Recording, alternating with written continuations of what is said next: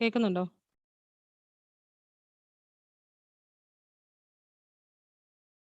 Yes, ma'am.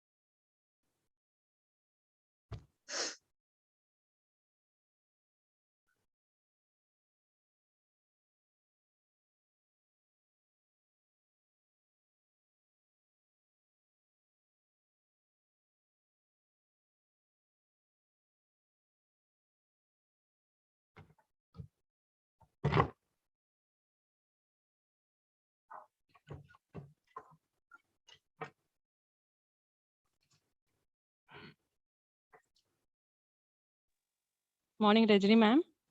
Good morning. Morning, ma'am. We'll be starting the session by 9 o'clock, ma'am. We are waiting for more participants to join. All right.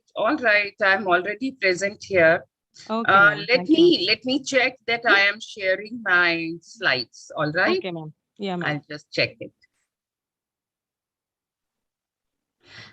You have disabled participants from screen sharing.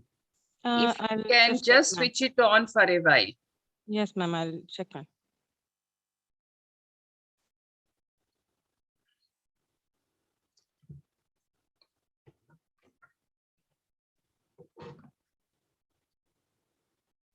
Ma'am, now you can Yes. share your video. All right.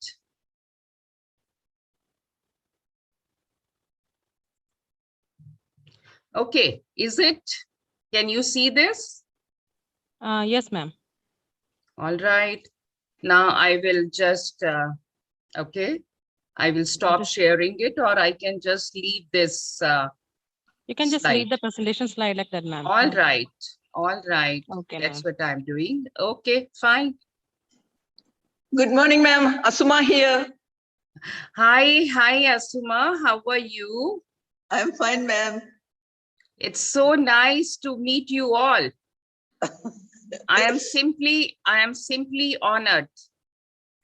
No, ma'am. You are one of the stalwart in this area, no? So I was telling my colleagues that we have to get ma'am for this session.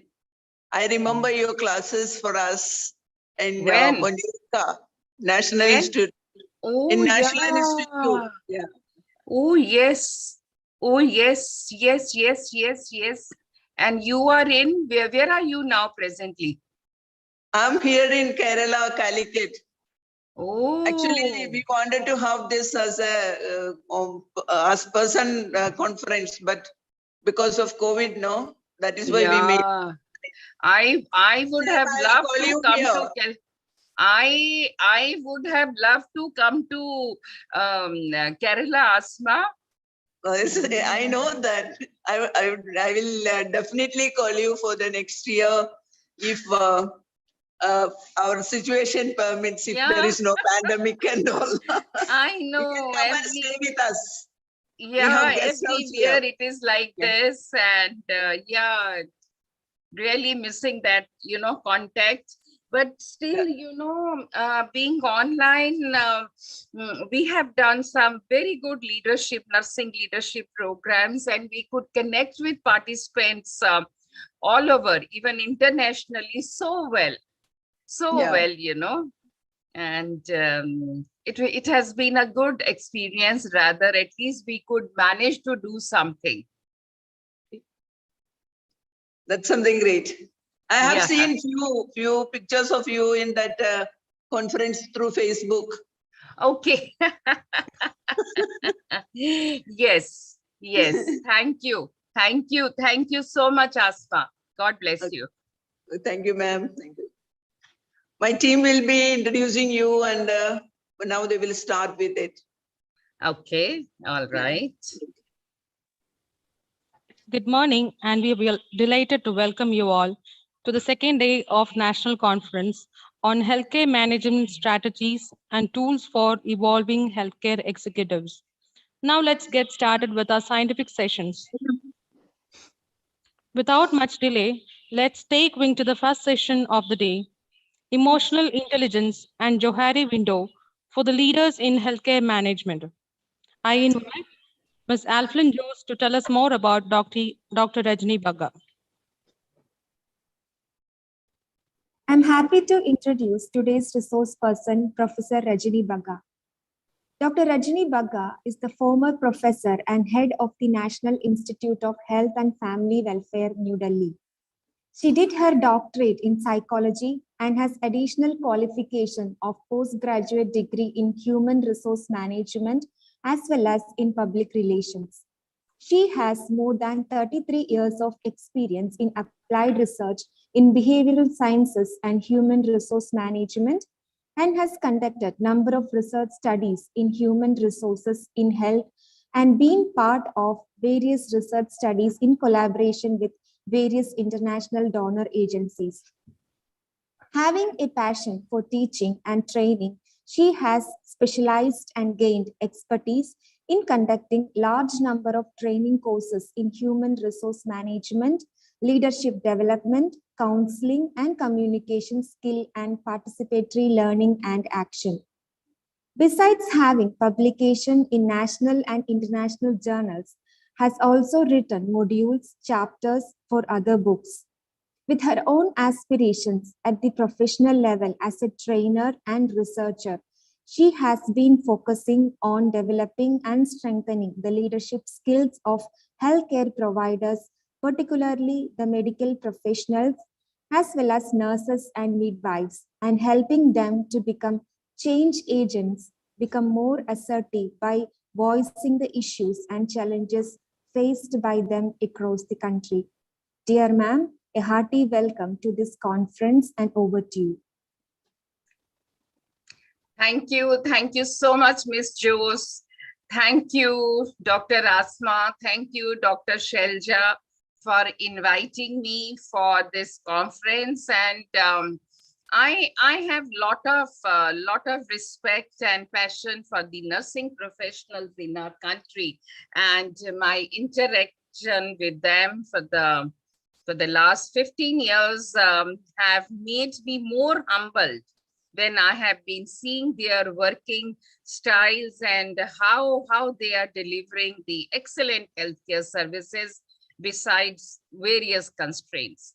And I wish you all the luck for this conference that you are doing despite the COVID pandemic.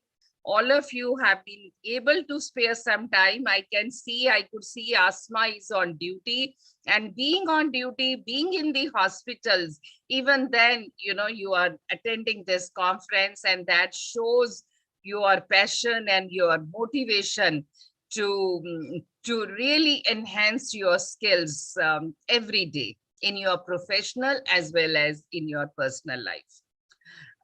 Friends, this session which you have given me to talk with all of you that what is emotional intelligence and how emotional intelligence can be enhanced, and we'll make use of Johari window, and how emotional intelligence is so important for leaders in the health sector.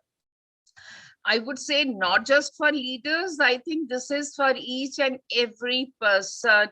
Emotional intelligence is highly important for your personal, professional, social, in every sphere of life. So let us go further. I would like to share my slides, but friends, I would like to have a lot of participation from all of you. The kind of program sessions that I have been doing, and I don't believe in teaching and doing any lectures. And that is the reason that I never used to develop PowerPoint presentations, because I like to have live discussion, interactions with the participants, and that's how I used to move in my programs. But we have the constraints of this platform. So I'm using my slides, but I want all of you to actively participate. And please start the chat box buzzing. I would be in between looking at the chat box for your comments, for your suggestions, for your questions, and that will help me to move ahead with the session. I don't want to go with my structure style. I would like to have some instances of your day-to-day life where you have faced conflicts and how you reacted. Is there another way by developing emotional intelligence and social intelligence, IQ we all have? So can we alter that reactions to that situations? Can we alter how we deal with ourselves? So friends, for that, I want the comments and suggestions coming from you. So, and if you are comfortable in switching on your videos, I will be very happy to have face-to-face interaction with all of you. The number doesn't matter to me. It is the quality of an interaction with each other. So friends, I would like to have lots of comments on this chat box. So let's start. Let's get going now. And okay, I would start my presentation. I think I am already sharing this presentation. Can you see my presentation? Yes, ma'am. Okay, so I think this one, I can also have a look at my presentation, friends. All right. So the session which has been assigned to me is developing emotional intelligence among healthcare in the health sector for the leaders. All of you are leaders. Friends, who are the leaders? The leaders are those who are the change agents. Am I right? You are the change agents. You are the ones who are motivating and supporting the people, the human resources in your hospitals.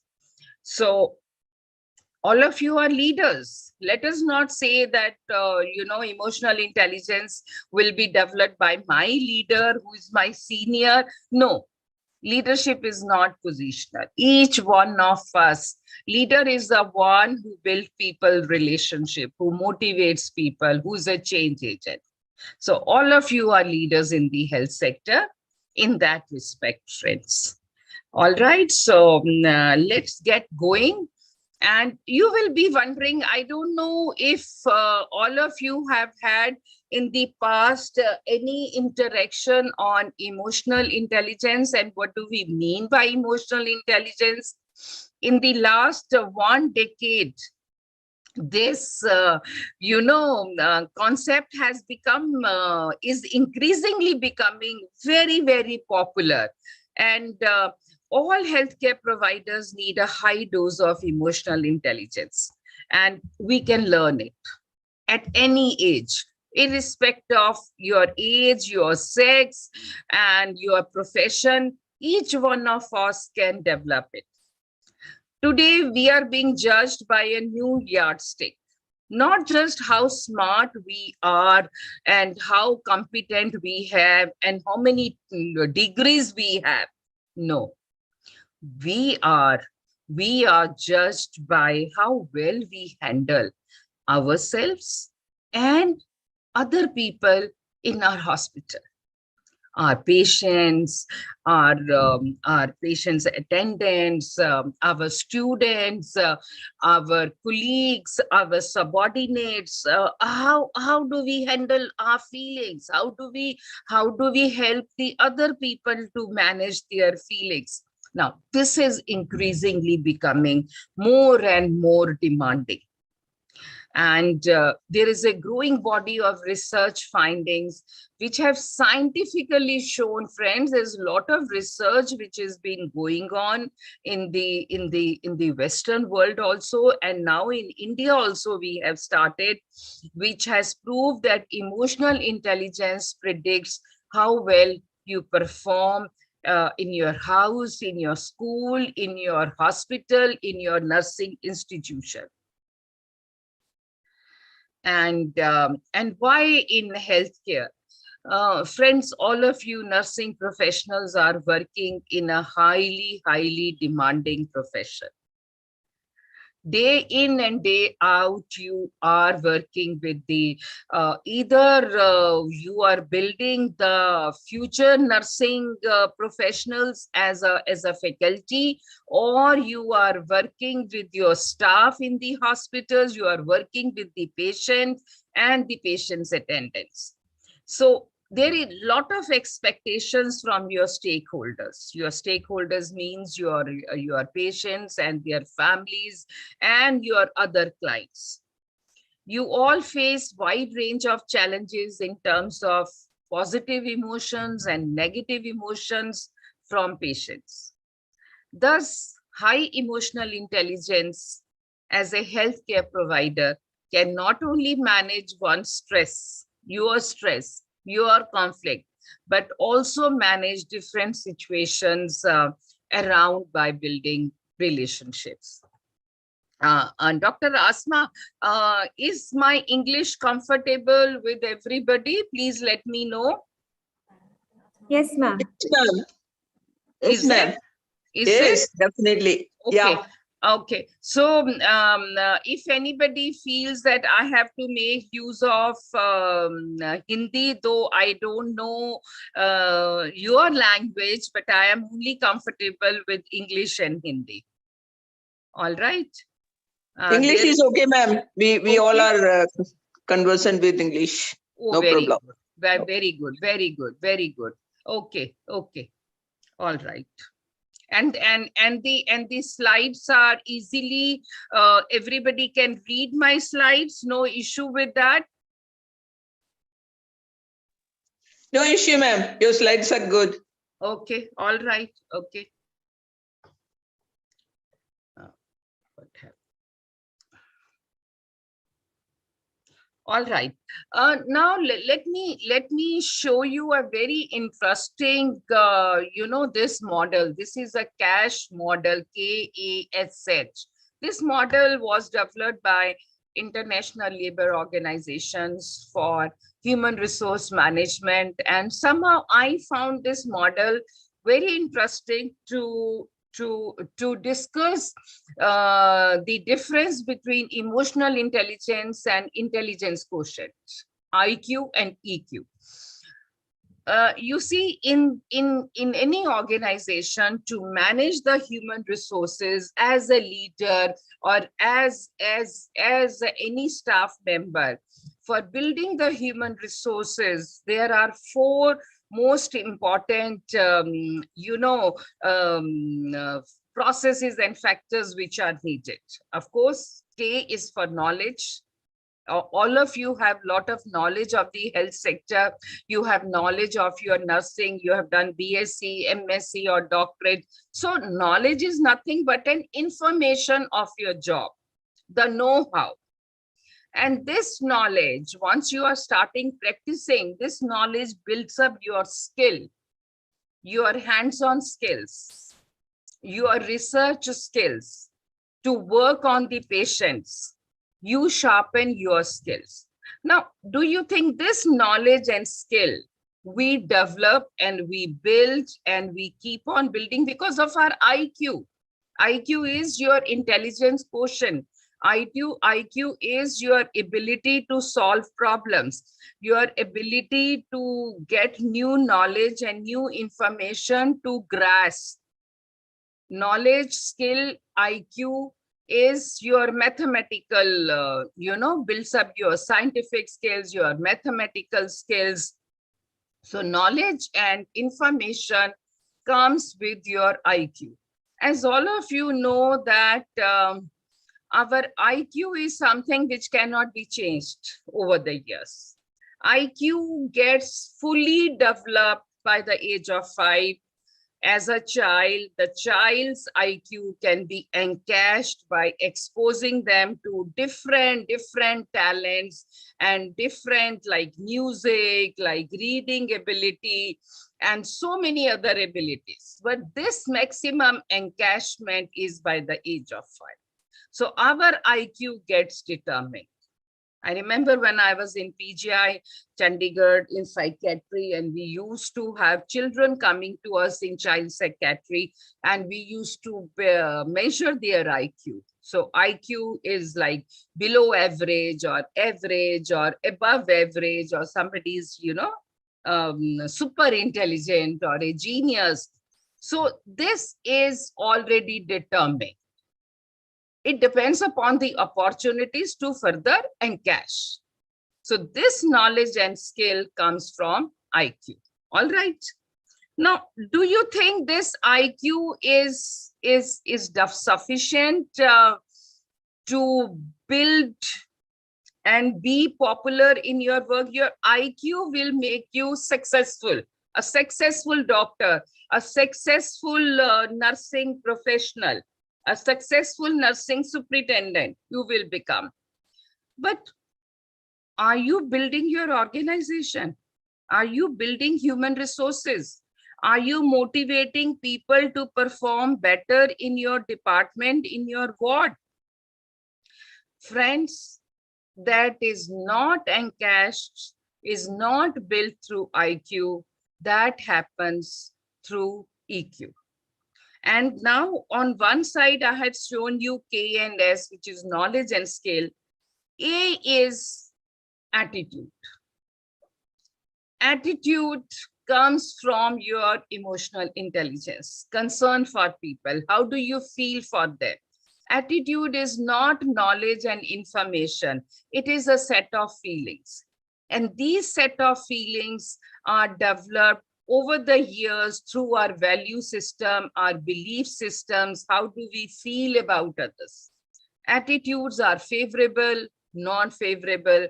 Attitudes are positive or they are negative, or you have indifferent attitude towards the community, towards your profession. You are just taking it as a job, or you are taking your work as a service. That comes from attitude. Knowledge and skill is not sufficient to run institutions. You can make money with knowledge and skill, but it is not an institution which grows over a period of time and becomes popular among the community. That happens as a leader. It happens through EQ. Now, attitudes come from top to bottom. Your attitude as a leader's attitude, the organizational head's attitudes go down below. Like water flows from top to bottom, similarly, attitudes in the organizations come from top to bottom. And the attitudes get converted into how do you behave. It is my attitude determines if I like to be punctual on my work, and I take my work not as a job but as a service, then my attitude will lead to a behavior of being very punctual, focusing on my work, being very, very compassionate and passionate about my services, to learn new skills, to grow further, to interact with people, to motivate people. So this is my behavior.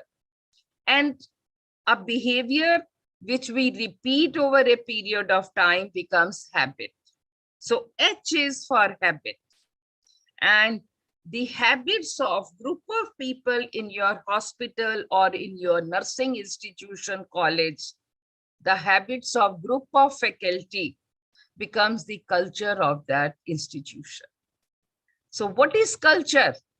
Culture is determined by knowledge and behavior as to how people are working and interacting and taking their work. That determines the culture of the institution. So I have my understanding that knowledge and skill comes from your IQ, and attitudes and habits or work culture. Work culture of any institution becomes favorable and desirable because of the EQ. Culture is a combined pattern of attitude and habits which become the behavior of the organization. Sometimes you say, you know, that hospital, I'd really like to go for any problem because, you know, the way people talk to you. If I have to wait, you know, I don't mind because I know I will be heard, I will be treated well. And sometimes you go to a very 5-star hospital, but people are very commercial. They are very indifferent. They may have very seasoned doctors and nursing professionals, but you don't feel motivated to come back there again and again. I'm sure it happens at every place of work. It is the EQ which determines that culture, that feel of that institution, of that college. So knowledge and skill are the technical part of the organization, and attitudes and work culture are the behavioral part of the organization. And I tell you, friends, when we are talking about building emotional intelligence for leadership, so leadership is behavioral. Leadership doesn't come from knowledge and skill. Of course, a leader needs knowledge and skill, but having high amount of IQ does not determine that a certain person is a leader. So leadership is all behavioral. Leadership is not a role. It is not that you are a principal of a college or you are a nursing superintendent in a hospital, you become a leader. No, leader is the behavioral part of your own self, of your personality, and it is built by what is your IQ. To what extent you are growing and building your EQ, not IQ. So I hope, friends, by drawing this model of cash, I'm able to bring about a distinction, a clear distinction between knowledge, skills, attitudes, and habits, mainly the difference between IQ and EQ. Is it? Technical part of yourself is determined by your IQ. Your IQ is your ability to learn new skills, to get more degrees, to get more training. And EQ is your ability to connect with people, to be humble with people, to motivate people, to support them, to encourage them to understand your feelings and not react and understand the feelings of others. This is EQ. So I hope, friends, this distinction with this model has made it clearer. Can I hear some voices or not? Yeah, can I hear the voices? Yes, ma'am, it's clear. It is clear. Okay, and I want the comments in the chat box. I'm very happy there are 73 people who have joined. It's a very encouraging, but I want these 73 people to really write in the chat box. Okay, their concerns, if they have any questions to me, and please keep the chat box buzzing. All right, now I'm moving further. Okay, so in IQ is all about myself. What do we mean by myself? IQ helps me to understand my needs. It helps me to feel for myself. It helps me to just grow in my degrees and get more education. This is all about myself. I'm becoming a doctor for myself. I am earning money for myself. I am building a family for myself. But emotional intelligence is not just about yourself, but focus is on understanding and developing other human resources around. Understanding them, feeling for them, and helping them to grow. That is emotional intelligence. And that is what we discuss, we describe in leadership. There is a comment. Yes, ma'am. All right. That's it. Okay. So let me move further. Okay. So now, but we need to now change. All these years in our health sector, we have been focusing on IQ. When our children are studying, we are only focusing on our children scoring very high marks. Get good marks so that tomorrow you will get admission in a good college. How many of us tell our children and our students not to struggle with marks alone, but build up your behavioral skill? Do we tell them to first build up your compassionate attitudes, treat other people humbly, be concerned for people, feel for them, understand them, help your friends in your classroom? If your friend has not brought food, tiffin today, and please share your food with them. If your friend has an injury, please share your classwork with them. No, these days, I think children are becoming very, very selfish. They are so focused on themselves only. And I think that has to change.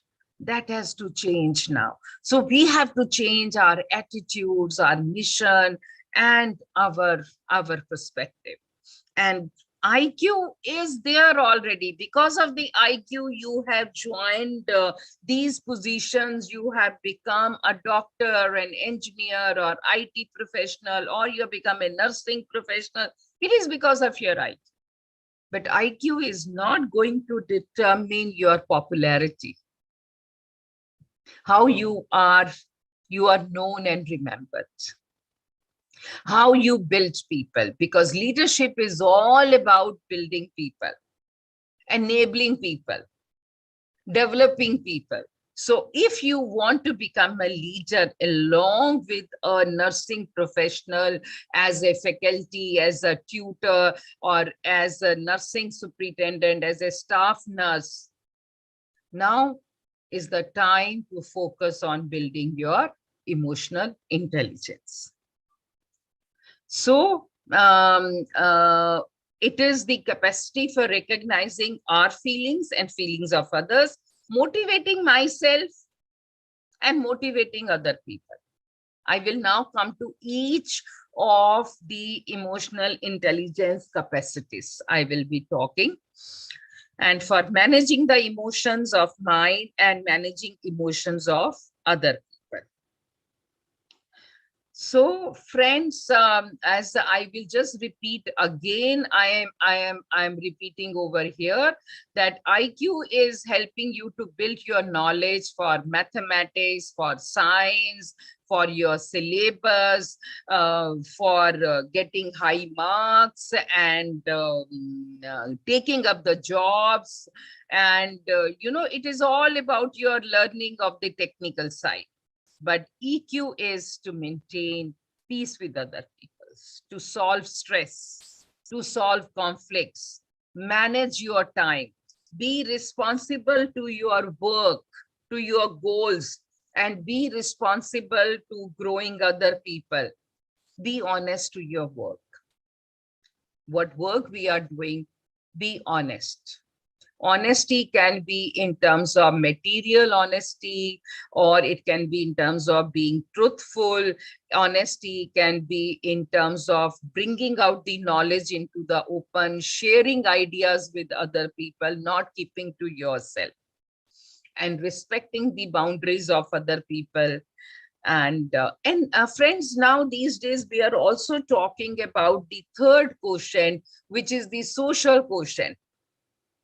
Social quotient, it is your ability to build network with your friends, acquaintances, with your students, with your colleagues over a longer period of time. I know I have my friends from my since late 60s and 70s. 50 years old friends, we are maintaining such close bonds. So that is SQ. And these days I have seen children, my daughter and her friends, their friends keep changing. It is all WhatsApp friends these days. They may be having high IQ, but they lack in the social. This is the peer group. They don't have long bonds. As the colleges, school change, the friends also change. I'm sure you also have the experiences like I have. And same I have seen in my neighborhood these days. We used to have very close bonds with our neighbors. It used to go into generations. The neighbors used to become your family. But these days, people don't even talk to the next door people. They don't know. They don't want to share. I'm sure you agree with me or not. Do you agree with me? Yes, ma'am. Yeah. Okay. All right. What happened? Oh my goodness. There is something in the chat box. Yes, ma'am. Yes, ma'am. Write something beyond yes, ma'am also. Okay. What has happened? Wait, I think. All right. So people that have high EQ and SQ tend to go very far in their life than those who have only IQ. IQ people are not remembered in your life. You always remember people in your life who had high EQ and SQ because you remember somebody, your school teacher, because your school teacher motivated you a lot. Your school teacher helped you to really cover up in the school. That is why you remember.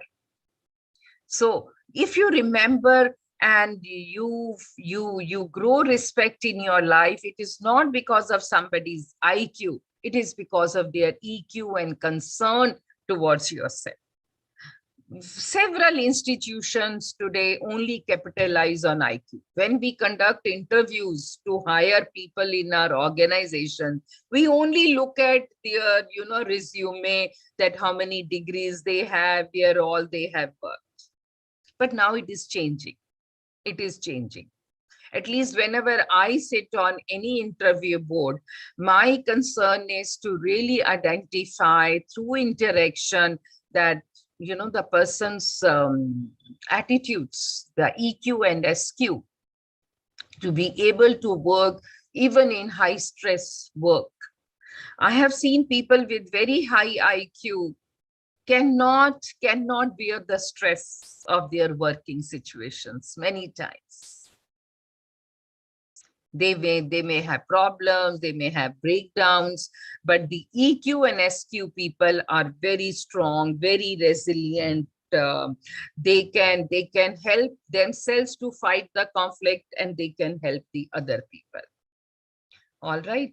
So the research has shown that IQ can help you to be successful to the extent, say, about 20%, but it is your EQ which will rest depends upon your, EQ to make you popular, to make you more desirable. All right.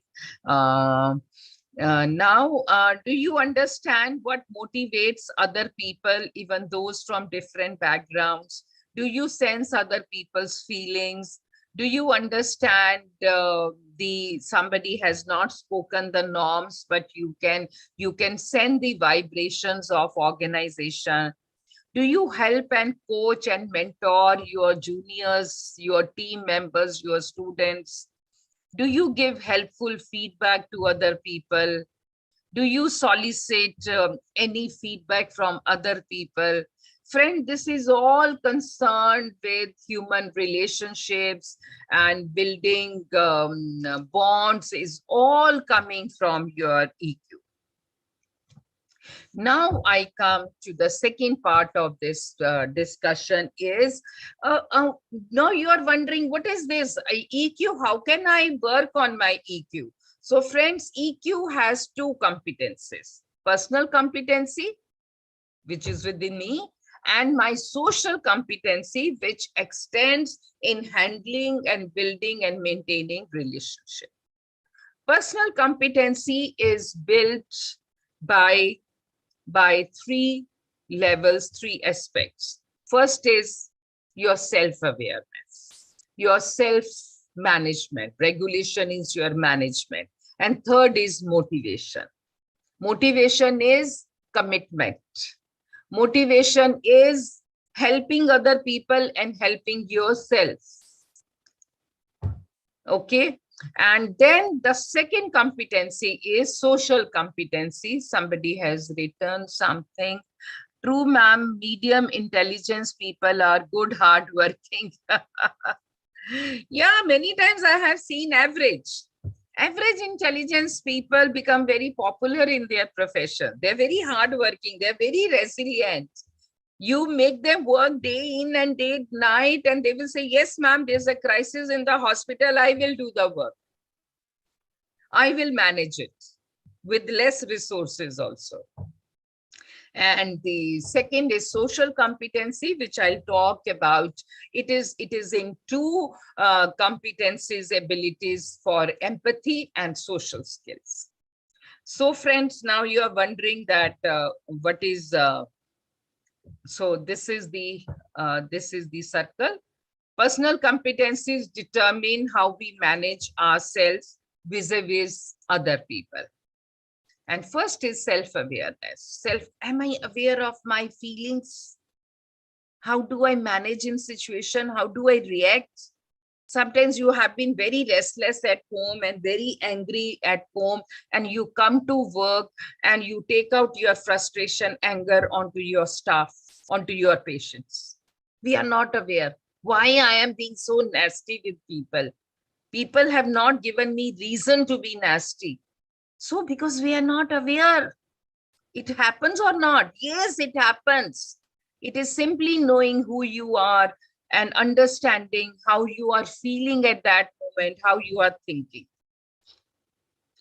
Self-awareness is when we feel our emotional reaction to situations. We don't realize why I am reacting. You know, you are coming to your college, hospital, you don't find a parking, and you start fighting with other people, or you park your car and blocking other people. That is lack of awareness.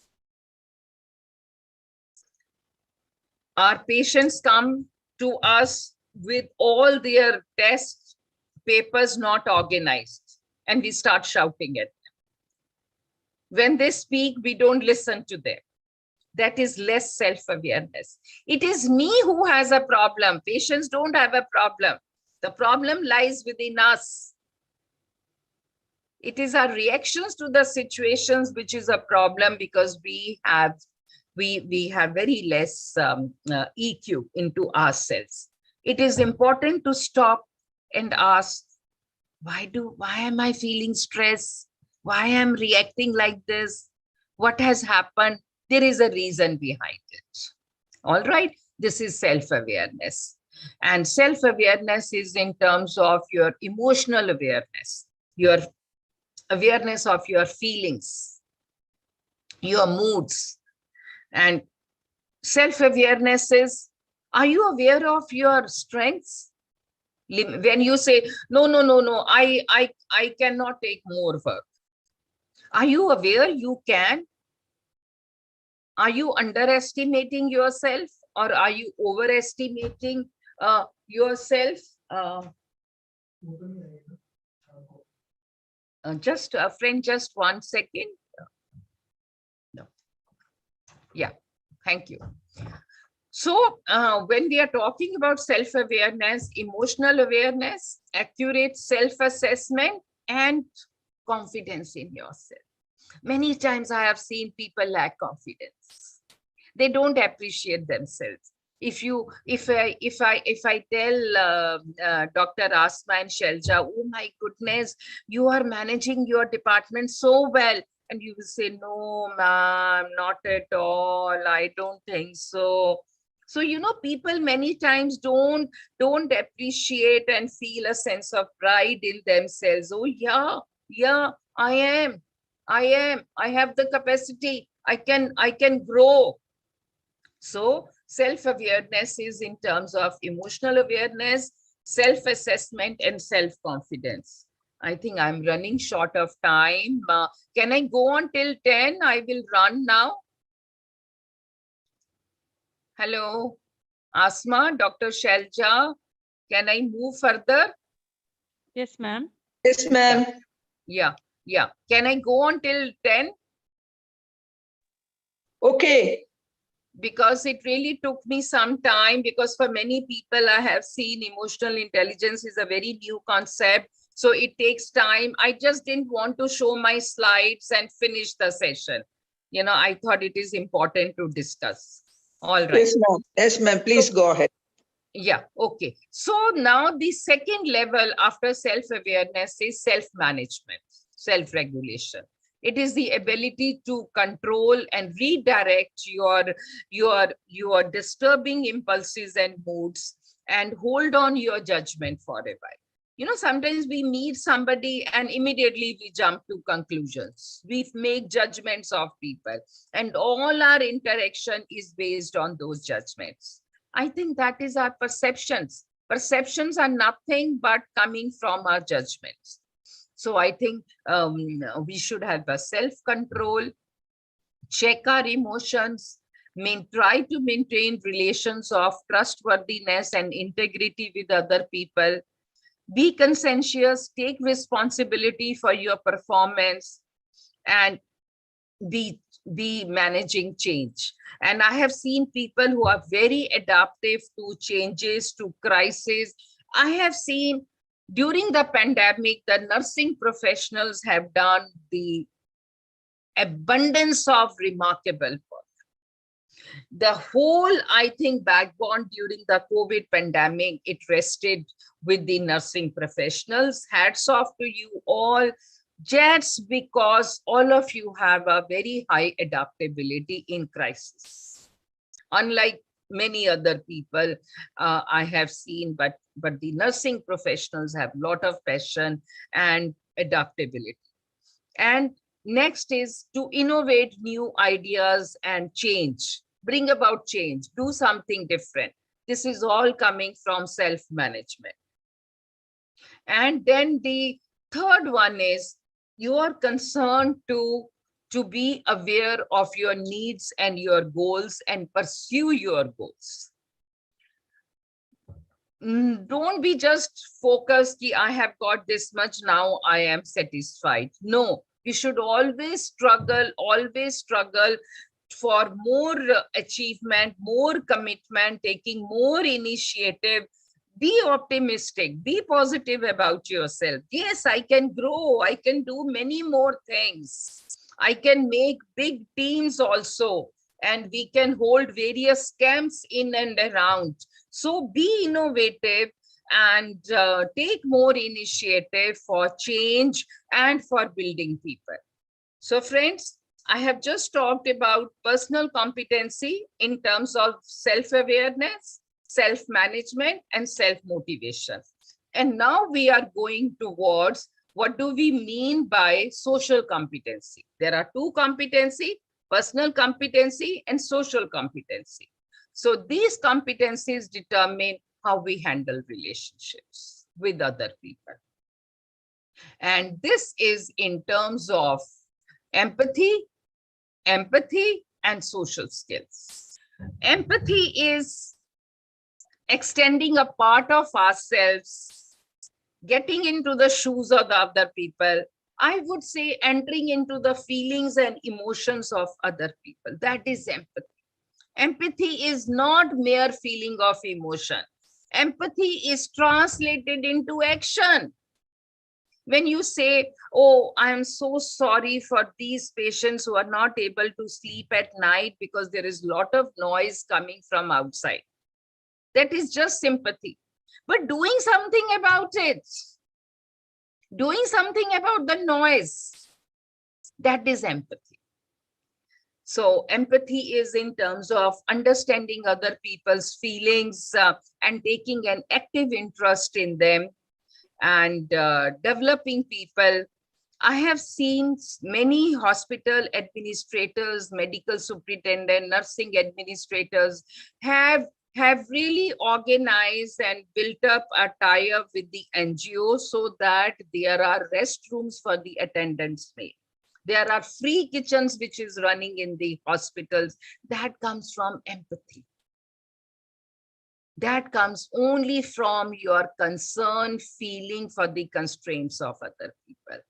Whenever your feelings get translated into action to help and grow and empower other people, that comes from empathy. So empathy, service orientation, recognizing and meeting your patient's needs and growing different opportunities, concerned about who takes decisions in your locality, in your institution, that is your political awareness. And because I want to spend some time on Johari window also. So let me rush to the last level of emotional intelligence, that is your social skills, social quotient also in managing your ability to manage relationships, build networks of contacts, network of friends, network with your colleagues, network with your customers. And this is all coming from your social quotient. And how much of influence you have. Influence is not your danda and control and power. Influence is how you can persuade people, how you can motivate people. How do you communicate? Do you listen for ideas, or you are only giving as an administrator orders and instruction, or you are listening for ideas and managing the conflicts? Conflict at interpersonal level, conflict at the organizational level.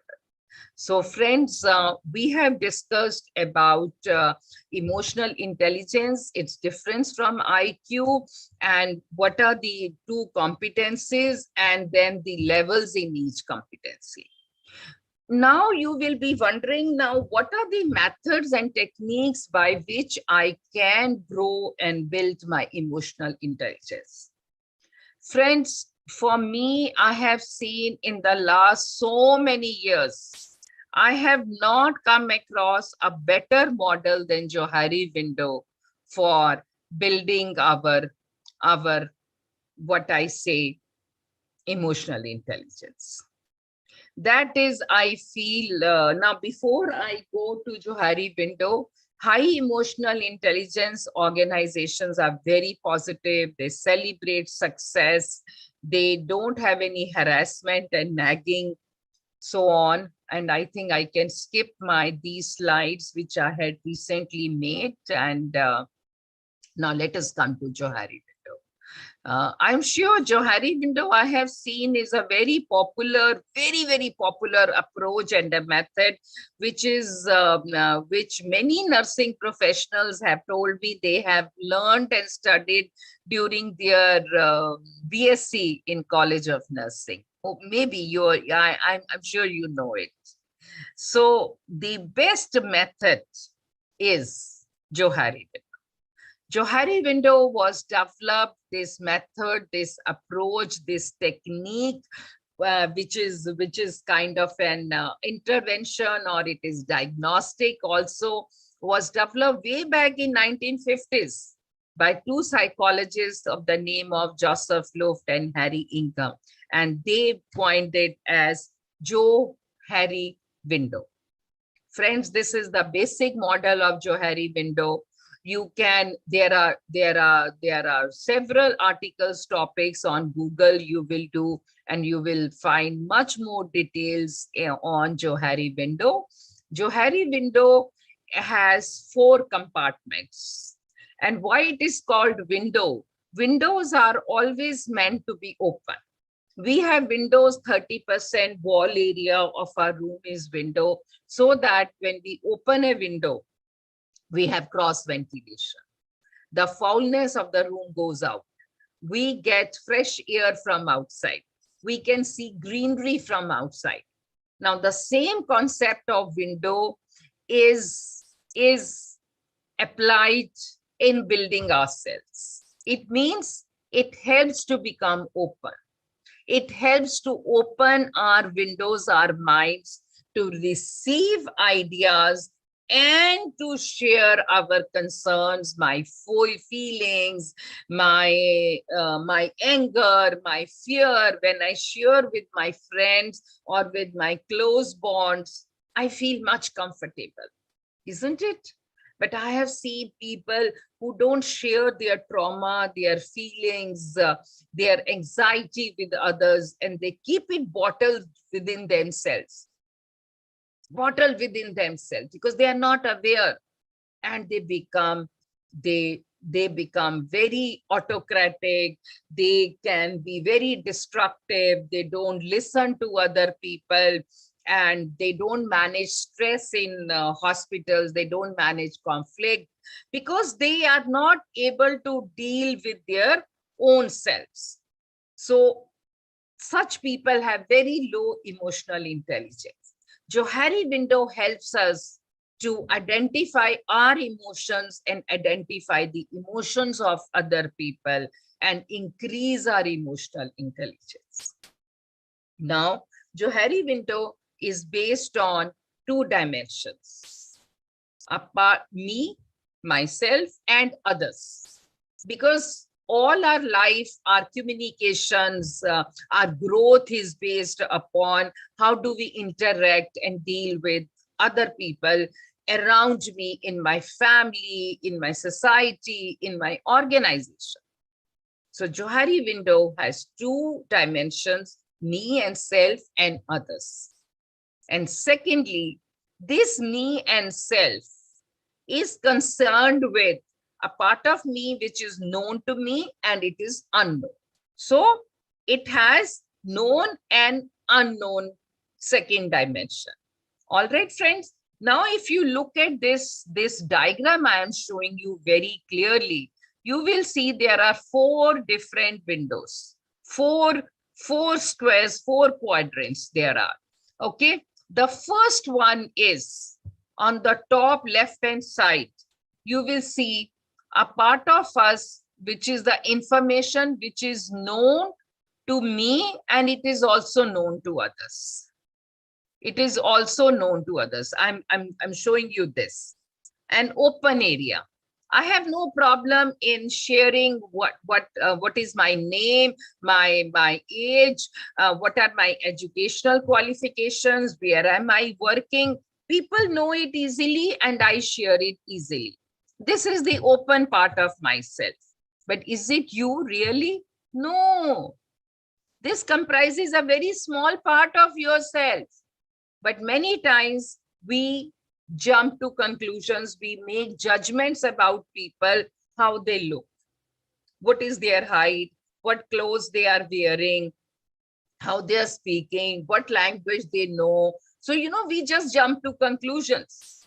But there is so much more about us which is lying in other columns. Okay. So now let me come to the other column. This is at the bottom. That is the information which only belongs to me, but other people don't know. Okay. This part of me, it is known to me, but unknown to others. This is hidden. I have closed the almirah. It is bottled up. What all comes in here? My fear, my anger, my anxiety, my embarrassment, my failures, my past experiences, sometimes domestic issues, domestic violence, child abuse. As a child, somebody was abused. Or it can also be, as an administrator, you have a lot of power within you and you keep all the information. What grants are coming? What more trainings are coming? You don't want to share with other people. So many times I have seen people who have a very large hidden area. Their emotional intelligence is at the lower level. If you want to build your emotional intelligence, then we have to reduce this hidden area. Bring this hidden information out into the open, sense it where you can share it. Try to feel comfortable with yourself. Try to feel that why I am so sensitive to situations, why I'm so impulsive. Is it because I am not able to deal with my own problems? First, I have to deal with my own issues of managing my time, managing my resources. So friends, our large hidden area is a very big barrier in building our emotional intelligence. All right. And now I come, there is a comment. Let me see. Ma'am, as usual, you keep your dynamism, feel proud to be associated with you. Yeah, many times it is positive. You are very right. I say, I have joined a new institution, but I don't want to tell people how talented I am. They will laugh at me or they will take advantage of me. So, we just keep it within ourselves. We don't bring out our talent. And again, it depends upon another colleague's high emotional intelligence to identify and tap your potential and your talent. Am I right? Am I right? We need to be sensitive. Each and every human being has immense potential. Everybody has. But this potential is neither known to me, known to us, nor it is known to other people. Because we live in an area of high IQ and low emotional intelligence. There is another comment. Thank you so much for accepting my information and sharing your thoughts. Okay, now I come to the third window on the top right-hand corner, which is called the blind area. Why I'm calling it blind? This is that part of me which is known to other people about me, but I don't know. You think it is impossible? No, it is not impossible. This is information like, what are my reactions to situation? What is my facial expression? Our actions speak louder than words. Your body language sends a much louder message about how are you feeling today? Why do you always look restless? You don't know, but other people know that you are very restless. You don't know that I have the capacity to take on more workload or to learn new skills, but other people know. Many times I have seen people who have health problems, diabetic, they are very obese, and they say, no, nothing will happen to me. And, they go for medicines, take lot of drugs, and go for surgery. But I always tell them, why don't you do yoga? Yoga will help you. No, I can't reduce my weight. So many times we are not aware of ourselves, but our our friends and others motivate us, push us, say, you have the talent within you. You have it. You can do it. That is how our friends and people who have high emotional intelligence, they can help us to reduce our blind area. For blind area, I always give the example of that movie Tare Zameen Par. I don't know if you have seen. In that, this little boy of 8 years old had dyslexia. And his parents were very upset with him. His teachers used to hate him. And this boy was living in trauma. Then he was pushed into a hostel. And there came a teacher who identified this dyslexic boy's talent of looking at 3 dimensions and helped him to grow. And that's how the blind area was broken. So blind area comprises of negative emotions, negative aspects, and lot of talent and positive things within ourselves, which we are not aware. So if we reduce our blind area, if we help other people to reduce their blind area, it helps us to increase our emotional intelligence. Now, friends, when we have reduced the hidden area, when we have reduced the blind area, what is happening? We are increasing the open area. Now, there is a fourth column also, which is very important. A part of ourselves, which is neither known to me nor it is known to others. You will be wondering, oh no, it is not possible. Yes, we all have so much of potential within us, untapped talent, untapped capacity, untapped skills, untapped competencies, which neither I know nor others know. But it can be reduced. How it will be reduced? By reducing the blind area, reducing the hidden area. And once the blind area gets reduced, you can see this hidden area gets reduced automatically, the unknown part of yourself, building up confidence, becoming aware of yourself. Again, Johari window helps you to become aware, self-awareness, self-motivation, self-management. And you say, oh yeah, I can do it. Yeah, I'm sure what you were 10 years back and what you are now, there's a lot of difference. You have grown. You have become more confident. You can speak in public. You recognize your talent and you grow your talent. So friends, this method of Johari window of knowing myself and making it open to others, helping myself to grow, this method is very important to help us to grow our emotional intelligence. All right.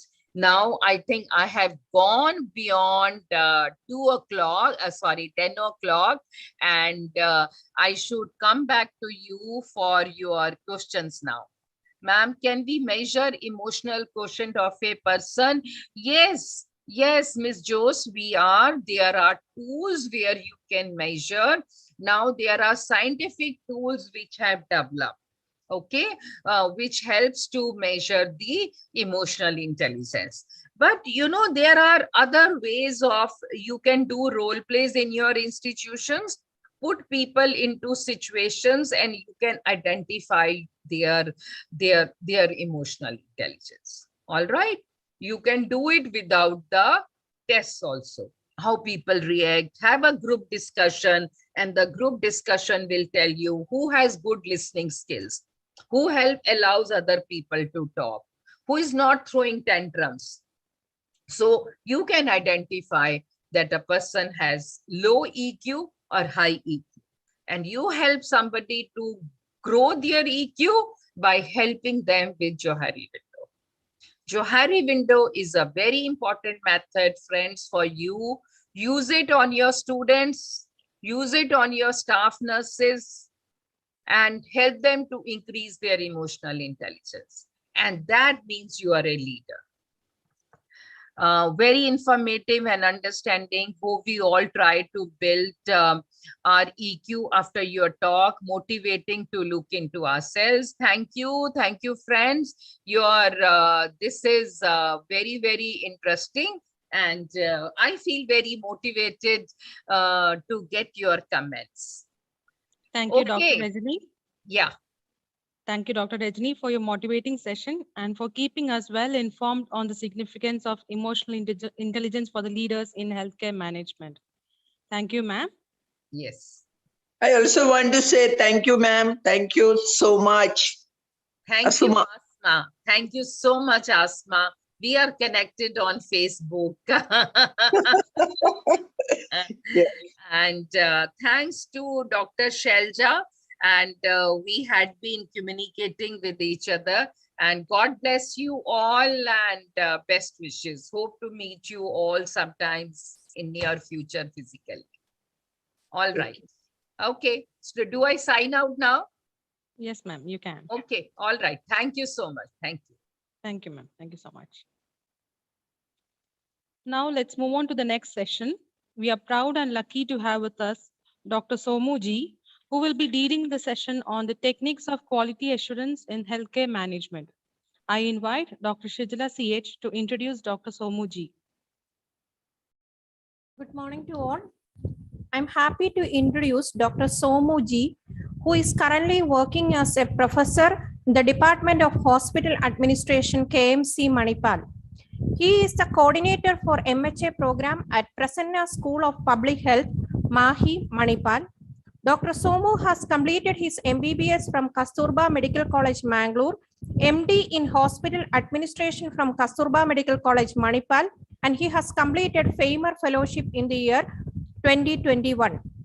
He has served in KMC Manipal in various positions, starting from junior resident to professor and head of Department of Hospital Administration. He has more than 30 publications to his credit, and he is actively involved in various research projects and guiding MHA students. He has attended and organized many workshops and conferences in her organization. He has published 2 books and an active member of Indian Medical Association and Academy of Hospital Administration. With this brief introduction, I invite Dr. Somu to take a session on techniques for quality assurance in healthcare management. Over to you, sir. Thank you, ma'am, for that generous introduction. I hope my screen is visible and I'm also heard. Yes, sir. Your screen is visible, but your screen is a little bit dull, sir. Your face is a little bit dull.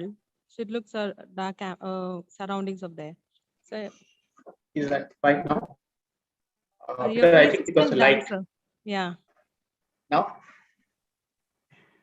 Now it is Okay, but it's okay. I suppose, if the screen is visible, that's fine. So, yes, sir. Okay. So, first of all, thank you for this opportunity. And without wasting much time, let me go through this session on techniques for quality assurance in healthcare management. So, most important aspect is that I'll be discussing through this presentation, as I'm just going to sensitize everyone to the various techniques or tools that are available for ensuring quality assurance, and that which we generally adopt in our healthcare scenario. So my flow of presentation goes back. I just to give a brief background about quality in healthcare, quality assurance, what exactly it means, and then we will go through some tools which will ensure quality assurance, and then we take few insights from the healthcare industry. Now, quality improvement, if you look at the term quality in healthcare services especially has just come over maybe over the last 20, 30 years. Much before that, it was just curative services and nobody really bothered about having quality in healthcare services. But then what happens is the term quality or the various tools of quality also have been borrowed from other industries. So primarily why we focus so much on quality is because it helps to enhance our safety. So that is one aspect. And then to look into the effectiveness and then efficiency. So quality tools help people to understand and improve the processes. So the most important aspect here is the skill lies in the ability of application of various quality tools or techniques which are from the other field. So as you know, there is no such, we can apply any form of a quality tool, and the whole idea of applying these tools is primarily to bring about a change in the system by enhancing the quality aspect. So in the healthcare domain, what we primarily look at is the ensuring and enhancing the patient satisfaction levels or patient care levels. Now, the benefits of this quality improvement system, which we adopt, is basically to ensure and bring about enhancement in the safety of our activities, and to ensure that from the administrative point of view, to see that the effectiveness is achieved, and all these things are to be revolved around the patient. And it is also a proactive mechanism, because what happens is when it's not we measure the quality at a later time, but it has to happen continuously. So it will also be cost effective and it brings about efficiency in the system. So overall, improving the quality and performance in the healthcare environment can help the providers to ensure that it is cost effective, the system is reliable, and there is sustained care processes. And also there is the overall goal ultimately is to improve the care delivery process. Now let's talk about quality assurance before we go into the quality tools. And all the tools that are there, the quality tools that we apply, all resolve around this quality assurance. Now, quality assurance is basically the planned and systematic activities implemented in systems so that quality requirements for a product or service can be fulfilled. This is as per the definition of quality. Now, when we talk about quality assurance, it's an act or a process of confirming that a firm's quality requirements are being met.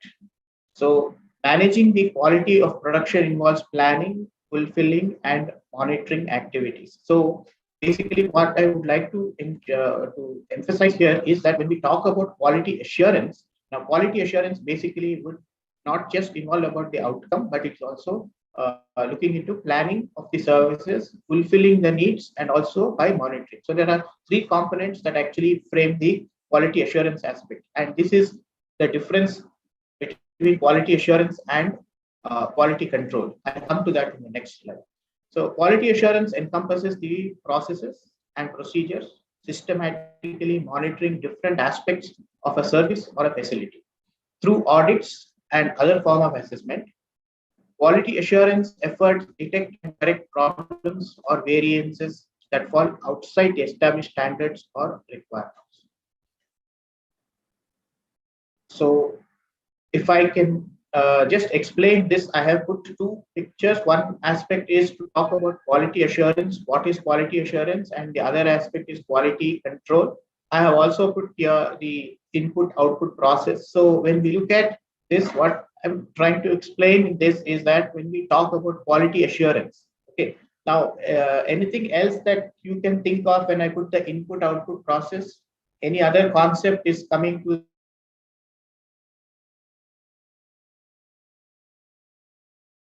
the participants' minds? If it is, probably you can share, or you can put in the chat box. Okay, when we look at this input process and output part, it is also what I'm trying to emphasize here is a control mechanism. There are two methods of controlling. You can have a feed forward type of a control or a feedback control. Okay. Now, when we talk about quality control, now quality control usually comes in a system of, let us say, it is more applicable in the production industry, manufacturing industry, where the product should actually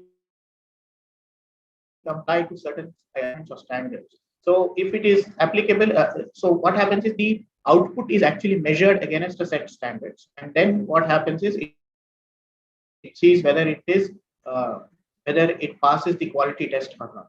But when you talk about quality assurance, it is more like, what happens is about your feed forward control. When I'm talking about feed forward control, I'm trying to tell that what happens is that you are trying to make up corrective mechanisms right at the level of, it's not only at the output level, but it is also at the level of input and at the process level.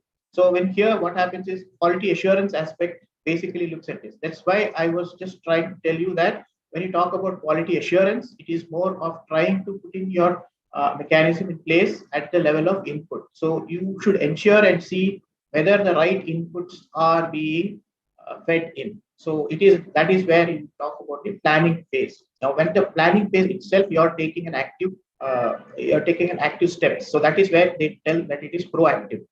And not only that, what happens is that even the system during the processes also, you are trying to take a feedback, and then also before the final output, there is an audit mechanism also.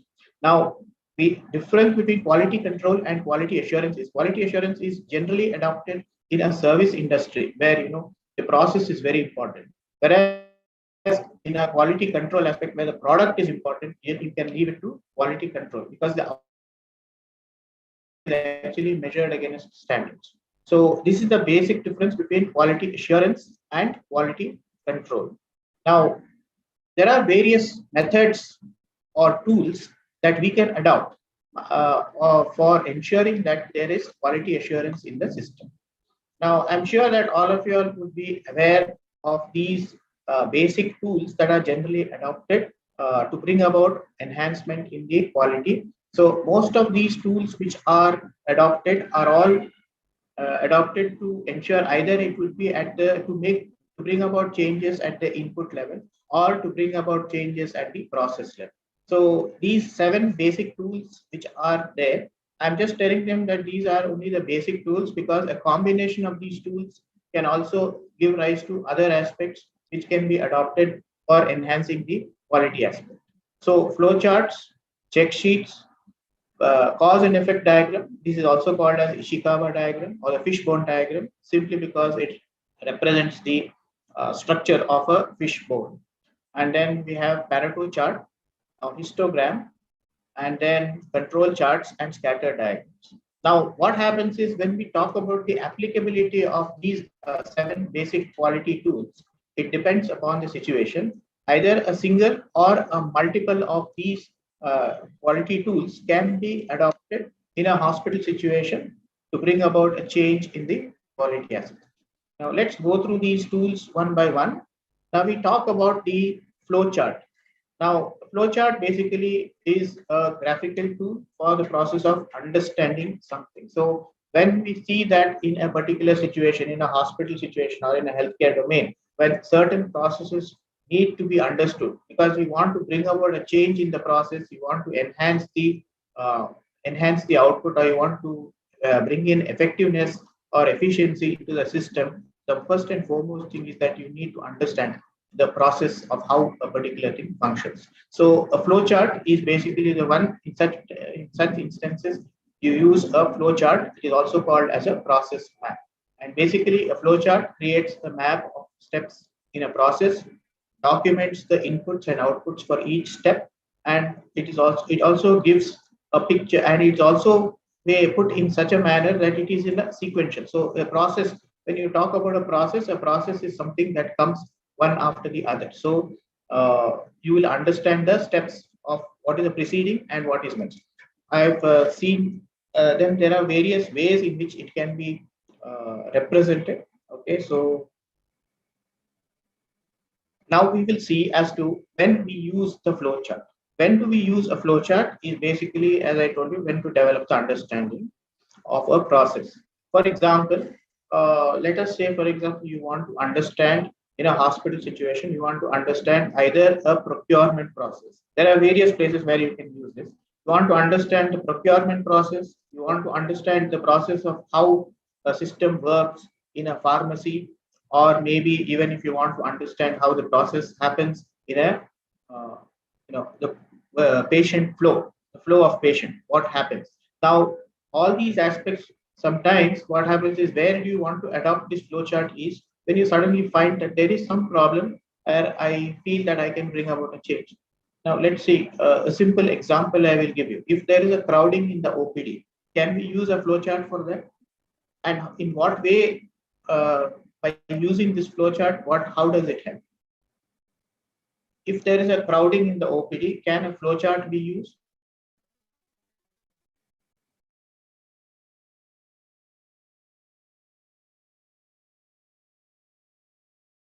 Okay, so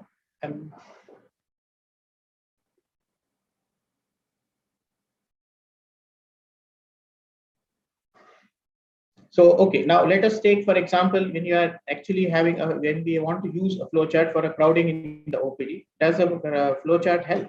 So the most important thing is what are the various, once you understand the process of how this particular thing, why the crowding is happening in the, let us say at the outpatient department, or let us say at the registration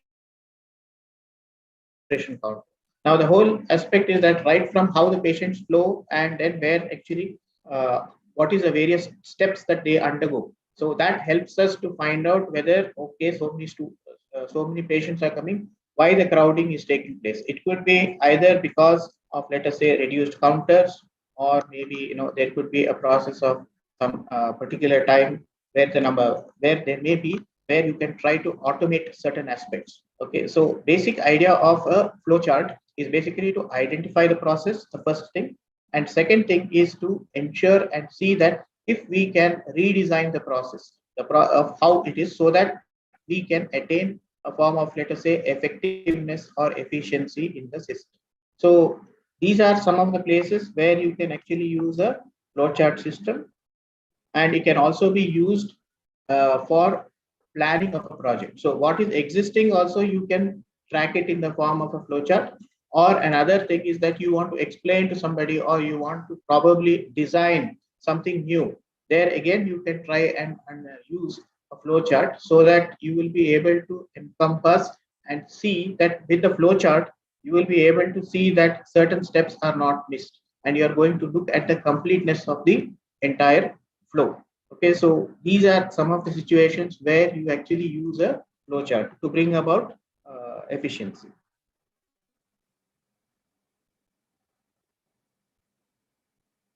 Another tool that can actually be used is a check sheet.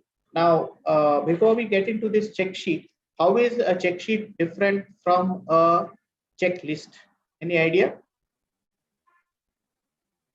See, a check sheet and a checklist. Now, a checklist will actually have all the parameters. The observer's intention will be only to see whether a certain parameter has been completed or not, whether it exists or whether it is completed or not. So that is basically a checklist. A checklist will have all the facts that are there, that are supposed to be recorded or documented for a particular process. And only thing is that the observer will have to only ensure that each of these points are available. Whereas when you talk about a check sheet, it is basically you're trying to record. It's a structured, prepared form for collecting and analyzing data. Here, what happens is you collect the data, and based on that data, you will be able to make an interpretation. So that is actually a check sheet. How many, and a check sheet is usually used for what type of in which situations do you use a check sheet? Generally, you use this check sheet to see repeated activities. So when you find that there are certain repeated activities, there in such cases you can use a check sheet, because it only tells, or for example, we say about these studies. So a time and motion study is more of a check sheet, where you will try to, let us say, first aspect is to map the process, okay, and second thing is that you are trying to look at the time or a duration that each process or step, where you can actually divide the process into minute steps or measurable steps, and then the process is repeated, so you will be able to record certain processes, and then you want to try to bring about a change in the let us say duration or other things. So some places where it may take more time, where you want to reduce the time, or maybe any activities wherein you feel that there are certain activities which can be reduced, or the time duration in certain areas can be reduced. So a check sheet can also help in certain areas where you want to find out why the duration at a particular time is taking more. If something like that is happening, what alternatives that we can, what changes we can bring about in that particular area. So most important aspect of checklist is that one is that the process should be repeated activity, and then what happens is that when we collect and interpret, we want to know about the frequency of that particular activity. So if it is more frequently happening, then we want to see, we want to bring about a change, or we can take some corrective actions in that case. Then we have cause and effect diagram. So I'm sure that all of you would know about this cause and effect diagram, and it is also called as a Ishikawa diagram, or it is also called as a fishbone diagram. Now here, the most important thing is when we talk about this cause and effect. So we want to identify what are the causes, and then how to, and is because of that cause. First aspect is to identify the cause and why this particular cause is having a, and what is the effect of this particular cause. So how we go about it is basically we are trying to see how a particular aspect is impacting the other thing. So there are several examples where you can actually implement the cause and effect diagram, but the most important aspect, see that there is a cause, we have to identify the cause, and then the effect is what actually we usually see in the system. So the effect is something that bothers us, or something where we feel that you have to take an action. So the most important aspect when you want to do a cause and effect diagram is, especially in a hospital situation, you identify what is the problem that is of concern. That is most important. The problem, it should be a burning situation, not a simple, it's no point, you can do a cause and effect diagram for everything, but you have to identify if there are certain things that are something where you have identified the problem, but you are not able to find out how to eliminate the problem, or what are the reasons for this particular problem. So once you identify the problem, the next thing is to define the process or the issue to be examined. So that will be what, let's say, for example, I'll give you, I will not take the hospital situation. Let us say, okay, let's assume that students are constantly coming late for classes. Okay, I'm just giving you this particular an example. If students are constantly coming late for the class and the teacher is getting delayed to take the class, I'm just giving this. Now, what could be, see, the whole problem is that why it becomes a burning problem is because attendance may be a small. When you have less attendance and then you have to over and over again do the same topics, that could be a problem. So in order to overcome the problem, you have to identify and see why students are not coming on time for the class. Now, if that is a burning problem, now you have to define the process, why that has, what are the cause behind this. So the situation may be multiple. There may be students who are day scholars, there may be students who are in the hostel, whatever it is. So identify the cause why they are coming late, and if they are coming from a distant place, maybe they have to travel all the way, so that could be a problem. So another aspect is that maybe few students are not another aspect is that, okay, you have they do not know that there is a particular class that is going to happen at that point of time, or maybe some of them are habitually getting up late. So these are some of the things that can actually, I'm trying to say, we are identifying various problems or various we are identifying various causes for addressing a particular problem. So in such instances, you use this cause and effect diagram. And this particular thing of identifying the various causes and other things can be done only through a brainstorming session. Okay, so there is a problem. Now, to overcome that problem, what could be the possible reasons for that particular problem and how to address those issues? So both these aspects should be done through a brainstorming session. So when we have after having a brainstorming session, then the next step is to discuss the possible causes and group them into categories. So broadly, what happens is you will be able to identify and group that activities. Similar problems can be grouped under one activity. So like that, we have to categorize them. For example, if I have to take a healthcare situation in this particular thing, now let's say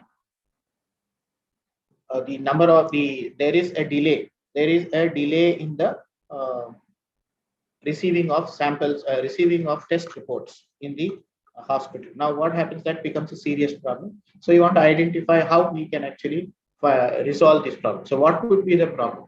So again, what happens is when you see the problem, maybe the sample collected is not sufficient or the sample is not collected properly.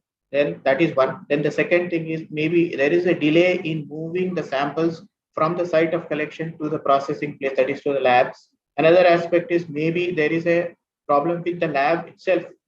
There are certain features of the lab aspect that are actually creating a delay in the reporting mechanism.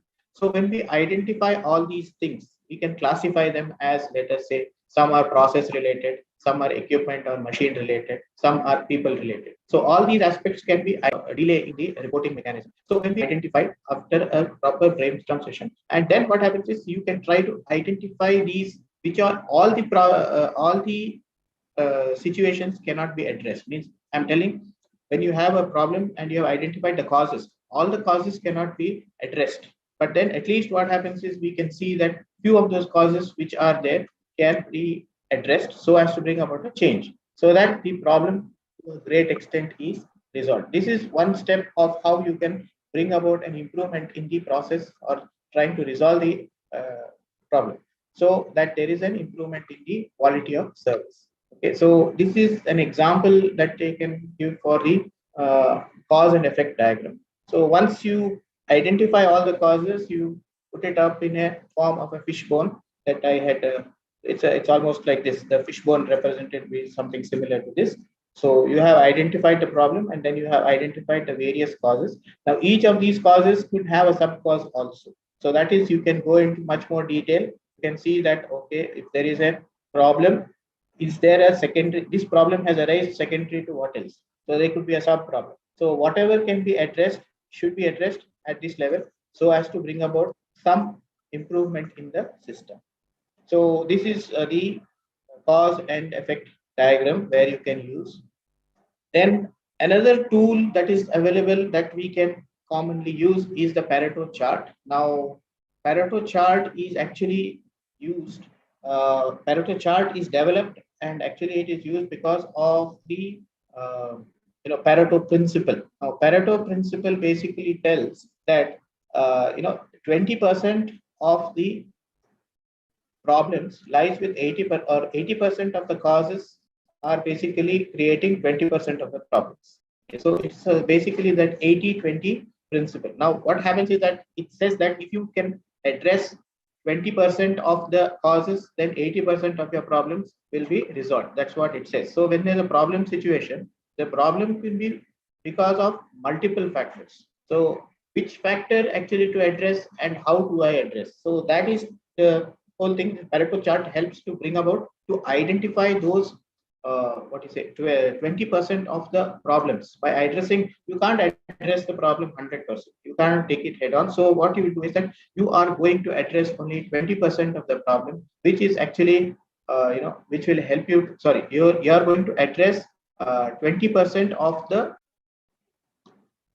20% of the causes, which will help you to address 80% of your problems. Okay, so that is where this Pareto principle or Pareto chart can be applicable. And this Pareto principle was first used by Wilfred Pareto. I'm sure that all of you will know about the background of this. Wilfred Pareto was an Italian economist, and he was primarily he was concerned to see why there is so much of divide between the rich and the poor. So then after that, he tried to understand, analyze the situation, why there is so much of divide. So he kept one aspect of it was to look into after he did his research, he found that there is 20% of the wealth that was accumulated with 20% of the wealth distributed with 80% of the population, and 80% of the wealth was concentrated in 20% of the population. So that's why he found that there are few families or few people who were very rich, and there were few people who were extremely poor. So there was a wide gap. So that's why he proposed this 80-20 principle. And that 80-20 principle that he had proposed at that point of time was later adopted into the industry, and then it has undergone certain changes. So in the quality scenario also, when we find that there are a lot of problems, then we will say that by addressing 20% of the causes, by addressing only 25, because you cannot address all the 100%, as I told you in the previous slides. So by addressing only 20% of the causes, 80% of your problems can get resolved. Okay, so again here, by Pareto chart, by putting it will help you to analyze and put things like, which is the most, according to the number of frequencies, which is the most situation that is problematic, which needs to be addressed first, and which needs can be uh, you know uh, which can be taken at a later time. So that is how it is. When you look at this, I think you can see this chart below. Up to the frequency has been put, and then you are trying to look at, let us say, only the first two parameters. If you address, that means almost 80% of your 80% of your problems are getting resolved. So this is basically the Pareto chart that can be used. And where can it be used, especially in our hospital situation? Again, the same thing. When you look at the causes, there are multiple causes. You will find, when you identify, there are multiple causes. Now you want to find out which cause is which factor is more frequent than the others. So you again look at the frequency part and see those factors which are more. Then you know where to start from. I'll give you a simple example in this Pareto chart. Now, let us say, for example, we had this medical records audit process going on. So when you look at the medical record audit process, an incomplete record, as far as what you know, is that there are several parameters which will always be missing. Okay. So now when you just audit a few records, you will come to find out that there are history sheet is missing, or doctor's order sheet is not properly dated, timed, and signed. These are some of the things that I'm trying to look at. Or maybe you find that there's a missing consent form, or there is something like this. So these are some of the parameters that you are actually, after auditing a medical record file, you may identify these things. So when you look at it at the start, you don't know how to go about it, and because what happens is a multiple cause. All that we know is that yes, as far as the medical record is concerned, it is incomplete. But how to make it complete, where to start, could be a problem. So then you have to identify that which is the factor that can actually be addressed, or how to address the factors that is glaringly seen in all the files. Those things have to be taken first. But there is also another method. You can also see that, or maybe another way of looking at it is, in fact, even before going into Pareto chart, you will have to address those which are mandated. Okay, it is something that is very essentially needs to be documented, or something that comes in the way of, let us say, illegal. It is something that is illegal. So everything should comply to the statutory, or those features that should comply with the statutory requirements have to be complied to. So in such cases, you can start with that. And once, let us say, those statutory requirements are all addressed, then you don't know how, from where to start. Then you try the Pareto chart and see, okay, one by one, I will try to address. So you try to take corrective steps based on, let us say, which is more important. Okay. Now, let us say, for example, if people are not putting their date and time and other things, we cannot be as compared to having the consent form in a medical document. The issue is to address all the statutory requirements, and subsequently what you do is that you look at the other parameters.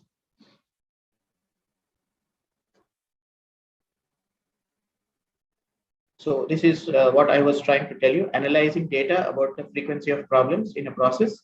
And when there are many problems or causes, you want to focus on the most significant. So that's how you develop this Pareto chart, and analyzing the broad causes for looking at a specific components.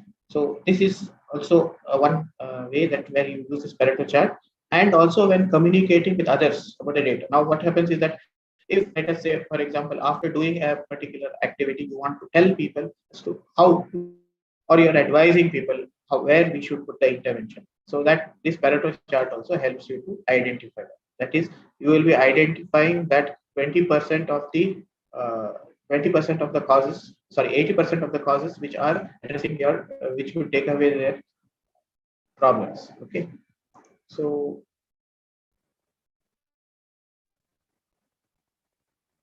that is Pareto chart. And the next is we have histograms.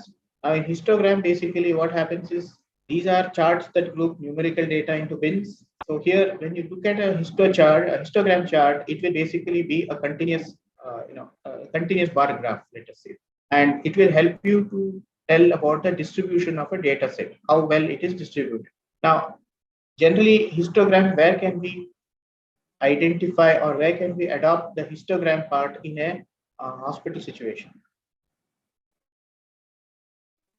If you look at our outpatient department, the number of footfalls that come into the outpatient department, you want to identify. There may be, what happens is on all the days you won't have an equal number of people coming through for the hospital visit or visiting your outpatient department.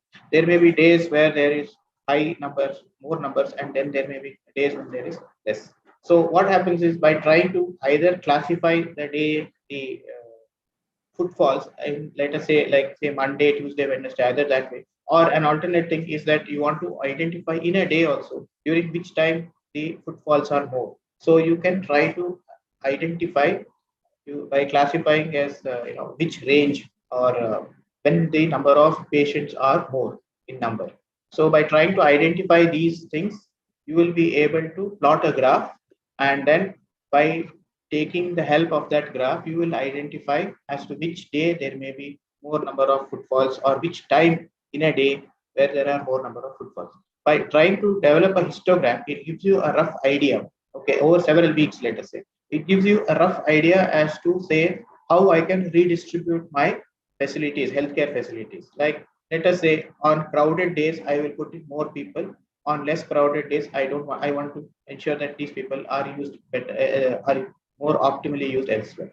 Or same thing is that during the day, if in case the crowd is during a particular duration of time, I will add additional facilities and additional manpower to ensure that their outcome and see the to enhance the service levels of the patient. So these are some of the decisions that can be taken based on, let us say, your histogram. Same activity, same histogram can be used. One aspect I told you is in outpatient department. Anywhere else that you can think of using a histogram?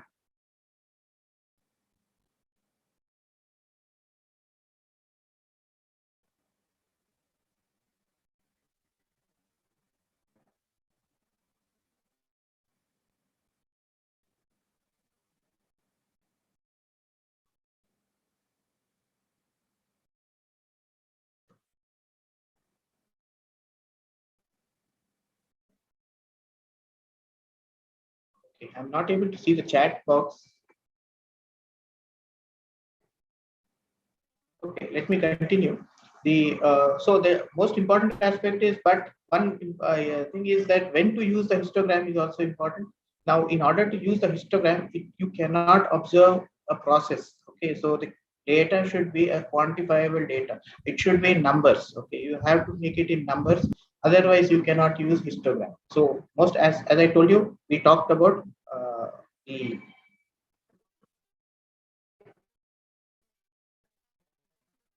as I told you, we talked about the footfalls. So similarly, what happens is, in any place, you can also look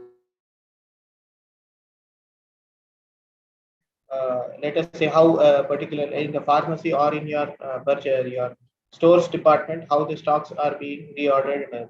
There also you can use a histogram to ensure and see how you can redistribute your stocks. Let us say your ordering levels or maybe your period of orders and other things can be changed. The next is the control charts. Okay, so control charts again are what can be used is when you need to know when you talk about a control chart, it is basically SQC, statistical quality control charts. So you have a particular acceptable level of quality. Okay, that is the what is what is expected, and then what is the available variation that can be. So that is what has to be defined, and then based on that you design you see how your processes whether they comply to the expected standards or what is the level of deviation.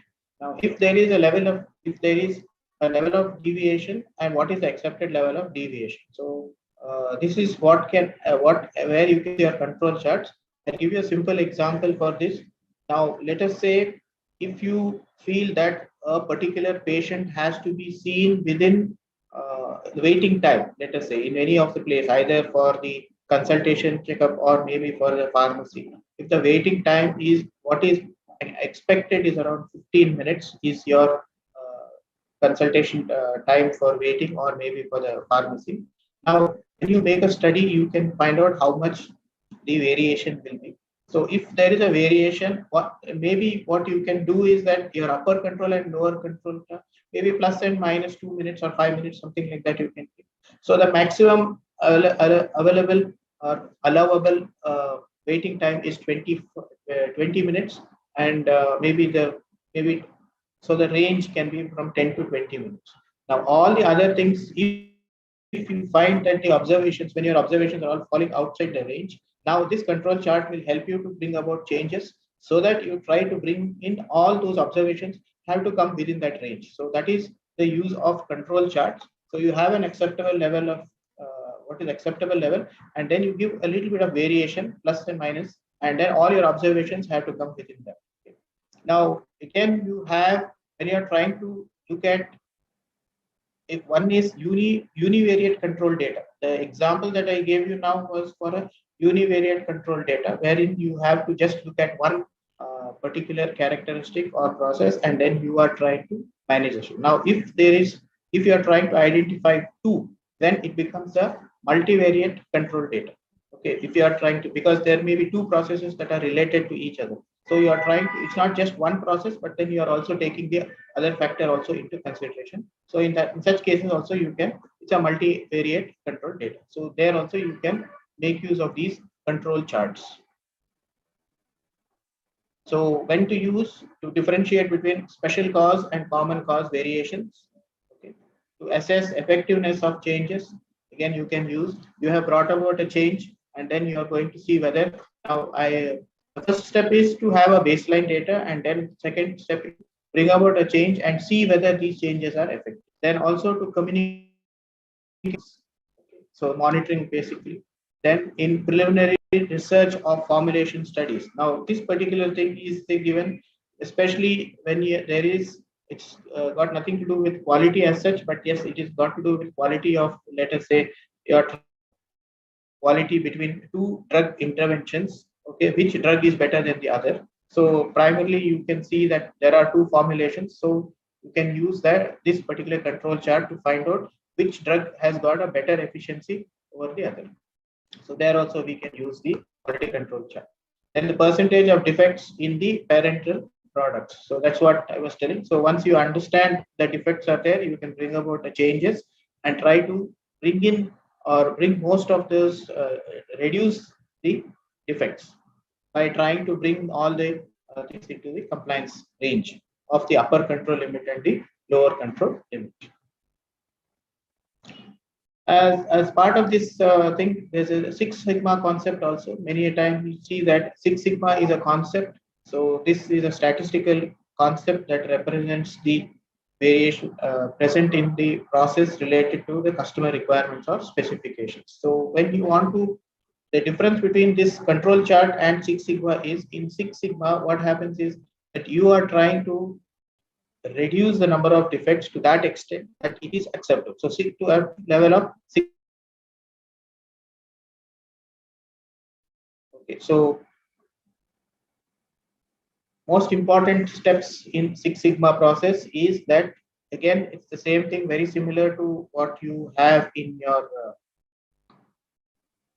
cause and effect diagram. You have to define the problem.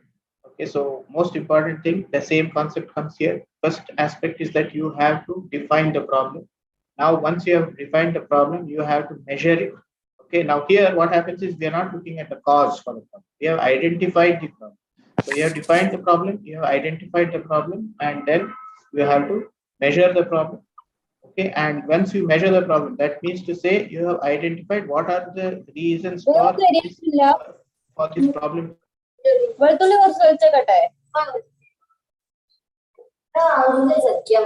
this, see what how I can bring about a change. So analysis. Then you bring about improvement. I think one of them have, please mute yourself.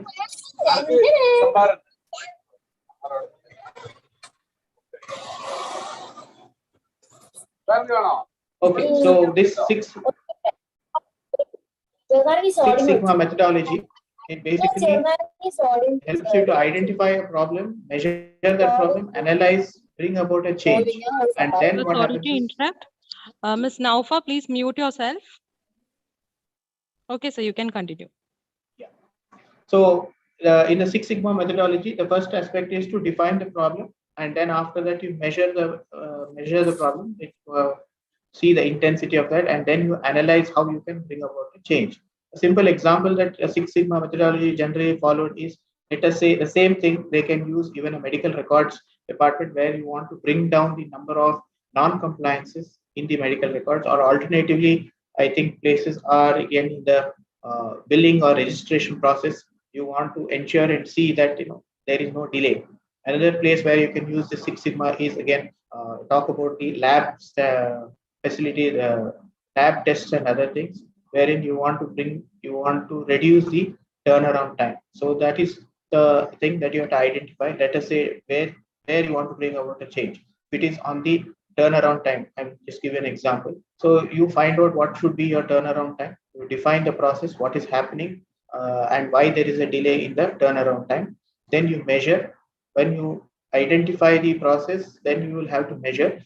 See here, actually, what in this Six Sigma part, I'm using all the tools. In the first step, when I'm going to define this problem, I'm going to map the entire workflow. I want to find out how the process, the flow of, let's say, right from collection, after collection till I get the results, what all activities take place. I don't know. So I have to identify it with the help of a workflow.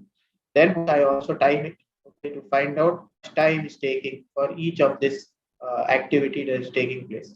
I will also see if I can reduce any of the process times, or if there is any what do you say, unproductive step that is taking place, then I try to reduce those things. So that is where I do the analysis of those aspects, and then what I do is I try to bring about a change. Now let us say I want to see that, okay, manually the blood is collected and how it is transported to the lab, and then in the lab it is processed. Now can I bring about some change in this entire system so that I can bring about an improvement? It could be either, let us say, uh, the transportation problem. So can I bring about a change in the how the way the samples are transported so that it becomes time is much less? Or maybe let's talk about the machines.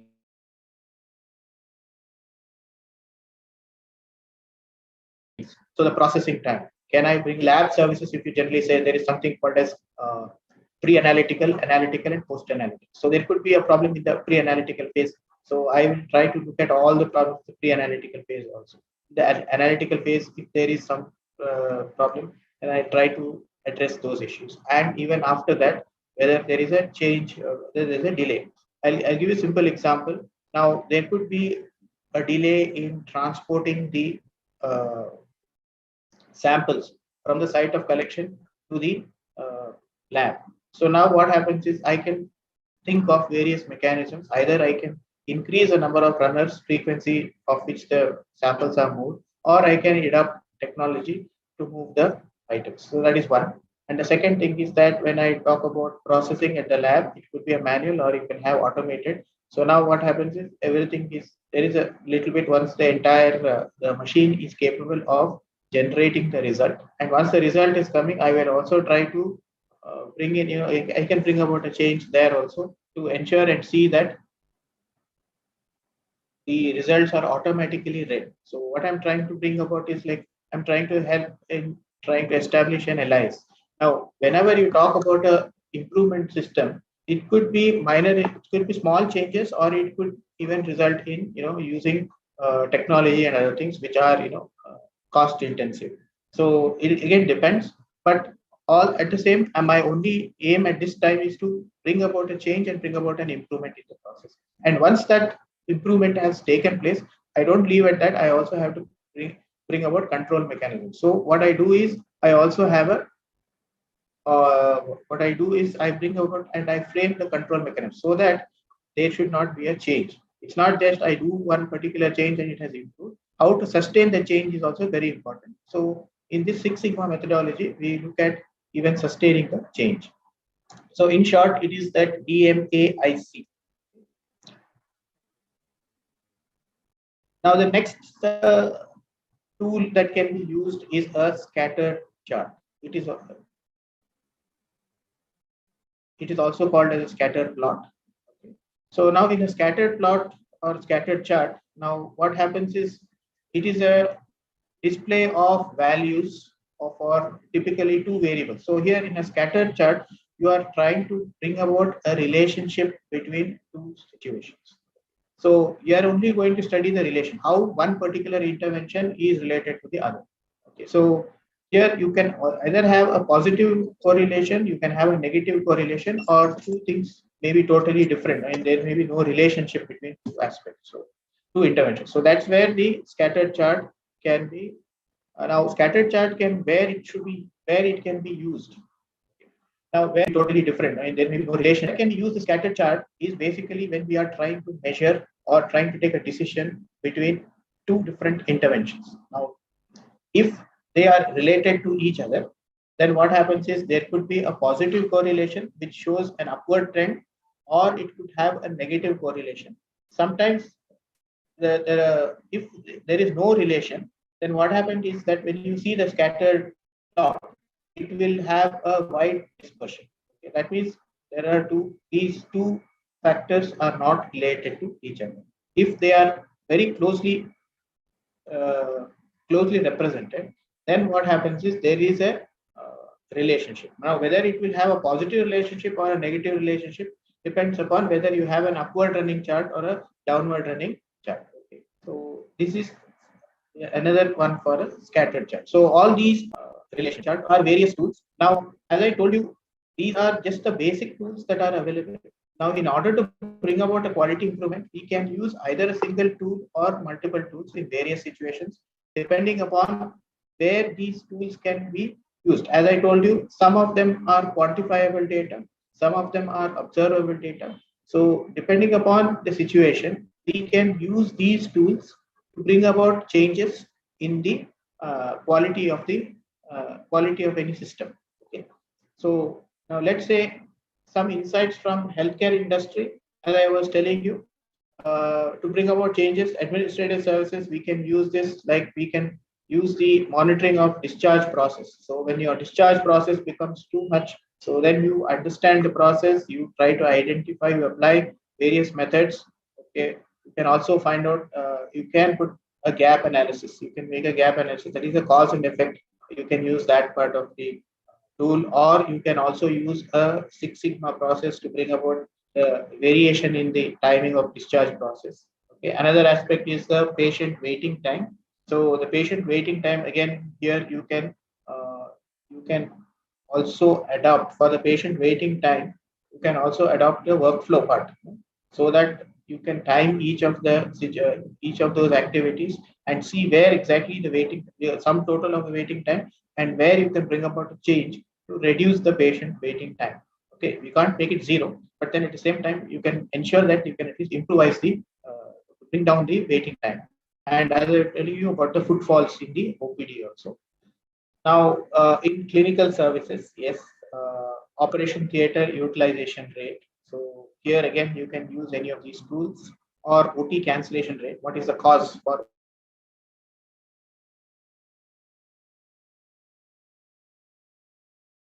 acquired infection rates? Now, when we talk about hospital acquired infection rates, there are certain parameters that we monitor to come out with the hospital infection rate.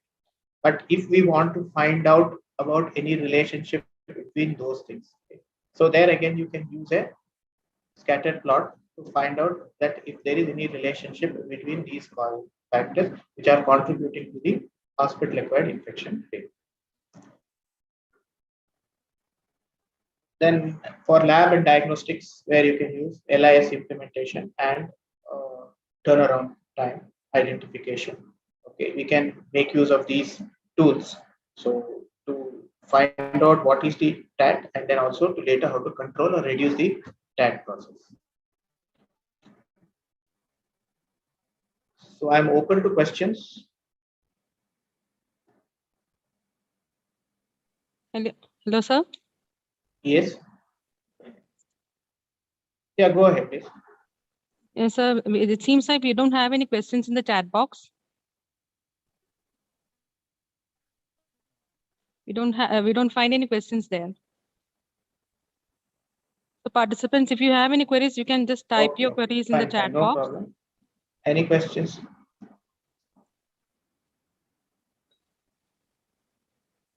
Okay, sir. So thank you, sir, for your very informative session. And I think there is no questions from the delegates, sir. Okay. Okay. Thank you, ma'am. Thank you for the opportunity. Thank you, sir.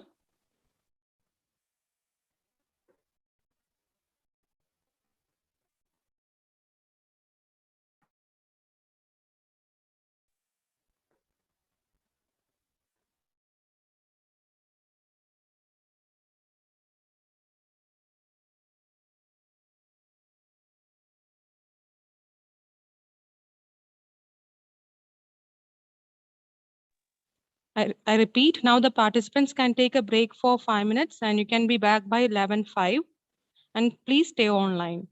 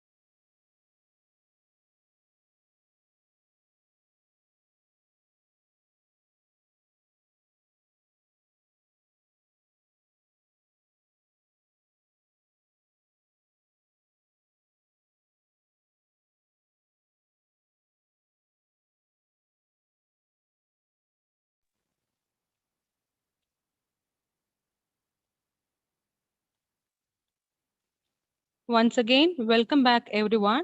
We appreciate you for being with us. Here we have our next session on the quality indicators for best practice in nursing. We are lucky to have with us the most appropriate person to handle this topic. It is none other than Dr. Lada Mandal. I invite Ms. Alfin Jose to add more about Dr. Lada Mandal. Lieutenant Colonel Lata Mandal has completed her doctoral study as a full-time research scholar under a fellowship program of Sri Ramachandra Institute of Higher Education and Research, Chennai.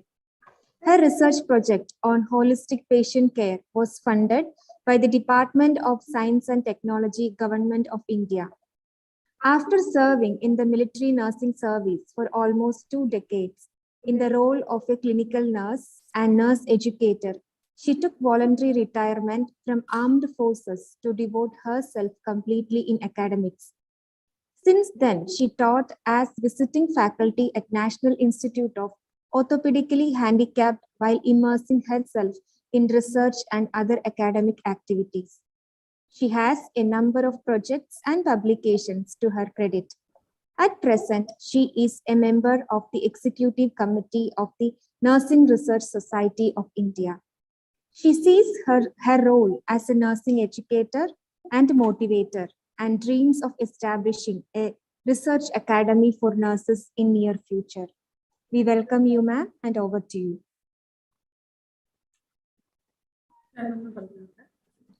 Good morning, delegates. Good morning. Welcome to the conference, Lata. Madam, thank you so much. Good morning, Madam Asuma. Good morning, delegates, and good morning, the organizing committee.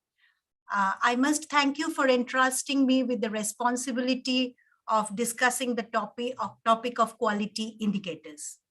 I'll just go into sharing screen and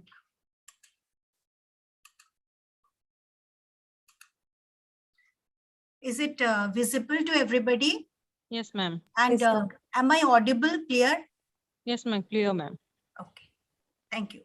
With your permission, I start. When I was deliberating on this topic of quality indicators for best nursing practice, I was reminded of an event in my life when I was a student nurse at College of Nursing, Armed Forces Medical College, Pune. We were not called student nurses, we were called nursing cadets. And nursing cadets, we were taught the art and science of nursing by one of a very renowned teacher in armed forces. Everybody knows her. She was Madam Lindo. She used to teach us nursing. And then what happened after we learned some part of it, we were sent to the wards in the clinical field when we were rendering patient care. And, she was always beside us, always in front of us. And we were aware of the quality of our work by her facial expression. One nod, one frown, and one smile, everything told us whether what quality we are doing. So I'm just reminded because, I wish that type of quality indicator is present in front of us all the time when we are giving care. But sadly, that's not possible, I know. So I start with the topic. Quality indicators, this field in healthcare and in nursing has been growing considerably in the past few decades. And it has attracted the growing interest of professionals like us, policymakers, the general public, and researchers. Obviously, quality of care, especially in nursing, is a very difficult concept to measure directly because I think it is a theoretical concept which can encompass different meaning for different people. Like when I am rendering care to a patient, what I perceive as a quality care may be perceived quite differently by the patient who is receiving the care. Moreover, this quality of care, it differs with the context of measurement. For example, if you see in an acute care settings, if we are rendering care, it can be the quality of that care can be easily measured by maybe the rate of nosocomial infection of the patient or the incidence of pressure sores. But think of another setting when you are a public health nurse. Now you are not giving care in that way. You are giving preventive care to the people, and you want to prevent tuberculosis in a particular area. Now, what is the outcome criteria? You cannot measure mortality rate of people with tuberculosis. So the context changes and the measurement changes and the quality indicators changes. So it is a very dynamic concept. And I think with that only, the indicators of quality of care, we are trying to make a sensible meaning out of it by defining it as a quantitative measures that provide information about the effectiveness, safety, and patient-centeredness of nursing care. I will draw your attention to few things in this definition. One is quantitative measure. This is important. It is a numeric, or you can say it is something which you can easily objectify, you can easily measure. And the three words which I have put in bold are the effectiveness, safety, and patient-centeredness. Now, if you see, nursing care is something which is a very huge, I understand it in a holistic concept. So there are so many dimensions in that, but what all nurses all over the world and the healthcare per se have decided and have come to the consensus that these are the three dimensions in which we are going to measure the quality of care by using certain indicators. That is, how effective is the care, and how safe it is for the patient, and how it is patient-oriented or patient-centeredness. Now, in line with this, once we know about these indicators, the meaning of it, let us understand the different purposes with which we use quality indicators. Now, mainly, I understand there are mainly two purposes, but for me, the first one should be quality improvement purpose. And I think you will agree, all nurses, all professional nurses, be a nurse leader or a nurse practitioner, everybody will agree with me that the main purpose of using quality indicators is for improving ourselves. And the second reason, which is very important nowadays, because we have accreditation agencies here. So this is for quality assurance, where we are going for external accountability of our quality and for verification.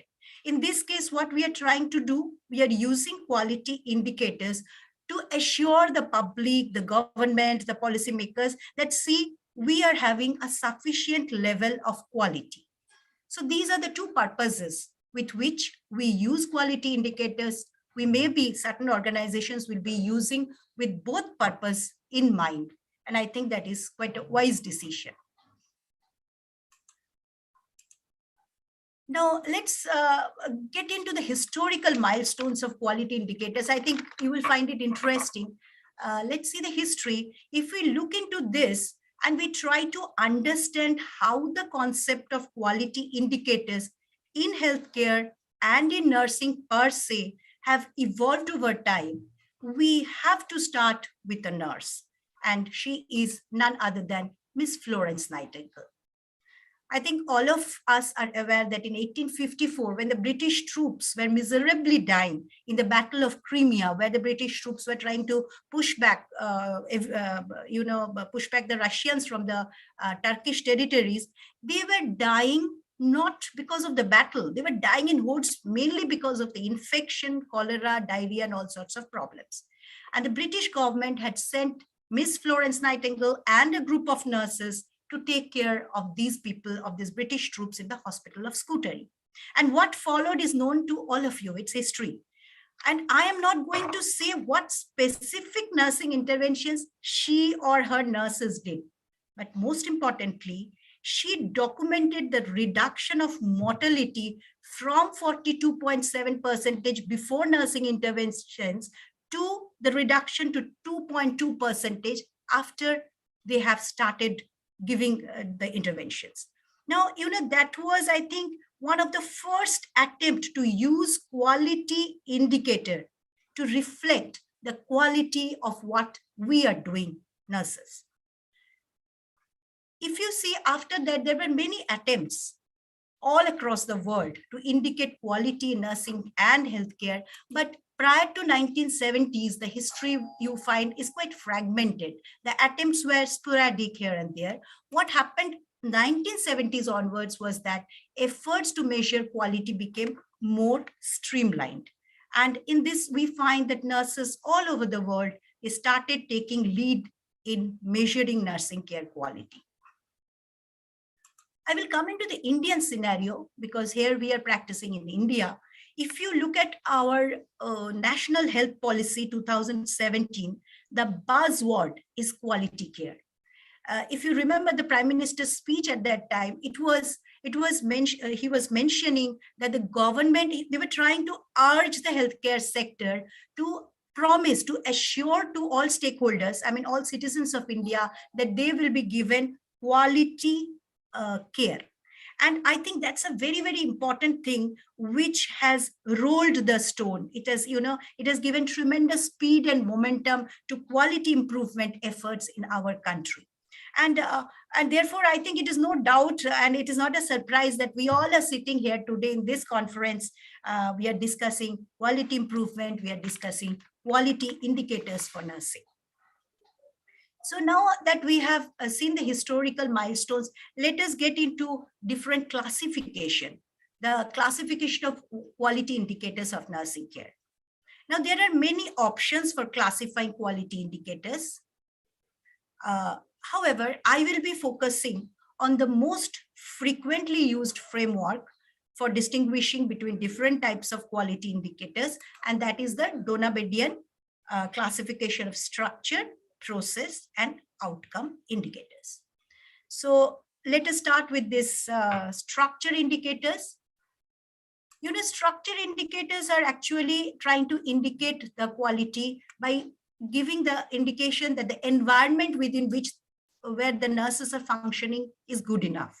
We have many structural indicators. We all are aware of them, like adequacy of staff, adequacy of facilities, infrastructure, equipment, medicines, the mixed skill level of staff, the existing policies in the hospitals, the the established communication chain between the nurses and other healthcare providers, then the teamwork within which the nurses are functioning, or the ethical environment and the ethical constraints that the nurses face. These all are indicators, which are structure indicators for quality nursing care.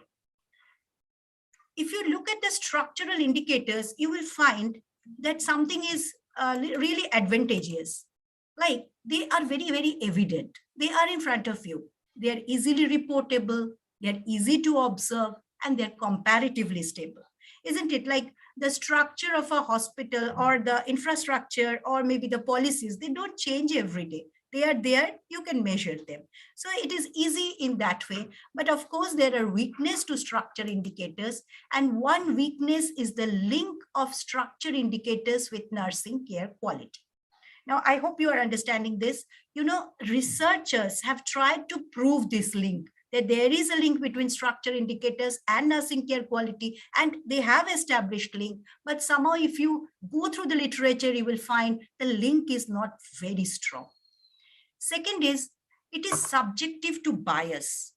Bias meaning there can be always a chance of over-reporting of resources. You all are aware this happens, especially when we have external accreditation agencies, and the attempt is to make to show an ideal condition. We try to over-report things. So this is a small weakness in structure indicators.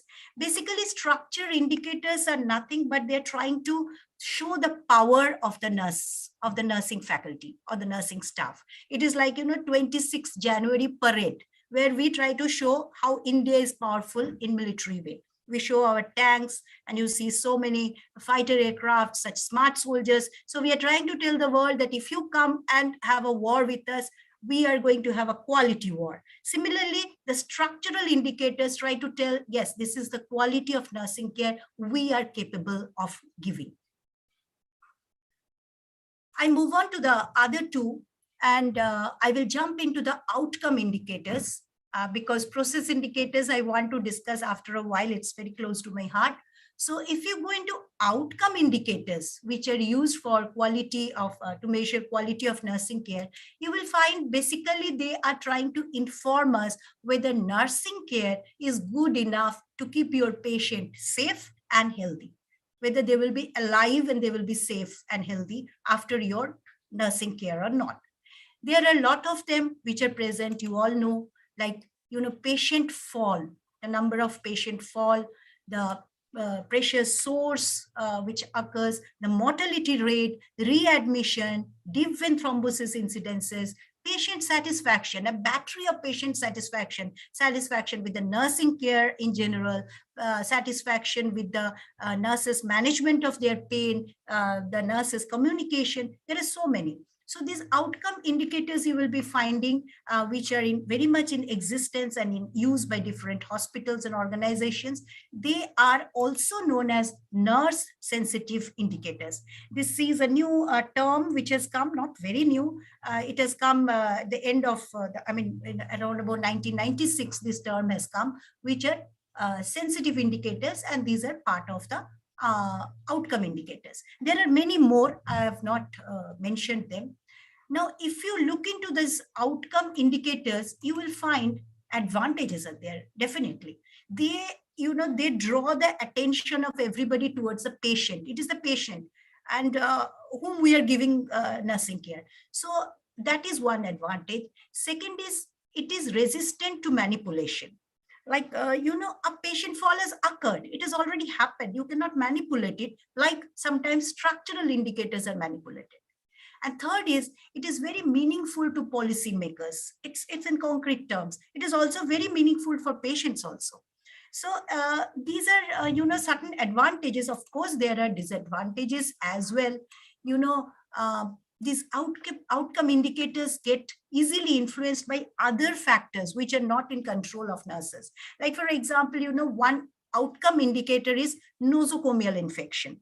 Now, nosocomial infection is influenced by nursing care. It can be influenced by many other variables. We all understand. So this is one thing which is a weakness. Second is, it takes a long time to measure outcome indicators, like, a certain period, maybe annually, maybe half yearly or quarterly. And third is, it requires a large number to show any statistical significance. You cannot use one or two incidents of patient fall and make some meaning out of it. It requires a large number. And most importantly, although outcome indicators are considered as very strong indicators of quality of nursing care, but they are retrospective. By retrospective, I mean they have occurred. We are seeing it. See the irony of it. You are trying to measure the quality of nursing care through outcome indicators, which have already occurred. You have no real time. It's already occurred and now you are seeing. So that's a weakness which is very much evident in outcome indicators. I am not going to tell you how to measure outcome indicators because all of you are aware of it. It can be either rate-based or it can be count-based. Rate-based, like, number of people who got pressure sores divided by the number of patients who were prone to get pressure sore. So you get a rate. Or it can be count-based, the number of patients who had a fall. Okay, so in that way. But what I want to highlight is that nursing administrators should be aware that these outcome indicators may be influenced by many factors outside the control of the nursing staff, and therefore should be very judicious and conservative in using them. I'm trying to mean that when the healthcare administrators, the hospital administrators as such is trying to hand over to the nursing leaders and see these are the outcome indicators which are nurse sensitive, you have to see the context, the setting, whether they are really applicable to your setup or not, and then can be used. So this is one point in outcome indicators. I hope I'm not very fast. I don't know. So I move on to process indicators of nursing care quality. And this is something, I should say that these are underrepresented in nursing. These process indicators, we don't have many. They generally are trying to measure the nurses' adherence to clinical guidelines or safety checklist. For example, in the critical care, we have a safety checklist for nurses to check when the patients are in ventilator, for example. So whether they're adhering to it or not. Now, this is something, which is difficult at times, because if you need to observe, and there are tools which can be used for observing the nursing care process, but they are not very cost effective. You require a senior nurse to observe the nursing care using a huge long checklist, and it counts on your time it takes, and moreover, you get biased when a nurse knows that she is being observed by somebody, they're watching your nursing care, you tend to have a change in behavior. So there's not many which are there. Of course, there are few, like monitor is one tool which is used as a process indicator. But I will take this opportunity today, which is given to me, to introduce a new process indicator of nursing care quality, and we call it unfinished nursing care. This is a new concept because it is new to India, but of course not new to the world. Since quite a few years, nurses all around the world are trying to establish this as a process indicator for measuring nursing care quality. I will just take this time to get your attention to this particular indicator. Let's define it first. It is any aspect of required patient care that is omitted or delayed by nurses. It's quite obvious, right? Now, in this time, I will just tell you a small little, why this unfinished nursing care came to my attention, my personal this thing, I'll say. First of all, I was a critical care nurse for many years, nearly 15 years I have spent in critical care. And we had a very good critical care team, and we got many awards. We got many times praised for our work. Looking at the outcome indicators, people saw that there are no pressure source, fine. People saw that there's no DVT, the patients are not getting readmitted, ventilator-associated infections are less. So we were getting a lot of praises. But in the heart of my heart, I was not happy with our quality of nursing care. Why? Because, I think it happens to everybody. At the end of the day, when you are closing your eyes, you are going to sleep, you are thinking, it's all fine. But I could have done something I didn't do. I could have been more courteous to a particular patient, but I was so busy changing position of another. I could have washed my hands properly. Did I really wash my hands really properly when I went to start that central line? So there were, many times it came to my mind, and that what's happening. So somebody is telling from the outcome indicators, they are telling that it is good, but why I am not feeling? But it remained in my heart. What happened was in 2014, I was attending in Singapore, there was a holistic world nursing conference.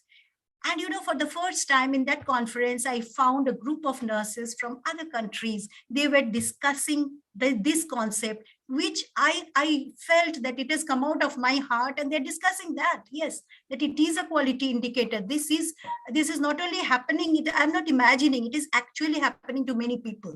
They are thinking. It was a big reward. And that was the time when I started focusing on this unfinished nursing care, how it can be used as a process indicator. And it was my doctoral thesis topic as well. So I just shared this small little experience which I felt. Now, unfinished nursing care, to understand it better, you have to understand how it has evolved, the temporal evolution of the concept, how it has happened. Before 2001, nobody spoke of this. What happened was in 2000, there was a very large hospital-based study, which was a collaborative study between US, Europe, many European countries. They were trying to see the patient outcome. And in that study, when they published the first paper in 2001 by ICANN, they found that there is a phenomena among the nurses which is influencing the patient outcome. And they gave this term care left undone. And that was the first time people started hearing about it. In 2004, this terminology unfinished care started coming in nursing literature. But in 2006, this concept was studied in its entirety. And this concept can be used as a process indicator for measuring quality of nursing care was done by an American nurse. She studied the whole thing from different approach, from qualitative, from quantitative, and she coined the term missed nursing care. Around about the same time in Europe, there was another group of nurses who were working on the same concept. They didn't call it missed nursing care. They gave a name called rationing of nursing care. Like, you know, how we give ration, the government gives ration, little. Like we are not able to give full all the rice they require. We are giving little portion, we are withholding some portion. So they called it rationing of nursing care. The same concept in 2009, it came in literature as a term called prioritized care. And this was given by the Scandinavian nurses, mainly from Sweden. They say that prioritization is always happening in nursing. And I'm sure all of you will agree that all of us have heard or hearing that do prioritization, then only you can give proper nursing care. I do agree. Prioritization, that is giving precedence to certain activities over others, is a very good strategy for disaster situation, for emergency situation. But think, if you are doing prioritized nursing care day after day for each and every patient, what is going to happen? You are going to miss certain activities which are essential, but you are not able to do. So this was another term which was there. And then in 2014, there was a first systematic review which was published in this. I have done a systematic review on the same concept. It came out in 2020, and we have an international consortium who are working on researches on unfinished care concept and how this can be used as a process indicator for measuring quality of nursing care. So that was all about temporal evolution. Now, many of you must be thinking that, okay, you are telling, the speaker is telling about unfinished care and quality of care. Use it as a process indicator. But why should you accept what I am telling? So let's give some evidence to it.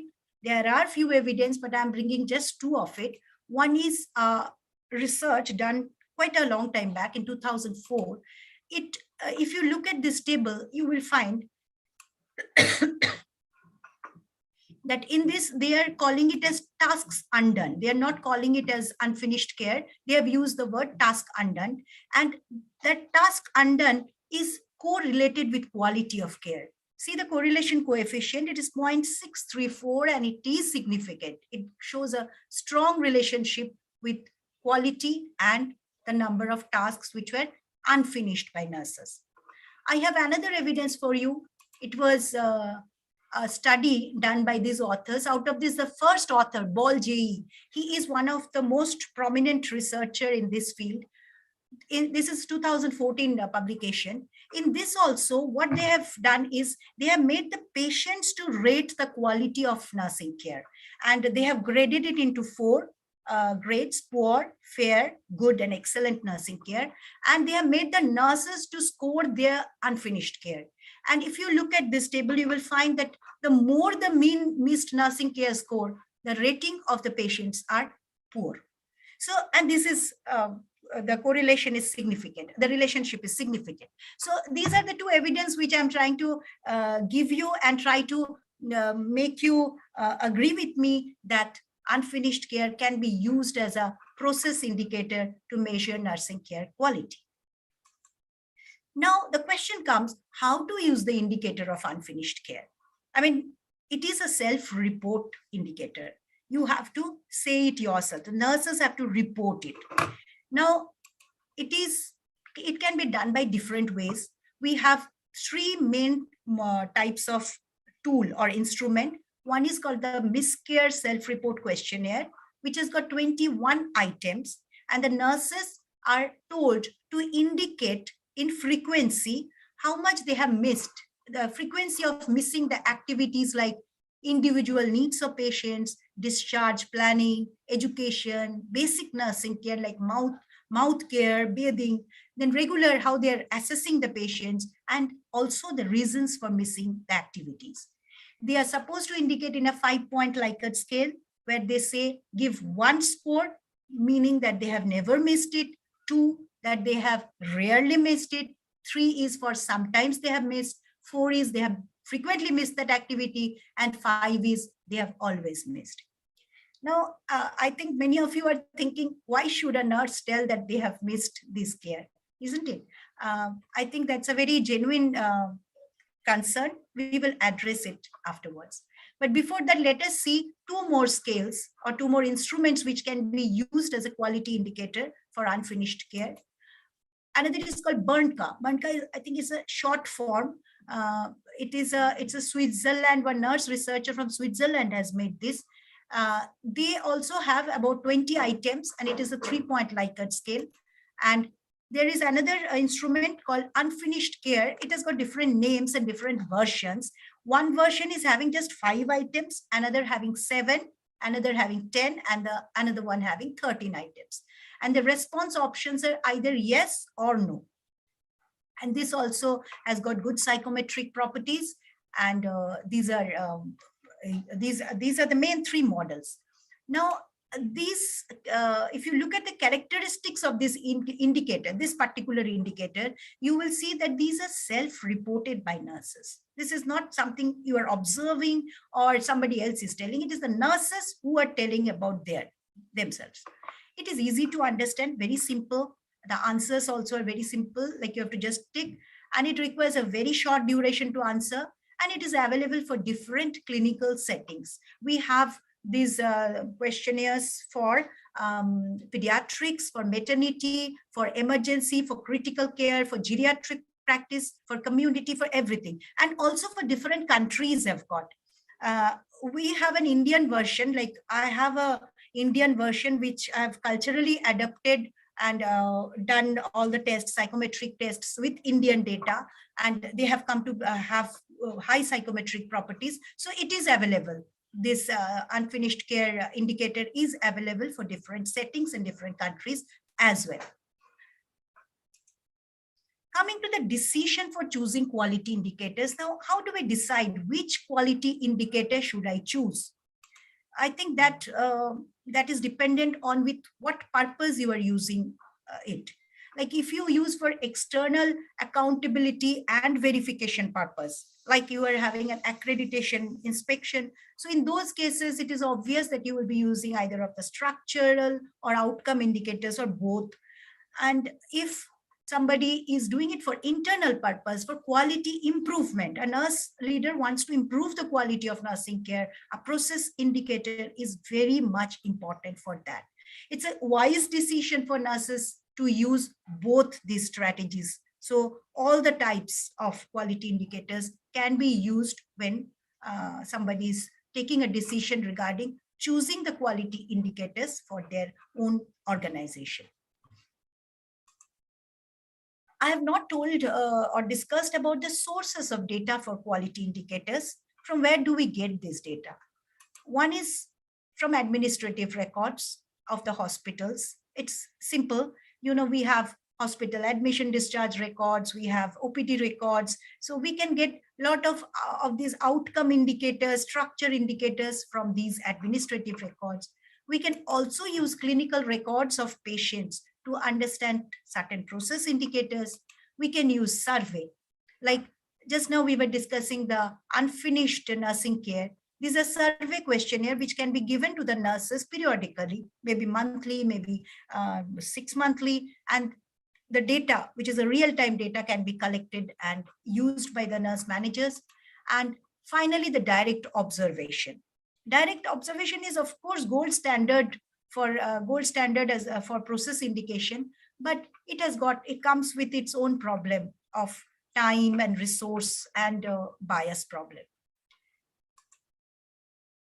I'll also take this opportunity to propose a new concept which is coming in healthcare, that is aggregated quality indicators.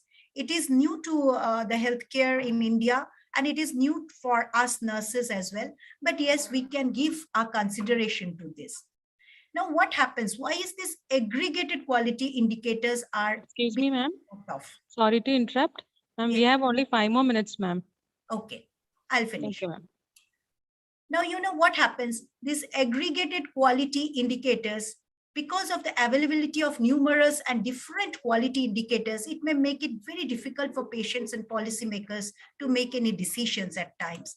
Moreover, you know, some organizations might use only a few selected quality indicators, although these may not be the most important ones. It happens, you know, many organizations. I've seen an advertisement of a hospital in Kolkata who are trying to show one of their process indicator, that a heart surgery is done only with few inches of cut incision.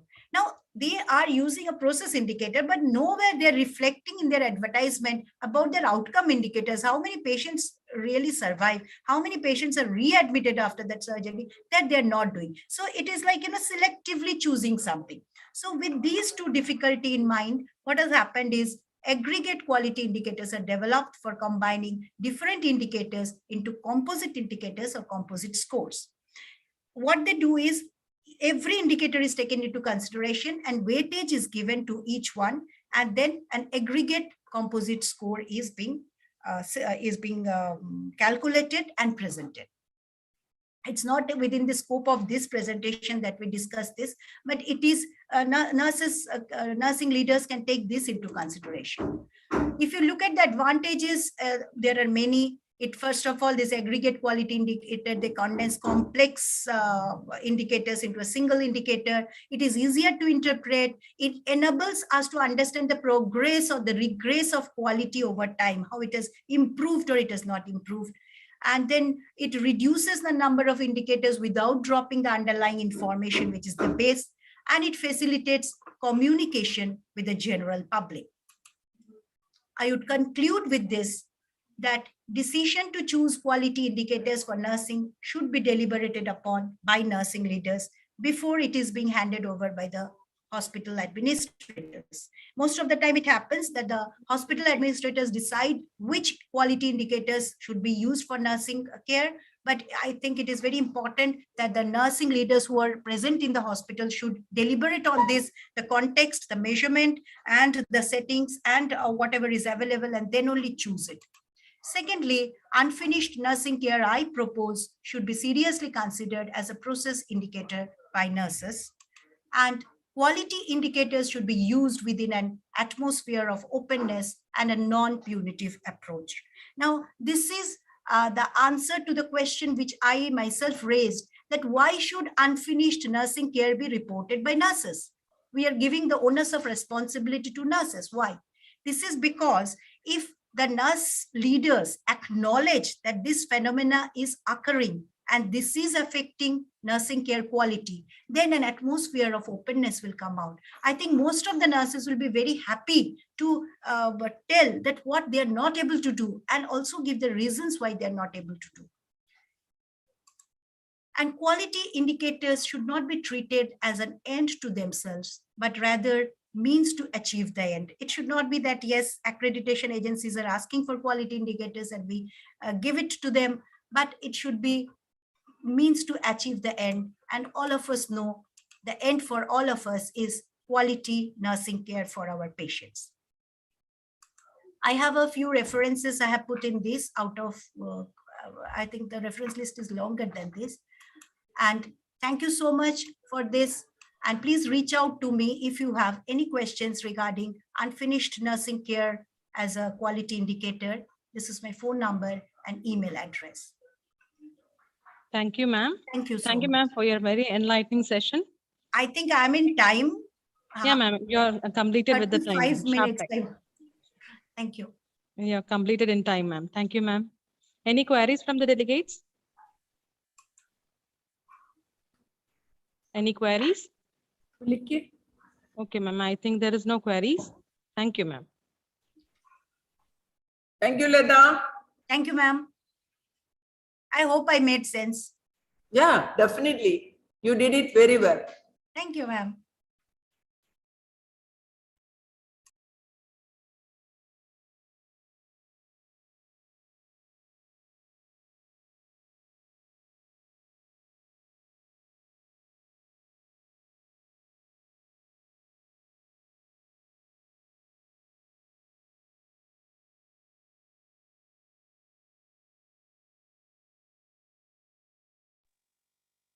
Next, we move on to the next session on exploring the potential for excellence in healthcare. I request Dr. Asma BBTM to introduce to us Dr. Harish Pillai, one of the illustrious officers. Good morning, Dr. Harish. Hello, am I audible? Hello, am I Yes, ma'am. audible? Yes, ma'am. I'm more than happy to introduce Dr. Harish Pillai, the CEO of Metro Specific Holdings, Hospital Holdings of Philippines.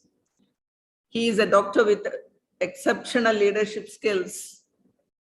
Presently, he is working as CEO of Metro Pacific Hospital Holdings of Philippines, and he started this career, this work in 1st of October 2021. And this is a very, very famous hospital, private hospitals in Philippines, which serves the community for quality healthcare. Dr. Harish Pillai was previously with Aster DM Healthcare India for 8 years. He was the CEO of Aster India since April 2018, a vertical and a publicly listed Aster DM Healthcare. Aster India is spread over or across 5 states of India with a network of 14 hospitals with over 3,600 beds, 9 clinics, and a chain of 50 pharmacies, a standalone laboratory diagnostic chain, home care network, and virtual care platform.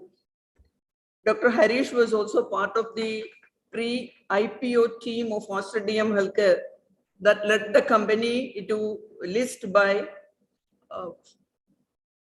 the Bombay National Stock Exchange in the month of February 2018.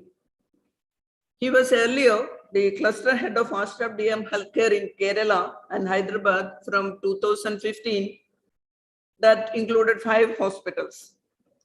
Dr. Harish Pillai had joined Aster DM Healthcare as the CEO of Aster MedCity, an iconic 670-bed Greenfield Hospital project. And this hospital, he was involved with the Green and Brownfield Hospital projects, hospital operations, quality and brand management.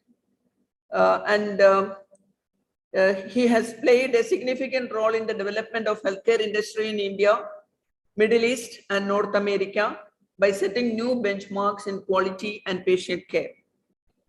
Prior to joining Aster DM Healthcare, Dr. Harish was the CEO of Egypt's biggest private tertiary care hospital, As-Salam International Hospital, Cairo, for 7 years. He has also been instrumental in implementing several high-value healthcare initiatives in Cairo. He also held leadership position in both Belhaul Specialty Hospital, Dubai, UAE, and Apollo Hospitals in India. He is one of the most influential leaders in Indian healthcare industry, and he's a member of Joint Commission of International Standards Advisory Panel, and is closely associated with the Federation of Indian Chambers of Commerce and Industry, Confederation of Indian Industry, Association of Healthcare Providers of India, Nat Health, etc., and a visiting faculty, Tata Institute of Social Sciences, Mumbai, Administrative Staff College of India, Hyderabad, Indian Institute of Management, Bangalore and Calicut, and also he's a visiting faculty for Frankfurt School of Finance and Management, Frankfurt, where he has completed his master's in business administration, and he's basically a doctor from India. He did his MBBS from Bangalore University, and he had a master's degree in hospital management from Osmania University, Hyderabad. And I don't know what else is there. No, so much is there with Dr. Harish Pillai. We are closely associated with him because he was a part of us, and now only he has 2021 only he has gone to Philippines. Till that time, Dr. Harish Pillai was associated with Astra DM Healthcare, and he is the editor of our journal also. And not only he has proven his talents in administration in healthcare industry, even in teaching, he is a visiting faculty for many of the, as I have mentioned, many of the important or institutions in India and abroad, that is Frankfurt in Germany, where he did his own studies. And I am presenting such a wonderful person, dynamic person. I don't know how many adjectives I have to add on to Dr. Harish, as he is like, I'm presenting to you a truly international Indian to you to talk on Dana topic. Dr. Asuma, I think you've spoken enough about me. Thank you. Thank you so much. I don't know how I have to tell about you, because that much is there with you. And always know that, you can take a person out of Kozhikode, but I'm always with you and your students. I had the great pleasure of coming to the institution, the College of Nursing, and interacting with your faculty and your students. So I always consider myself as part of the family. So I'm not a stranger to the system. Yeah. Thank you so much to the College of Nursing, to you specifically for inviting me for the session. If I may just request the organizers to allow me to permit sharing. Yeah, thank you. So I have been given a complex topic to speak about. Basically, it's to do with excellence. Now, excellence is such a broad topic in healthcare in itself, and whichever country in the world I go to, nursing continues to be in my heart, because I'm very fond of saying that my grandmother, I hail from Trivandrum. My mother's mother was actually a nurse. I think that obviously at that time we had the Maharaja of Travancore, and the British Raj was there. So that is, I guess, in a personal testament, it is there. And my mother always used. I was born and brought up in Kolkata. I was born in a government hospital in Calcutta. So Amma, my mother, always says that you were delivered safely with a government nurse. So that's a kind of respect which I have for the nursing fraternity. And me, I did my house agency in Trivandrum Medical College, and some of the most valuable lessons in life, especially to be a doctor, I have actually learned from the senior matrons and the nurses of Trivandrum Medical College, and for which I'm eternally grateful. So I would just share some of these aspects with regards to overall healthcare, about why it is constantly important to be restless, that we should never be satisfied the way we are. And it's a matter of pride that nurses from India, and specifically from Kerala, are there all over the world. COVID has really opened up huge opportunities for nurses from Asia, mainly from India and from the Philippines. Right now I'm based in Philippines, and as you all know that Philippines is one of the world's largest exporters of healthcare workers, including nursing. So I have a ringside view of the curriculum, the student development programs, which is happening in the Philippines. My chain, I'm the CEO of the largest holding company in the Philippines, Metro Pacific Hospital Holdings. We have a network right now of 19 hospitals. And in our network, in addition to the hospitals, we also have 2 allied health colleges, of which, obviously, in the allied programs, nursing constitutes a large volume of students. And one interesting aspect what we have really focused on in the Philippines is mainly to do with COVID, is to invest massively in digital technology. That how can you really give experiential learning for students despite not having the opportunity for face-to-face interaction. So this is something I suppose for the future. So I'll go straight to my presentation now. I hope you can all see my screen. Yeah. So the topic given to me is to do with excellence. I call it, whether it's a dynamite or a spoof. where a patient is concerned. Obviously, excellence is the heart of anything we do in healthcare. So quickly, the agenda for my meeting, I'll just briefly touch on the cornerstone or the genesis of healthcare, the way I interpret it, give you a certain perspective, then a couple of tools, then some elements which are important, the people aspect, business aspect, service aspect, clinical and digital. The business aspect is something very important for all of us in healthcare to understand, because sometimes we make the mistake, especially when we come from public sector, that we don't really keep the cost efficiency model in care, because you think that it's free. There's nothing. There are no free lunches in this world.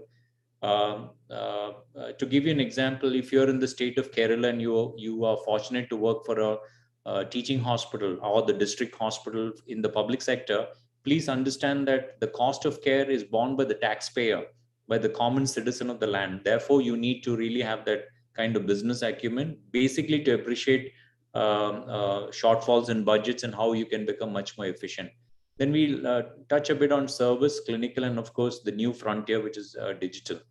So quickly on the genesis, you all need to remember the basic triangle, or I call this a pyramid model of healthcare, where the patient who's at the heart of the pyramid, the consumer, you will look at the triple A's. One is accessibility, ease of access to healthcare, and because of COVID in the past 2.5 years, we have also used digital medium to access healthcare, quality healthcare. So accessibility is very important. Affordability, especially in third world countries. In India, we have the Ayushman Bharat, which gives you a certain degree of lowering of the economic barriers to access healthcare, therefore affordability. But still, the paradox in a state like Kerala is that despite the large presence of public healthcare, we all know that it is the private healthcare which is actually providing 70% of the healthcare needs of the citizens in the state. So affordability is a key factor in terms of equity. Assurance. Assurance is the model where we talk about minimum expected quality of care. Like every patient, firstly, the famous Hippocratic oath that do no harm.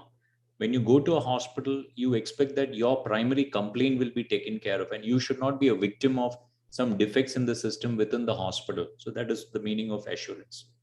Of course, there are several, the two concentric circles are talking about hindrances which prevent these three vertices of the pyramid working in harmony: access, affordability, and assurance. And of course, there are enablers. So people like you and me, who are part of the stakeholders, we have to act proactively as enablers to make sure that there is a balance in the three. And in the College of Nursing, which MIMS is affiliated to, the MIMS College of Nursing, the enabling aspect, what you're doing is basically on two elements. One is that assurance part. If you train healthcare workers, especially let's say the medtechs or the nursing who are coming out, who are your alumni, if you give them qualitatively superior competence and skills, and if your faculty are really up to date in the whatever's happening around the world, then you can be sure that the assurance model of the healthcare workers can really be preserved. Now, let me share a few perspective. The definition is basically to paint a landscape. So one is, we have three elements. Like if you look from a doctor's point of view or from a nurse's point of view, the technical knowledge, your interpersonal skills, and of course your tools of care. All that is very important, whether you're a nurse or a doctor. If you're a patient, obviously you expect that to minimize the gaps between your expectations and what is reality. I mean, all of us have certain expectations from a nurse and also from a doctor, for example. And as a patient, I hope that my real experience would be closer to what I think the nurse and the doctor ought to be, rather than the gap should be much greater.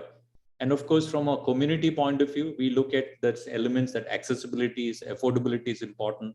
The cost, the budgetary cost, whether you're in the private sector or in the public sector, that is also important. Now, cost is something which is very interesting. Like I remember in 2018 when the nursing strikes took place across Kerala, the big debate was that why are the nurses in Kerala being paid so little? If you talk about your monthly salary, and that's a very good debate to have in comparison to workers in other sectors, need not be even healthcare. And therefore, the Minimum Wages Act was brought into law, raising the actual salary base, the salary band for nurses in the state of Kerala, which is a very good thing, and it's a positive thing. But it had its collateral impact too. One is that if there was a paradigm in the debate that the brain drain from Kerala to outside the country or even outside the state would decrease, it really did not happen. The needle has not moved at all. But if you say that, did it make a material benefit to the nurses and their families? Of course it has done, because that is we are basically talking about bread and butter means. But when you look from a society point of view, the overall cost of care for the state has definitely increased vis-a-vis neighboring states. If you look at Tamil Nadu and Karnataka, so cost from a community point of view, especially in the healthcare context, is something which will always be visible. And I think we all should be transparent to discuss about the cost of care. Another perspective is that from an excellence, when you talk about excellence, you need to understand the 4 dimensions of management. Of course, we look at organizations and people. Like in the case of MIMS, you're very fortunate to have a visionary founder, chairman like Dr. Azad Mopin. If you look at Dr. Azad's own legacy, I mean, he is an alumni from the Calicut Medical College. He could have been, and he was a very popular teacher, lecturer in the medical college. He could have chosen an academic career, but thank God, many of us say that, thank God he didn't choose an academic career, and he decided to become a healthcare entrepreneur. Hence, we have such wonderful institutions like MIMS, and even your own institution, the College of Nursing and others, mainly because of vision and the organization what he has set up. Of course, in today's world, I talked about that every institution need to really be future proof, and therefore this leverage on information technology. We look at the various processes and systems we have, whether it's in a hospital, in an educational institutions, or otherwise. I think that's a critical factor. And of course, our external stakeholders, whether in terms of, like in the College of Nursing, your key factors, your faculty and the student. And on the other side, the student with your own family, with your moms and dads who have invested their hard-earned money for your education. So they're all stakeholders in your success. So that's what this 4-dimensional view would be. Another binocular view, like if you look at relationship within a hospital, like this is very simple, that when a patient comes to the hospital, obviously the patient interfaces, let's say, has taken an appointment online or has come physically to the hospital, to the main reception, done the registration, and then goes to the outpatient department, meets the front office staff there, and then meets the doctor.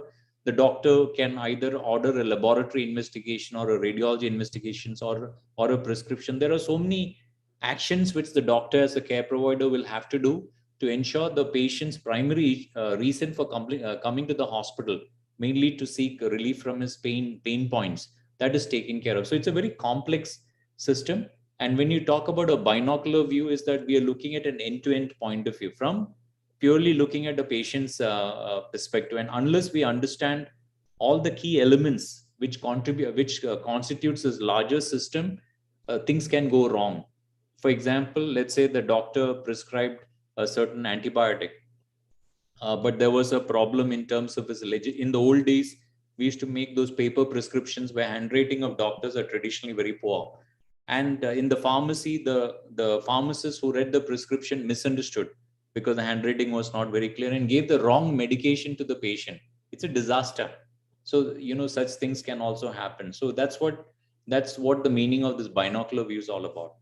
So this segment on perspective talks about excellence in operations. So many of us think that it is so complicated, a hospital.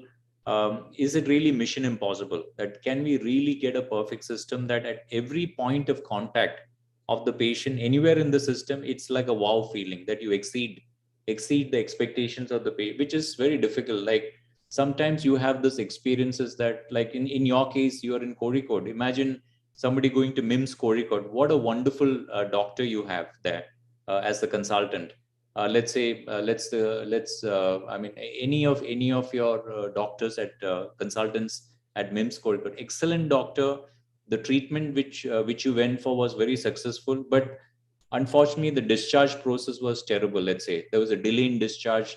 The bill exceeded your initial expectation. So already as a patient and the patient's family, you're forgetting the good work done by the doctor and the nurses. You're really caught up in this non-clinical affairs of the hospital. That is why when we talk about operational excellence, it's a throughput of everyone in the system. And sometimes when you're in leadership, whether you're the CEO or whether you're the chief operating officer, it sometimes is helpful to sit down with your team members and understand what is really happening at the front line. Like Madam Asuma Bibi was giving my introduction. So when I came to Kochi in 2013 to build Astomed City, I consider Astomed City as my baby. One of the first things we did in 2014 after we commissioned the hospital was I introduced this concept called breakfast with the CEO. So breakfast with the CEO is basically idli and sambar or whatever is upuma or whatever you have. But I used to have it without any managers, directly with my staff who were in the front office, who were in the reception. I used to call them to my office and, give them breakfast. And then I used to listen to them that please tell me that what are the things we can do to make the experience of the patients coming to Astomed City far superior than anyone else. There's a lot of learning and a lot of ideas which the team had suggested we had incorporated to change the system in the hospital. So that's basically what I'm trying to say here. This slide is basically referring to looking from a patient's point of view. What are those elements in a system, in a healthcare entity, which adds value to the patient without increasing your cost? So on the right side, you look at, you either reduce cost to the patient or you increase the value. And cost is always relative. Relative in the sense that we always talk about value proposition. Like to give you an example, if I give you the example of cardiothoracic surgery, I know that the cost of cardiothoracic surgery in MIMS Kozhikode or even Kozhikode Medical College is of a certain amount. But if I go to a hospital in Delhi, AIMS Delhi, or let's say Max or Apollo Hospitals Delhi or Fortis Gurgaon, the cost is maybe 2 times or 3 times more than the cost in Kozhikode. So that's what I meant. So it's relative to the market, relative to perceptions, and relative to competition. So that's where cost have to be. So the effort of the system is always try to eliminate as much as cost as possible, of course, reduce it, and proportionally raise the value and create new value for the patient or the customer. So this is something we need to remember. Now, examples of a few tools which we can use in the excellence paradigm. One is, this is a Japanese concept, is called 5S. So there are words in this. So the whole philosophy is that the eyes cannot see what the mind doesn't know. So if you do not know something about it, your eyes, you will always be blind. What I meant is not functional blindness, but metaphorically you will be blind. So the Japanese philosophy is, and there's an English translation of it. So let's look at clockwise manner. First is to sort. So this is an area that, let's say you go to a department first, you make sure that it should not be chaotic. You should sort out all the items, let's say on your table, in a proper manner. So it's a Japanese word called seri. Then you set in order, means, let's say you're sitting in front of a computer. So your keypad should be close to your arm, your elbow should be able to rest, your pen and your stationery should be, that's the meaning of setting in order. It's called Saiten. Next is called Shine or Seso. So basically to keep your workplace tidy and extremely clean. If you're a nurse, imagine that you're a medication nurse. Your medication preparation table, everything should be spick and span, also from an infection control point of view. Then comes standardize, or called Saiketsu. Standardize is the concept that if you look at the first three, sort, set in order, and shine, you try and create a pathway so that it becomes in a repetition manner. In the nursing or a medtech kind of a forum, especially if you're a fresh staff, you have these seniors in the team. When you work in a hospital, these are mentors. So the mentors will give you a certain work culture, which will give you a sense of discipline, so that over a period of time, mentally you'll become standardized. That's the meaning of Saiketsu. And finally, we're talking about sustain, that is called Shitsuke. So sustain is, if you look at the 5S principle, this becomes part of your DNA. So we know that, to give you an example from a hospital, we know that within, let's say, if you want to do a phlebotomy service, right? Some nurses have this magical ability to take a blood sample without, the patient does not even know. It's not even like a mosquito bite. It is so smooth, the access to the vein, that the entire process.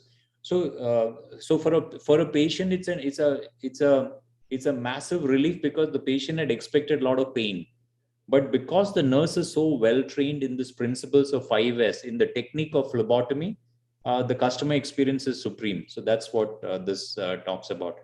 The other example, again from the quality world for excellence, is what we call as the DMAC roadship, where if you define any problem in your professional life or your personal life, or in the let's say as a student, for example, you define what exactly is the problem, then you measure what is the current performance and capability of that. Then you analyze the root causes of exactly why did the problem happen in the first place, and then you try to improve by implementing potential solutions. And then finally, you're controlling by standardizing the solutions and continuing to monitor performance. So it's actually a virtuous cycle when we look at in a clockwise manner: define, measure, analyze, improve, and see. That's what DMAIC, the tool, is all about. Now, I know that it's a very provocative headline, but there's no other way to talk about that. We can't tolerate bullshit in life. What it means is that always from a patient's point of view, because we're healthcare workers, we should really focus on those activities which enhance the care process for the patient. Anything which does not add care to the patient is actually bullshit. It's an utter waste of it, utter waste of your time and effort. So we should try to minimize that, and as far as possible, eliminate it. To give you a concrete example is that electronic medical records. Many hospitals mandate that electronic medical records are essential. Now, I have because I've run hospitals. Obviously, if you look at from a nursing point of view, many nurses struggle to say that, oh my God, there is so much of data entry requirements into the computer. How much time do I have for core nursing? So therefore, it's also required for the IT developers, the programmers, the healthcare workers, the nurses, everyone to form cross disciplinary teams to ensure that at the user interface, when you enter a form, that form A, the number of forms should be minimum, and the data templates in a EMR should be as minimal as possible. And you only focus on those things which really make sense from a patient care point of view. Now, this is a fascinating slide. The Toyota production system in healthcare is something which is debated world over. Now that we have, more than a couple of I would say about roughly 1.5 to 2 decades of experience world over, I would say that this is a very fascinating system of improving quality of healthcare. A classical example is the emergency department of a hospital.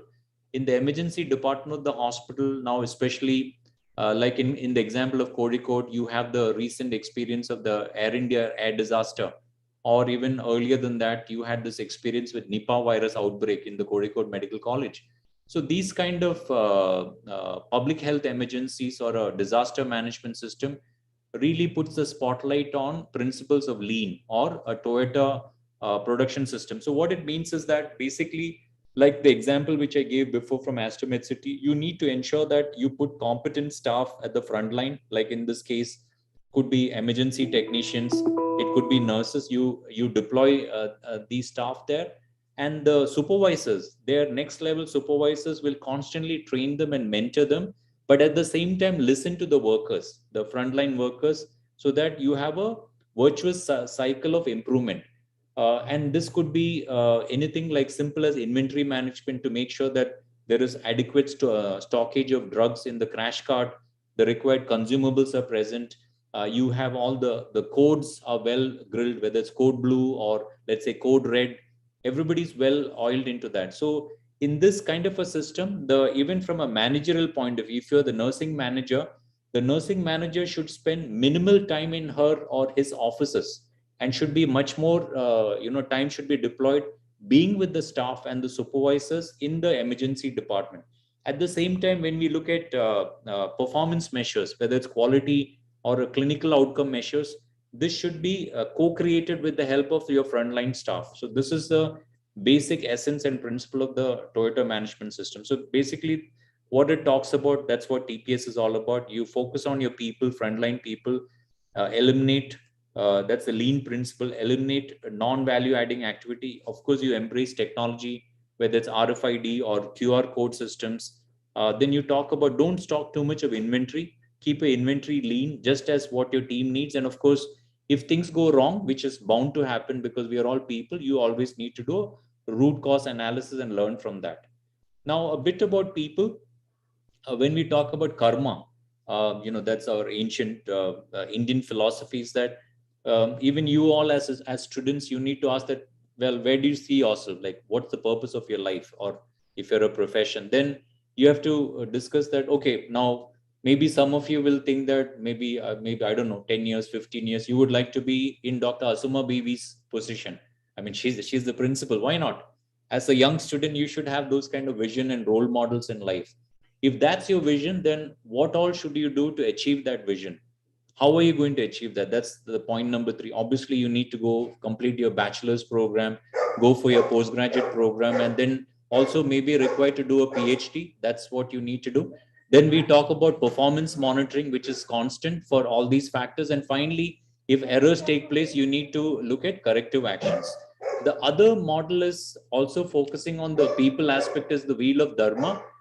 This is all focusing completely on elements of people wherever the system is, whether it's to do with relationship management, like for example, also in the context of nurses, right? We talk constantly about this issue of union, let's say nursing unions, or to do with IR issues, industrial relationship issues. I believe that it's all to do with the relationship management, where there is an element of trust deficit, where intersectoral dialogue has not taken place. And if you look at a very cooperative kind of a model, where the managerial class, the supervisors and the managerial class really invest time with the lay staff, then you really will not create that kind of a like an adversarial kind of a relationship. All these relationship in terms of people have to be based on certain ethical principles. People running it must have the competency. Obviously, you must have that sense of business acumen, so that in a private healthcare entity, manpower costs are pretty critical and sensitive. Therefore, how do you balance the manpower cost towards the quality of work and also sustainability of your business enterprise? That's very important. Constant evaluation of your staff in terms of performance. Then we obviously look at global aspects, cultural effectiveness. See, I've read media stories in the context of Kerala, and for example, uniforms of students. Like I've recently heard stories about some issues happening in the west coast of India, in the state of Karnataka. Really, what is the purpose of education? Purpose of education is basically to expand the mind. Really, does it matter what the student comes, what kind of a uniform the student? I don't think that should be the priority. You need to unlock mind. So the cultural aspects also of education is education and training is also very important. Of course, leadership and how do you navigate this entire process, and consultation. Consultation is the basic principle of consultation is we all have a knowledge limits. We are not experts in everything. Some of us are generalists, and therefore we need to know when to seek help. That is the whole concept of consultation. And of course, finally, when you talk about communication. On the other side, on the people aspect, like I gave you the example of trade union issues and friction in the workplace. This is a classical example of a slippery slope. When there is frustration building up, that's point number 1, limited performance improvement opportunity. Let's imagine a ward nurse. A ward nurse posted in the general ward has absolutely no opportunity to improve her or his performance, and there is no career pathway there. There is a high risk of frustration. Number 2 is that imagine huge work pressure because of inadequate manning ratios. The staff can have burnout. That's a big problem. Third is there is no standard way of measuring performance. So you're constantly at the mercy of your supervisor, who might be very subjective in performance appraisal, which is unfortunately this is holds true in many parts of the world. So that's a big problem.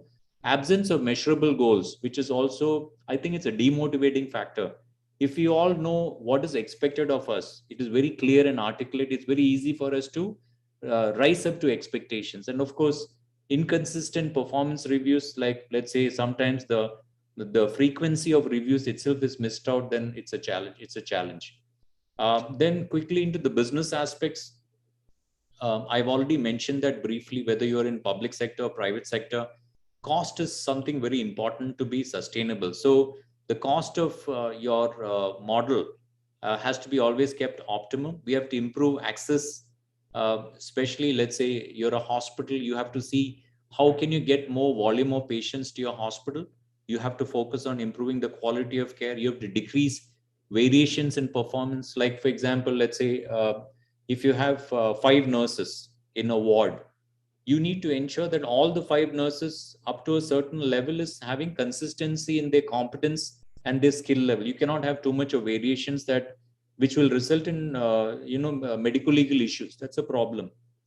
Increase utilization of your capital assets. Let's say you have invested in expensive equipments, operating room, intensive care units, or MRI, CTs. You can't afford to leave it idle.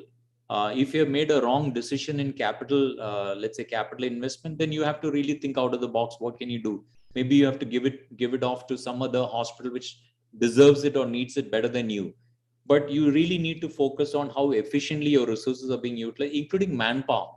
Manpower is most often ignored. I talked about the cost element. We have to also focus on productivity of our manpower. That is the meaning of number 5.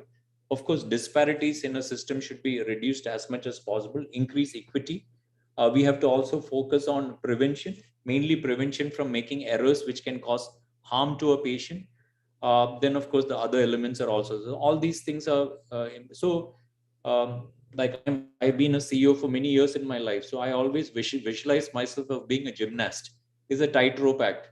When I was in Aster, so one of, obviously my boss was Dr. Azad Mopin, so I have to meet his expectations.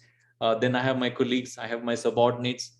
Now, how do you balance all these things consistently over a period of time and still you still manage to smile and stay healthy? So that's the meaning of business gymnastics. Now, service, please understand, in today's world where people have choices, even government hospitals, public sector hospitals are now taking customer feedback. Private sector, then this is the mantra to sustain and to grow. Extremely important that as healthcare workers, we are conscious that we need to really believe in the philosophy of patient-centered care. Therefore, your entire aspect, if you're in management or otherwise, you need to trust and empower your people. If you empower people, when you do employee surveys, right? Why do you work for one company, one organization for such a long period of time? You say that the sense of autonomy and empowerment, it's not the salary. People never say that I'm working in this company because they pay me high salary. That's not the factor. It's that enriching environment where intellectually and emotionally you feel attached to an organization, which actually helps you to provide better service to your customers. So, which also means that your processes are efficient, you have the best technology to serve your customers. So that's the meaning of this aspect.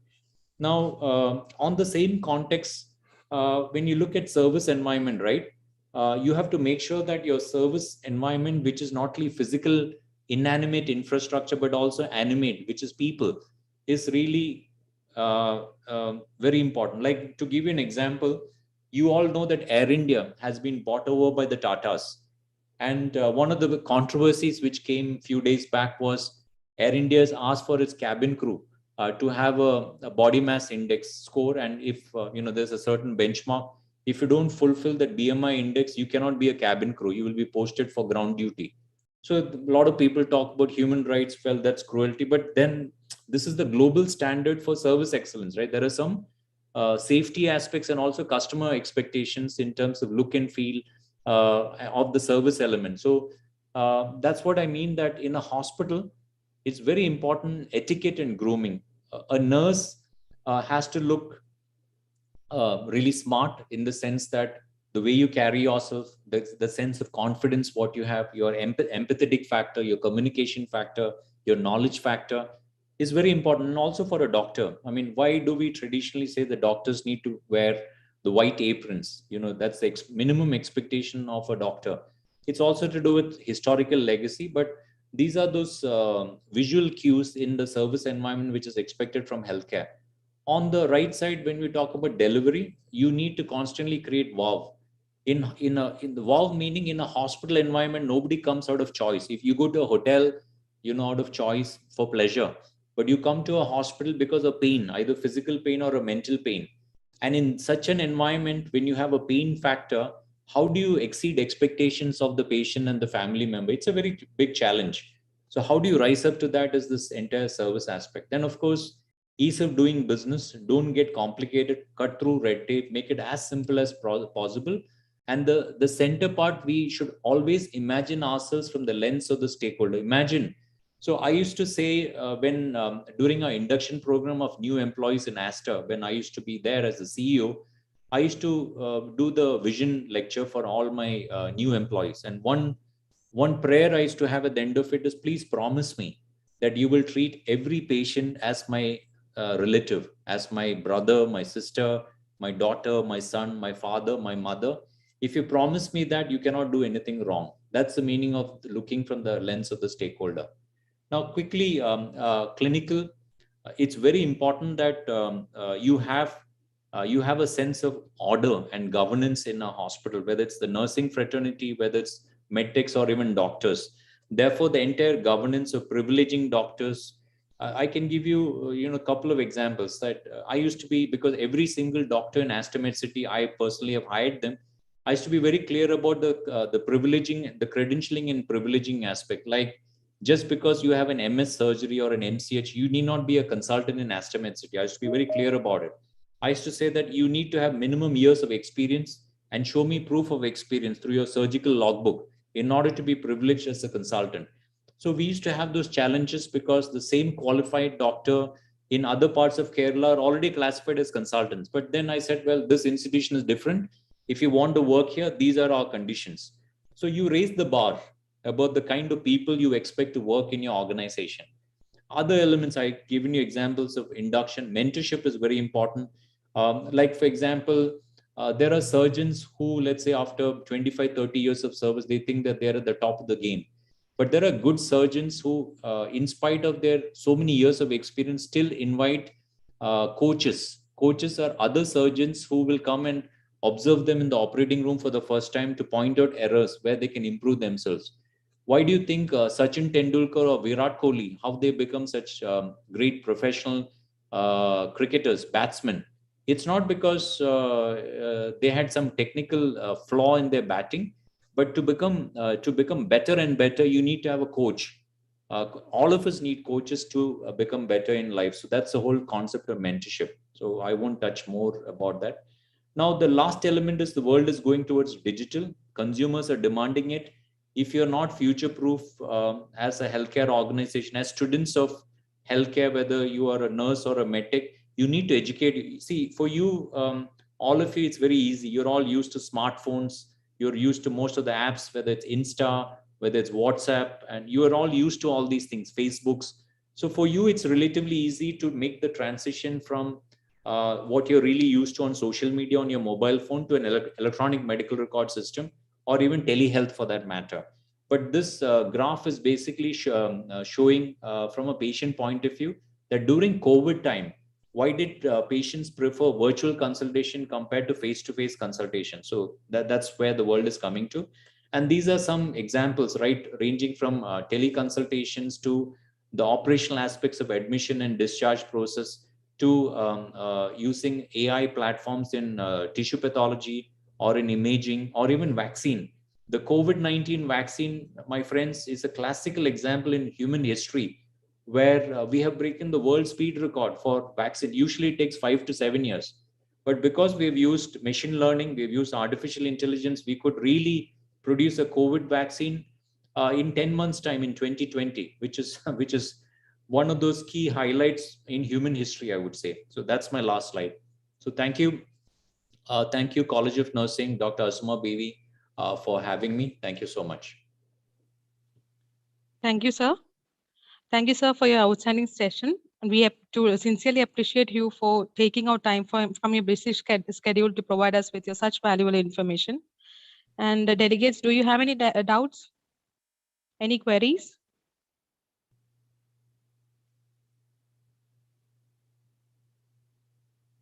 I think there is no queries from the delegates, sir. Thank you for the wonderful session. Thank you, sir. God bless all of you. Thank you.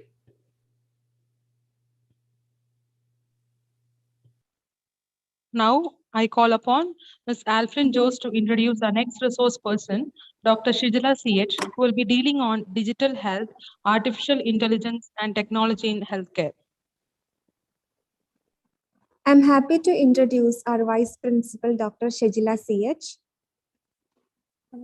She has completed her BSc Nursing from Mahatma Gandhi University, Kottayam, Kerala in 2000, MSc Nursing in Medical Surgical Nursing from Rajiv Gandhi University of Health Sciences, Bengaluru in 2006. Dr. Shejila has completed her full-time PhD in nursing from Manipal Academy of Higher Education in 2018. She has secured research grants from national and international agencies like Sigma Theta Tau International Nursing Society, Omicron Delta Research Grant in 2014, and Department of Health Research Grant in 2020. She is the recipient of many international travel grants from Union for International Cancer Control and Science and Engineering Research Board for attending international conferences. She has got publications in national and international Scopus and Web of Science indexed journals and serves as a reviewer for many indexed and peer-reviewed journals. She has also received the Best Teacher Award from Kerala University of Health Sciences in 2020. And presently, she's doing the fellowship, Famer Fellowship Program from Mahe Famer Institute. We welcome you, ma'am, and over to you.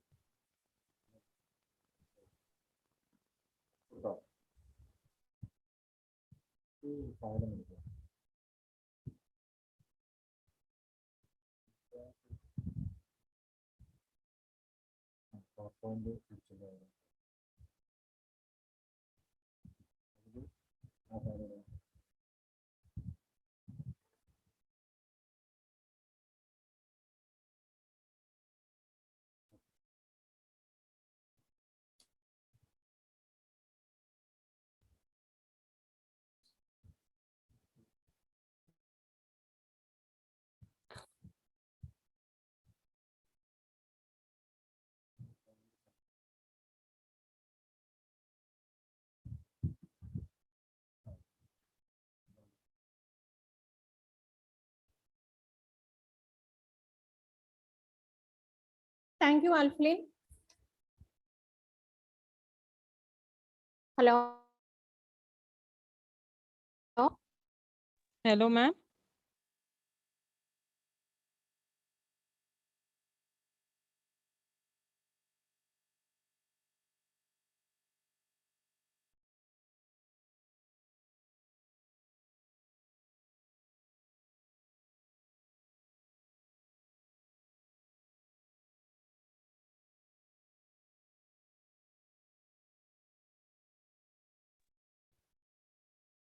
Hello, Alflin.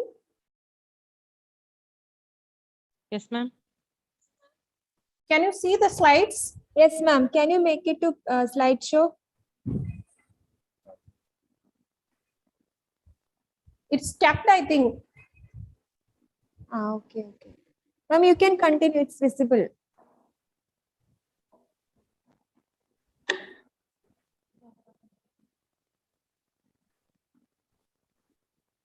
Stop your time.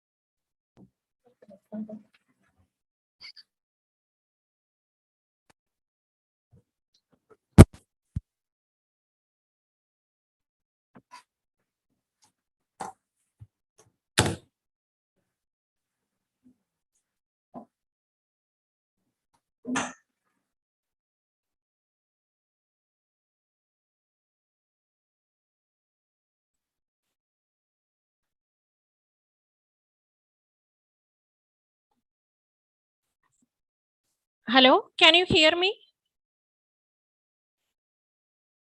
Yes, ma'am. Okay, Audio is thank you, clear, ma'am. Alflin. Thank you, Alflin. And good afternoon to all.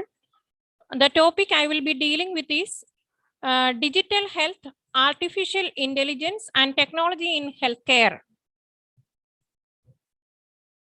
So before starting, I just want to say something about the history of artificial intelligence. In 1955, Herbert Simon and Alan Newell has developed the first artificial intelligence program. And today we have most advanced human-like robots, which is created by Hanson Robots, and this known as Sophia, which has the first robot citizen who has got a citizenship in Saudi Arabia, and she can even smile, laugh, and frown like a human being. So digital technologies are transforming the health sector all over the world. Now, the exponential growth in digital technology coupled with global COVID-19 pandemic is driving a profound change in the delivery of medical care and research conduct. So digital health technologies are using some computing platforms, connectivity, software, and sensors for healthcare and related uses. The broad scope of digital health include categories such as mobile health or mHealth, health information technology, wearable devices, telehealth, telemedicine, and personalized medicine.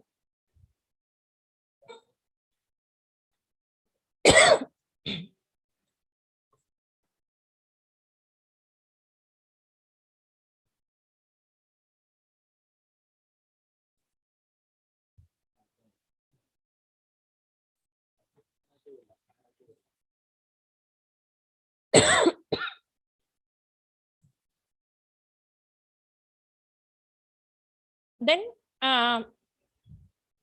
next is, what are the benefits of digital health technology? Digital health offers opportunities to improve medical outcomes and enhance the efficiency of treatment. It empowers the customers to make better informed decisions about their own health. Then providers and other stakeholders are using the digital health technology to reduce inefficiencies in treatment, improve the access to care, reduce the cost of treatment, and increase the quality of care and make medicine more personalized for the patients. Then what is artificial intelligence in healthcare? It is an overarching term used to describe the use of machine learning algorithms and software or artificial intelligence to mimic human cognition in analysis, presentation, and comprehension of complex medical and healthcare data. And what distinguishes AI technology from traditional technology is that it is having the ability to gather data, process it, and give well-defined output to the end users.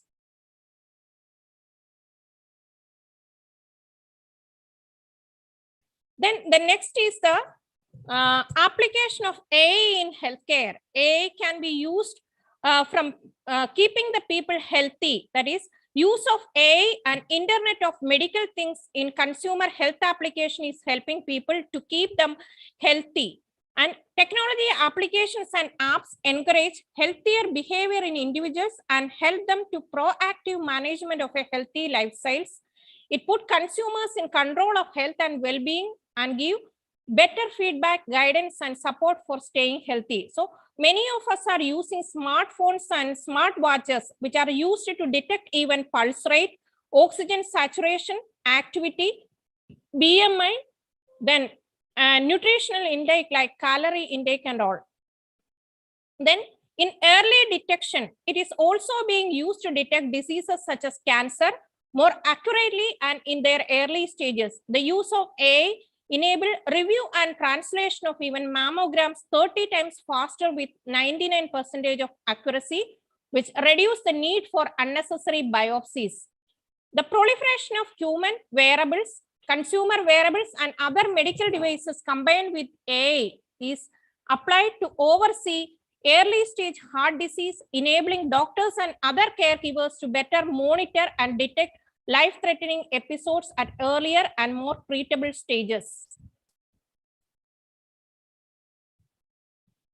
This is a few examples where it can be used, AI can be used in detecting cardiac diseases. Even it can be used for endoscopic imaging, detection of especially breast cancer, and it is used for diagnosing diseases through CT, MRI, etc.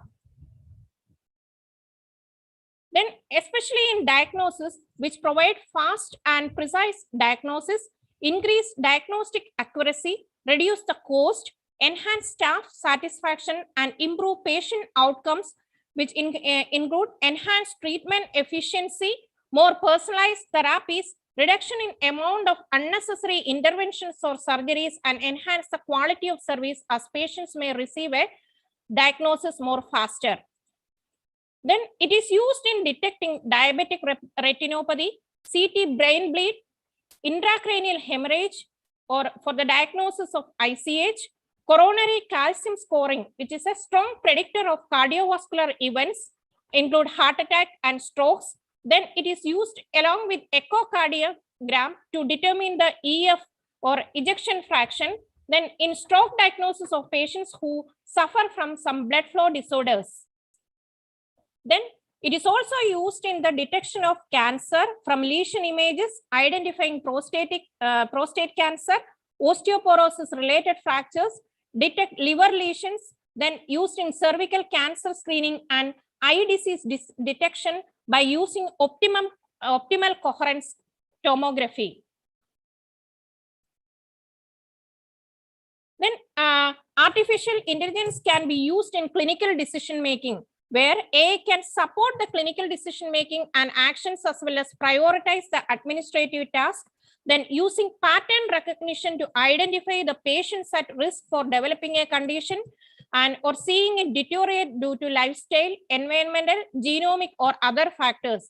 So that this will enable us to save valuable time and money and take strain off from the healthcare professionals and increase the comfort to the patients.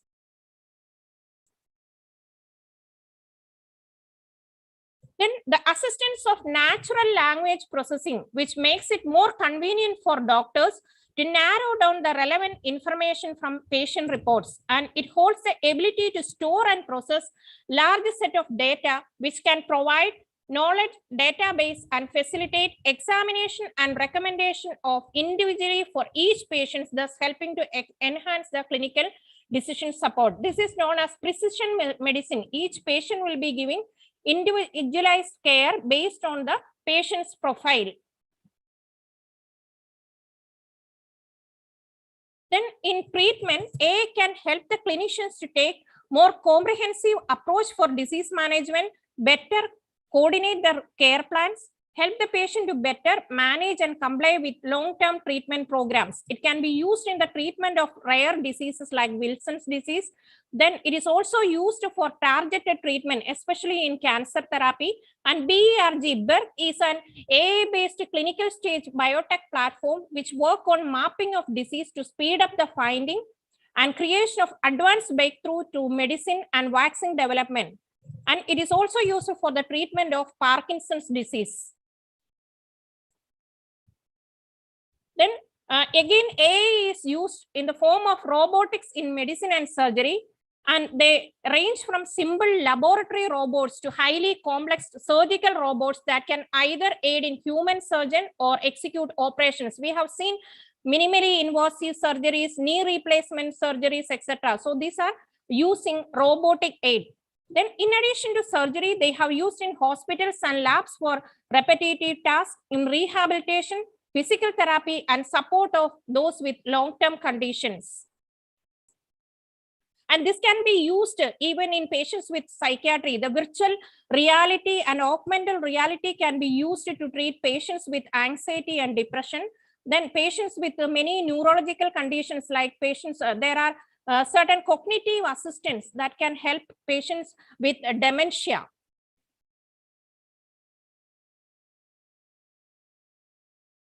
Then even it can be used for pain management. That is an emerging focus area in healthcare. By leveraging virtual reality, which is combined with artificial intelligence, and simulated realities can be created so that it helps to distract the patients from the current source of pain and help them with opioid crisis. Then telehealth and telemedicine and another areas which covers medical education, remote patient monitoring, patient consultation via video conferencing, then wireless health applications and transformation of imaging and medical reports. Then it is also used in end-of-life care. Robots have potential to revolutionize the end-of-life care, helping the people to remain independent for longer and reducing the need for hospitalization and care homes. AI combined with advancement in humanoid design are enabling robots to even go further and have conversation and social interaction with people to keep aging minds sharp. It is mostly used for people, those who are old and having some chronic conditions, those who are homebound. So there are many virtual or cognitive assistants which help the patient to do the activities of daily living or the household work itself. Then in research, drug research and discovery is one of the most recent applications of AI in healthcare. And by directing the latest advancements in AI to streamline drug discovery, drug repurposing process, that is potential to significantly cut both the time to market for new drugs. As Dr. Harish has already said that the vaccine trials, which is used during COVID-19, mainly uses artificial intelligence, so that within 10 months, most of the vaccines were developed, where normally it will take around 5 to 10 years. So that is also, vaccine development is also another area which uses artificial intelligence. Then even the AI can be used for clinical trial participation. So usually in clinical trials, large amount of data need to be collected and organized to get right theory for a particular disease and its treatment. With the help of AI, hospitals become capable of facilitating the result-driven approach to the respective clinical trials and allows neural networks to predict the bioactivity and characteristics of each patient. So this can analyze the patient data and can determine which patient will be more suitable for a particular clinical trials. Then AI platform have assisted researchers to find out the right candidates to test some of the developmental drugs for various diseases and disorders. Then development of new medicines. The unique benefit of artificial intelligence technology allow the healthcare professional to scan pre-existing medicines and use them to redesign medication in a way that allows them to fight against specific disorders. So there is a development of new drugs for the treatment of Parkinsonism. Then drug molecules are developed for OCD, obsessive compulsive disorders, etc. Then next is training of healthcare personnel. So it can be most used in nursing and medical profession. This allows those in training to go through naturalistic simulations in a way that simple computer-driven algorithms cannot. And training can be done anywhere with the power of AI embedded smartphone, quick catch-up sections, and after a tricky case or in a clinic or even while traveling, this is possible. You might have heard about a virtual reality, clinical simulation techniques and all. Even there are cyborgs and humanoid robots which can be used for showing our clinic, doing simulations in labs and or simulation labs. So some of the AI technology even that allow the face tracking of students during the clinical simulation. We can track the facial expressions of students and we can analyze how the students are reacting to a clinical procedure, etc. Then enhance primary healthcare and triage to chatbots. And many of us are familiar with chatbots. You know that sometimes when you are opening a hospital site, there may be a screen coming, a pop-up screen coming like, may I help you, like that. So it is also using the triage, and primary healthcare also use chatbots. So it assists in enabling smooth flow and automation of primary healthcare, which allowing the doctors to stress over more crucial and dire cases, so that the patient or those who are sitting at remote areas, or the patients in remote areas, need not to come directly to the hospital to see the physician. So they can directly chat with the doctors or the hospital care assistants. So that save money on unavoidable trip to the doctor, and patient can benefit from medical chatbots. So usually the chatbots are available 24/7 services and have capacity to deal with multiple patients at same time.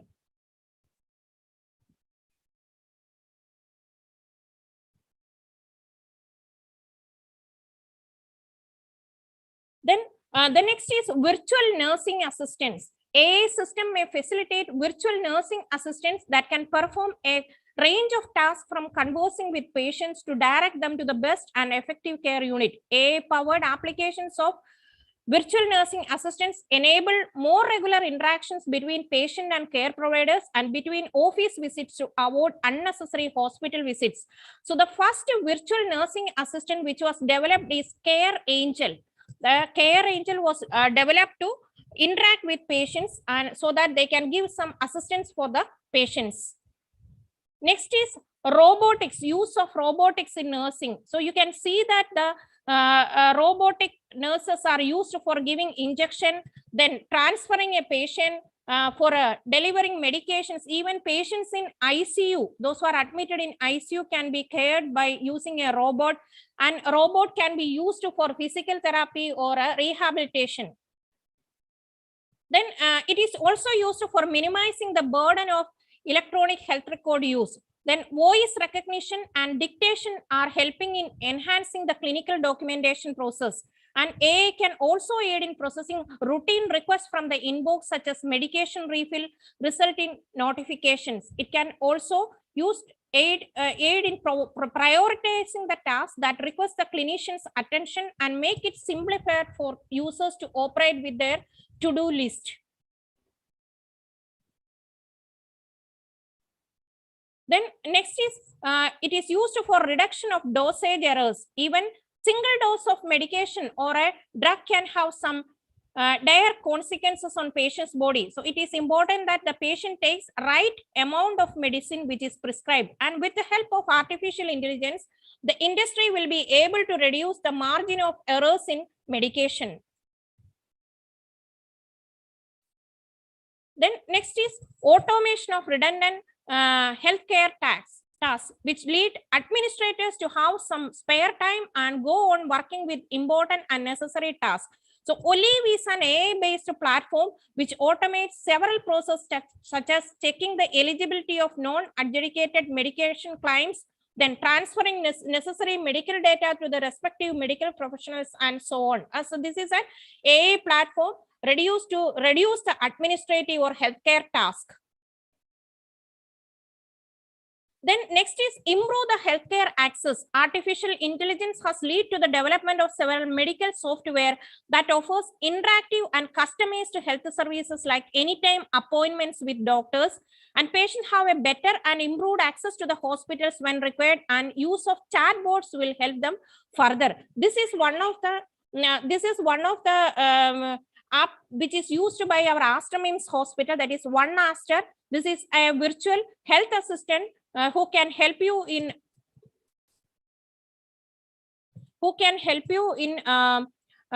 booking appointment with physician and all. Then what is the benefit of artificial intelligence in healthcare and other domains? It helps to improve and provide benefit to the healthcare sector, such as delivering better and faster services and reducing unnecessary workload from the healthcare professionals, ensuring healthcare accessibility to at most every section of the society, because use of telehealth and telemedicine, which enable even patient in remote areas to get access to the maximum care. Then identify early risk of disease and also potential to assess the outbreak of disease. Then in case of pandemic-like situations, which help in communication.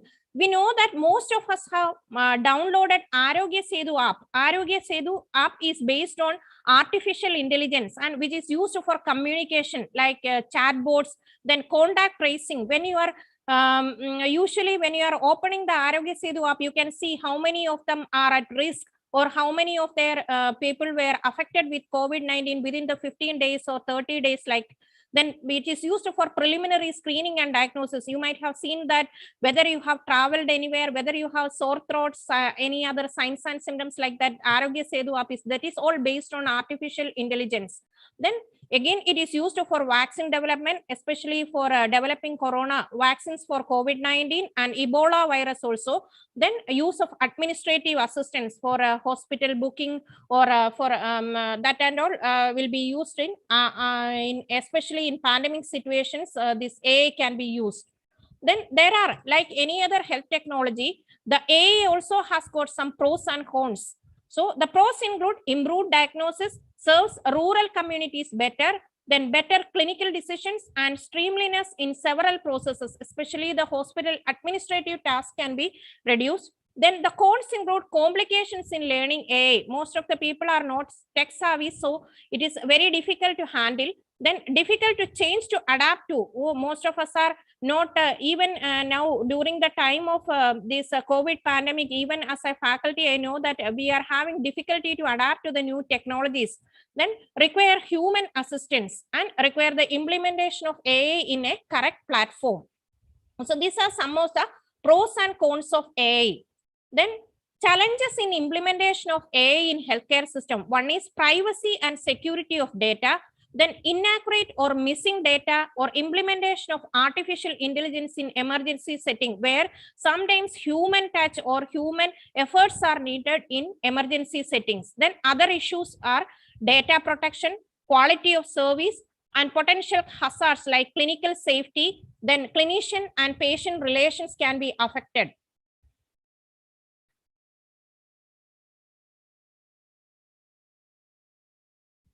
Then these are the threat of artificial intelligence in healthcare, which include data availability, bias and inequality, privacy concerns, errors and injuries, and it can lead to shift in the profession.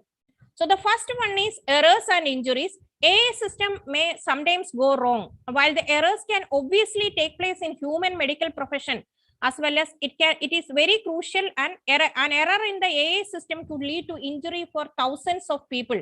So there may be medication, a wrong instruction is given for a patient to take a wrong medication, or sometimes it can give wrong diagnosis. So AI can lead to injuries of thousands of patients because it is mostly used by many people at a time. So it can lead to errors and injuries. Then data availability. So AI systems require massive amount of data from multiple sources such as pharmacy records, electronic health records, insurance claim records, etc.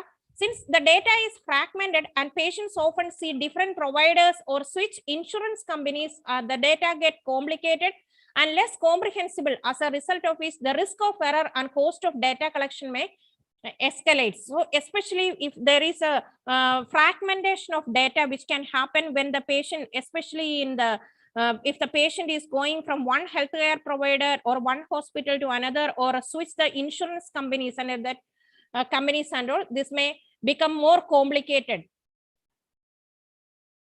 Then another one is privacy concern. The collection of huge database and exchange of data between health system and AI developers, it can violate the patient privacy, leading to filing of lawsuits. So another area where the employment of AI system rises this issue is that the capability of predicting private information about patients, even if the patient has never given the information.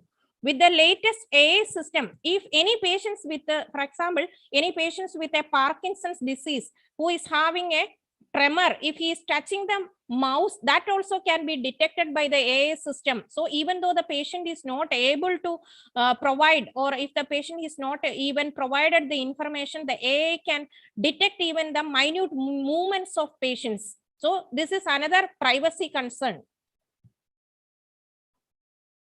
Then next is bias and inequality. The AI system absorb and learn through data which they are trained. They can absorb the bias in the available data. So it is based on data collection and analysis. So any available data is having bias that can be fastly absorbed by the AI system. For example, data incorporated in AI may be collected in academic medical centers. Developing AI system will have less awareness about and result in less efficiency of treatments. If the patient, as I told, that the patient may sometimes move from one health provider to another, there may be the data incorporated in that particular hospital system. Sometimes it may not be transferable to the other hospital, so that there may be missing of data, so that patient may get less the treatment less effectively.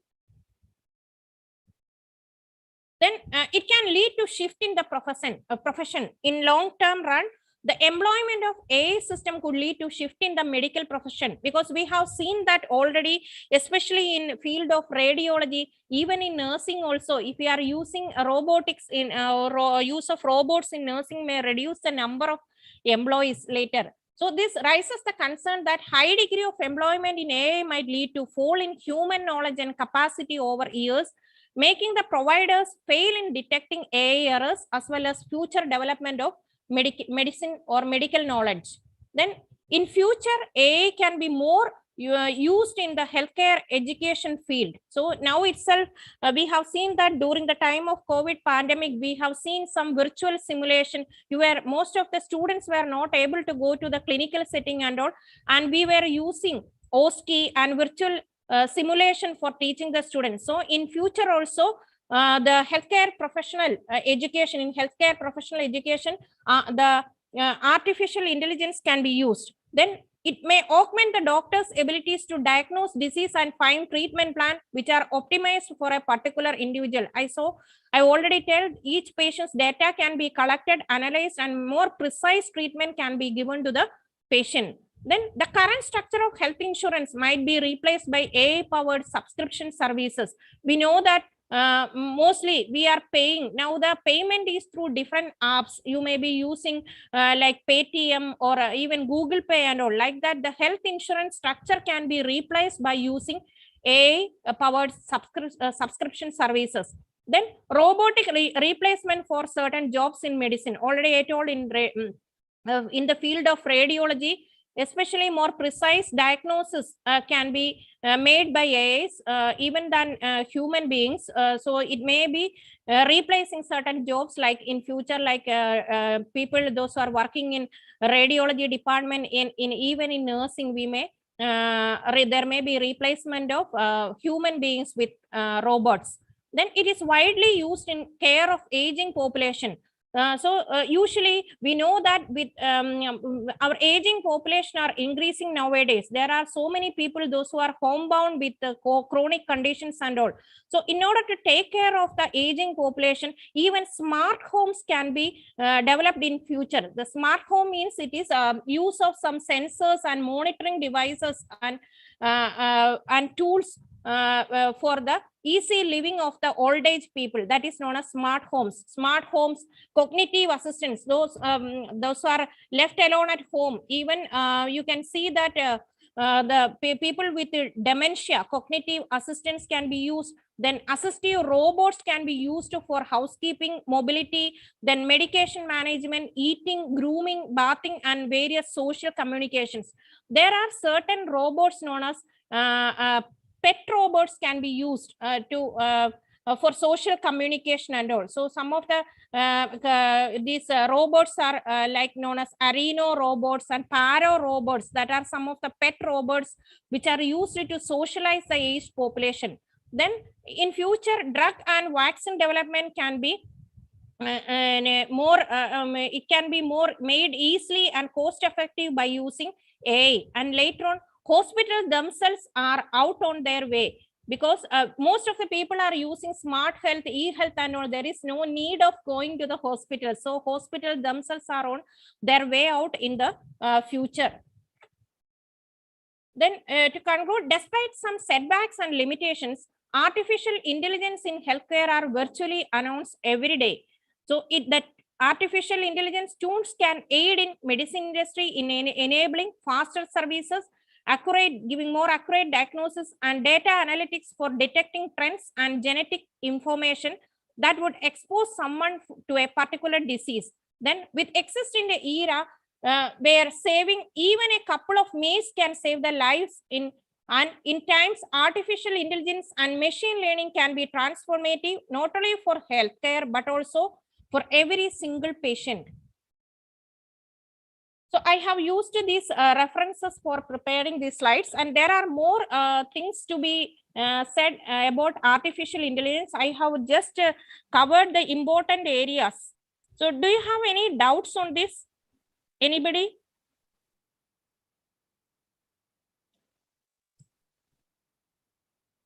Thank you, Shujala ma'am. I think there is no doubts from the participants.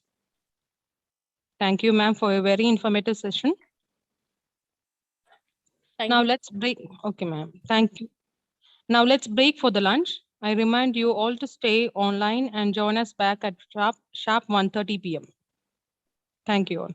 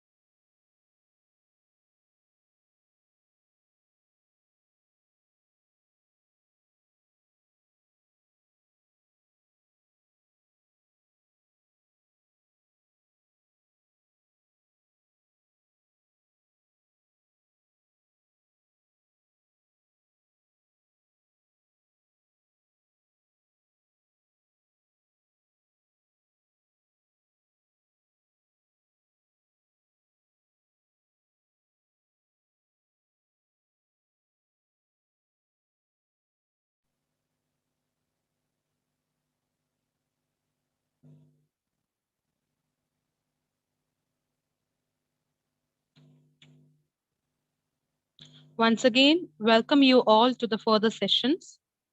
To update us more about nursing excellence and how to derive it, we have with us Dr. Jyoti Clara Michael. I request Dr. Shijala CH to introduce the dignified nurse leader, Dr. Jyoti Clara, to take over the session.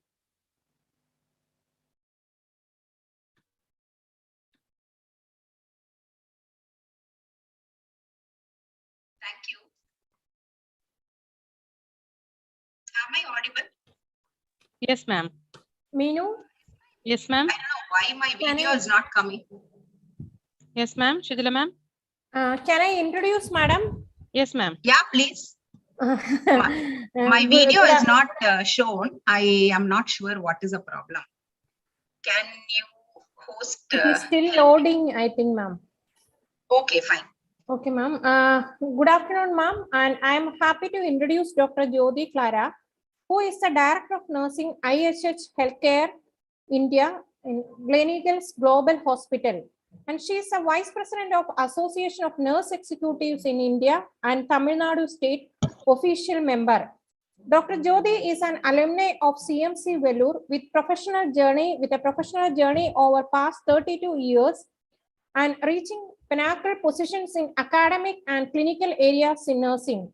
She has served in various capacities such as Assistant Dean for Clinical Affairs, Sultan Qaboos University, Oman, National Advisory Board for Research, Oman, Director, Nursing and Quality, Gleneagles Hospital Group, Chief Clinical Governance Officer, Coventry Corporate Office. And Dr. Jyoti has got many awards and honors to her credit, like Most Innovative Healthcare Leadership Award, then International Travel Award from Midwest Nursing Research Society, USA, Deanship Training from University of Wisconsin, USA, then ETAPI Research Award, USA Rotary Vocational Excellence Award, Best Nurse Award by Tamil Nadu MGR Medical University, etc. She is an assessor for NABH, NAC, and JCI. She is certified in ISQA Fellow, and she is an INC inspector and developed critical care nurse practitioner standards for INC. She is a PG guide, co-guide, and advisory member, and she has many publications in national and international journals. Especially her publication is in Nature, BME, then board member for British Journal of Nursing, UK and India, and she is a member of many professional bodies in India and abroad.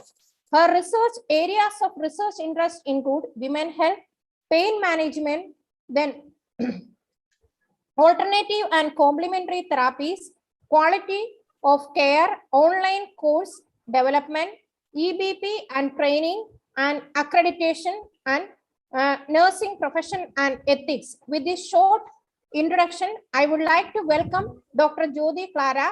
Over to you, ma'am. Thank you very much. Am I audible? Is my screen visible? Yes, ma'am, you're audible and the screen is visible, ma'am. Clear, ma'am. Thank you very much. First of all, I would like to thank Dr. Asma for having given me this opportunity to be with all of you next 45 minutes. I'm proud I'm a nurse and I'm speaking on this topic on nursing excellence, how to drive it. When we talk about excellence, excellence is always competing with self, not with others. When it comes to excellence of me, I have to check whether how and what I was in the last few years and what I'm today and what is that I'm going to be tomorrow. So that will help me to move forward. The moment you compete with others, either we will get a FOMO, like fear of left out, or probably we will feel we are the best.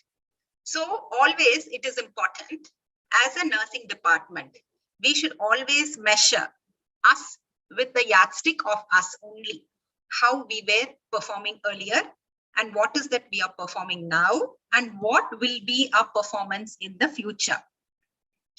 When it comes to nursing excellence, you must be understanding that nursing excellence is an assessment that comes for certification. First thing I would like to request each and every one of the participants today seated here, never ever prepare your nursing directorate or your nursing service just for nursing excellence preparation or certification. Keep doing quality. Let it be the USB and let it be a day-to-day activity. And if excellence or certification or accreditation comes in, that's fine. They can come anytime to assess us because our processes are in place, our practices are in place, and we are very clear what is our goal and the direction. So with this, I would like to take next 30 minutes to explain to you about what is the reason why we have taken this topic, how to drive it, and how do we exactly drive it. Let me give up a background as to where we are up to in nursing. Nursing was always considered to be a caring profession, but now we are moving into curing. And we are part of curing. We are clinicians in the clinical front. When we say clinicians, who all belong to clinician group? The doctors and the nurses, those who are practicing. I call myself as a clinician. I also claim myself as a business leader because I am in the administration. So as nurses, we are part of curing community. We have seen science has moved from palliative to curative. Earlier days, when a patient is chronically ill or when they are having a end stage disease processes, it is very difficult to say that they will live little longer. But now the curative component has come. Lot of regenerative studies have come. Lot of regenerative and salvaging processes have happened. So in this way, like we are having lot of facilities and lot of innovations for curative component in healthcare. So we see that we are also having longevity of life and people are having quality of living because of this change in the healthcare. Isolated versus participatory management in cardiovascular intervention and treatment. This is one example I want to give you. We have been always working in isolation, medical and nursing and paramedical team. But now it is all collaborative. We would say we have a cardiac nurse who is able to assess the cardiac failure, and she is called as cardiac failure nurse. We have a cardiac transplant nurse. We have nurses of different titles, those who are contributing towards cardiovascular intervention and treatment. So also in other specialties, we could see there is always no isolation, but we become more participatory. And why did I mention cardiovascular here is when a surgeon closes the final surgery in the cardiothoracic theater, the last question he asks the nurse is like, so shall we go ahead?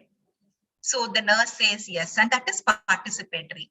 Many times when you're standing next to a doctor who's going into the central line insertion, jugular and all, like they insert the catheter, they give a look and an eye contact to the nurse who is assisting, and she says, you are right, you are in the right place. This is how we participate. When a doctor says shift the patient to ICU to ward, then immediately the nurse steps in and say, sir or doctor, I think the patient should stay back for 4 to 6 hours further so that the patient will be able to recover and meet the criteria for shifting to the ward. So we participate. I've just given an example of cardiovascular intervention here, but in all specialization. And that is how we have better results. And we are also able to see nurses are upskilling themselves. They are becoming more specialized and they are the most wanted professionals across globe.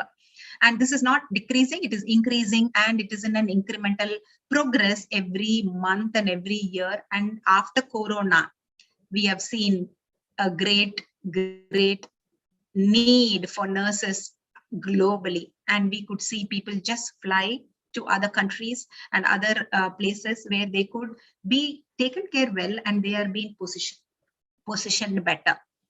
Having said that, it is not something called as like dependent or independent. We never do a dependent work at all in care.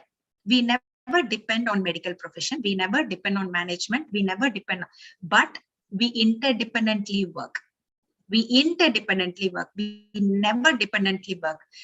Dependent working is somebody saying, do this and you do it.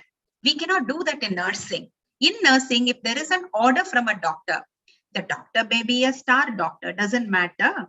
But if he writes a prescription, it is a responsibility of the nurse to check whether the prescription is right and whether the prescription is a appropriate prescription for the patient, the weight of the patient, the age of the patient, the disease condition of the patient.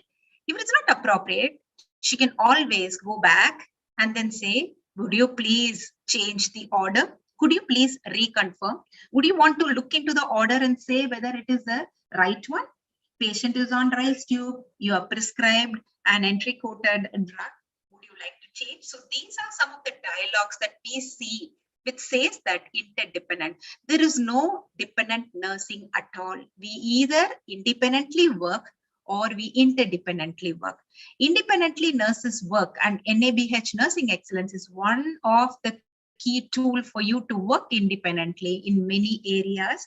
And that is how we promote a cure culture. Leading and advancing healthcare. Nurses lead and advance healthcare. There are a lot of examples. We have like Gracie Matai ma'am was with you. Now she is leading healthcare in some other organization. She was doing it here. There are leaders like many leaders who are leading the healthcare. Your principal, your nursing head, your senior leaders in MIMS are the people who are leading healthcare, and they are contributing towards. And that is how the healthcare is advancing. And beginning of nursing excellence, I just wanted to give you a history about the beginning of nursing excellence in India. I would recollect, like when I returned back after the position that I was holding with Dr. Asma Bibi there in Sultan Qaboos University, I found that there is something that is lacking for nursing. So our hospital, Global, when they went for NABH accreditation, we got certified in 6-8 months. And once we got certified, when we had the senior, because it was in the beginning, so we get to see our CEOs, everybody coming down from NABH and offering us the certificate in person. It will be a great program that way. So when it came, Dr. Giridhar Gyani, I just asked, like, why not for nursing? Why only for medical professional you are giving importance? Nurses should also come forward. We should have something for nurses similar to magnet status. And you will not believe, there are many leaders like Madam Abati Kupan, and we had Daisy, and we had Elizabeth, so many leaders, and Gracie ma'am, all of them joined hands. Actually, Dr. Karanjekar was there that time as a CEO for us. And then we invited 11 top nursing leaders and we formed the first core committee and we applied the magnet status together. And then we formulated which is the standards for nursing excellence. But it was lying low until 2014. And then 2014, the life was given to it. I think that time it was Gracie Matai ma'am who was in the technical committee. And then they brought in, and then the entire document that was prepared and forwarded to them was reviewed. And then we all met once, and then we again formalized it, and then it was launched. In 2021-22, currently, I am in the technical committee of NABH. Apart from that, we are all again working as a team for revising the second edition. So this is how like the journey began, and we never thought that it would happen unless the first step of one question comes from some of us. So please ask a question, why not nursing and why not for nursing? So NABH, when I would like to quote some information from NABH, this is if you want to know about nursing excellence, just go back to this website. It talks about like why we need to go for nursing excellence, what is the reason, and it very clearly says NABH is a quality body. It says very clearly nursing profession is a cornerstone of any quality related programs in healthcare. When you see nursing excellence or any accreditation program, maybe JCI or NABH, when they come in, the best contribution comes from the nursing department, the leaders and the nurses. It is unanimous across all institutions. They gave their heart and soul and they contribute a lot. Nursing is a larger population in any institution, and that is an advantage for us to claim that we own majority of the success and we owe to it. And something interesting there in my slide, can you see like 1920 April 2015? I would say that I was proud to come to Malabar Institute of Medical Sciences to be an assessor. And that was my first assessment for nursing excellence. It was 2 days exciting assessment with Beenama. Beenama was my co-assessor and we both came down and we stayed. It was really a great experience. I could say the principles that you follow related to quality was amazing. I was able to appreciate many good things apart from identifying areas of improvement. Now, why do you have to have nursing excellence? The benefits: stimulates continuous quality improvement, safe, effective, competent, and ethical nursing care. It regulates and guides and promotes professional nursing practice, raises community confidence, because community believes, okay, when they go for nursing excellence, the nurses are safer in this hospital. Guidelines to nursing administrators and supervisors for supporting and facilitating nursing care, and opportunity to healthcare unit to benchmark. See, once you keep collecting data, at one point of time, you can benchmark yourself. And you can say, for example, in our institution, when we see what is the success of the transplant, we found that the transplant success rate of ours is even higher to the benchmark internationally given, which is very surprising, but it is a truth and it is a fact. Now, how did we reach there? It is all because of the quality effort that is put in. So likewise, you can actually benchmark it. So once you collect data, you go through it for a few cycles, then you can benchmark it. Now, what are some of the pillars of nursing excellence? What you should consider? Now, how do you go about? You have to think of transformational leadership, meaning we will discuss about it. Like when you say transformational leadership, where is your CNO position? Where is your nursing head position? Is she having power to in the boardroom? Are they able to hear her voice? Her voice is voice of the nurses in the hospital. So she has to be positioned rightly in the organization. The organogram should be very clear. She should be on second on line from top. So she cannot be pushed to third or fourth. And she cannot be a department of another department. No. Nursing is a department of itself. We always work parallel with medical department. Nursing, when you say a train that runs on the rail track, if there are two tracks, right? It's one track is medicine, the other track is nursing. With these two tracks, the train of healthcare moves forward. That is how, like, you have to, and transformation leadership does not exist with, oh, we have done this in the past, so let us continue. No, it keeps revising. That's why nursing excellence says you have to revise your policy annually. You have to revise your protocol, your manual, everything should be revised annually. Your training PPTs, your training material, everything should be revised periodically. Structured nursing empowerment is very, very important. What is the structured nursing empowerment?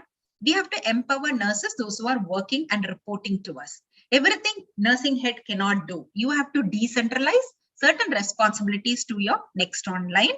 And if at all there is a in charge in the cardiothoracic unit, or if there is an in charge in the medical ICU, give them the empowerment.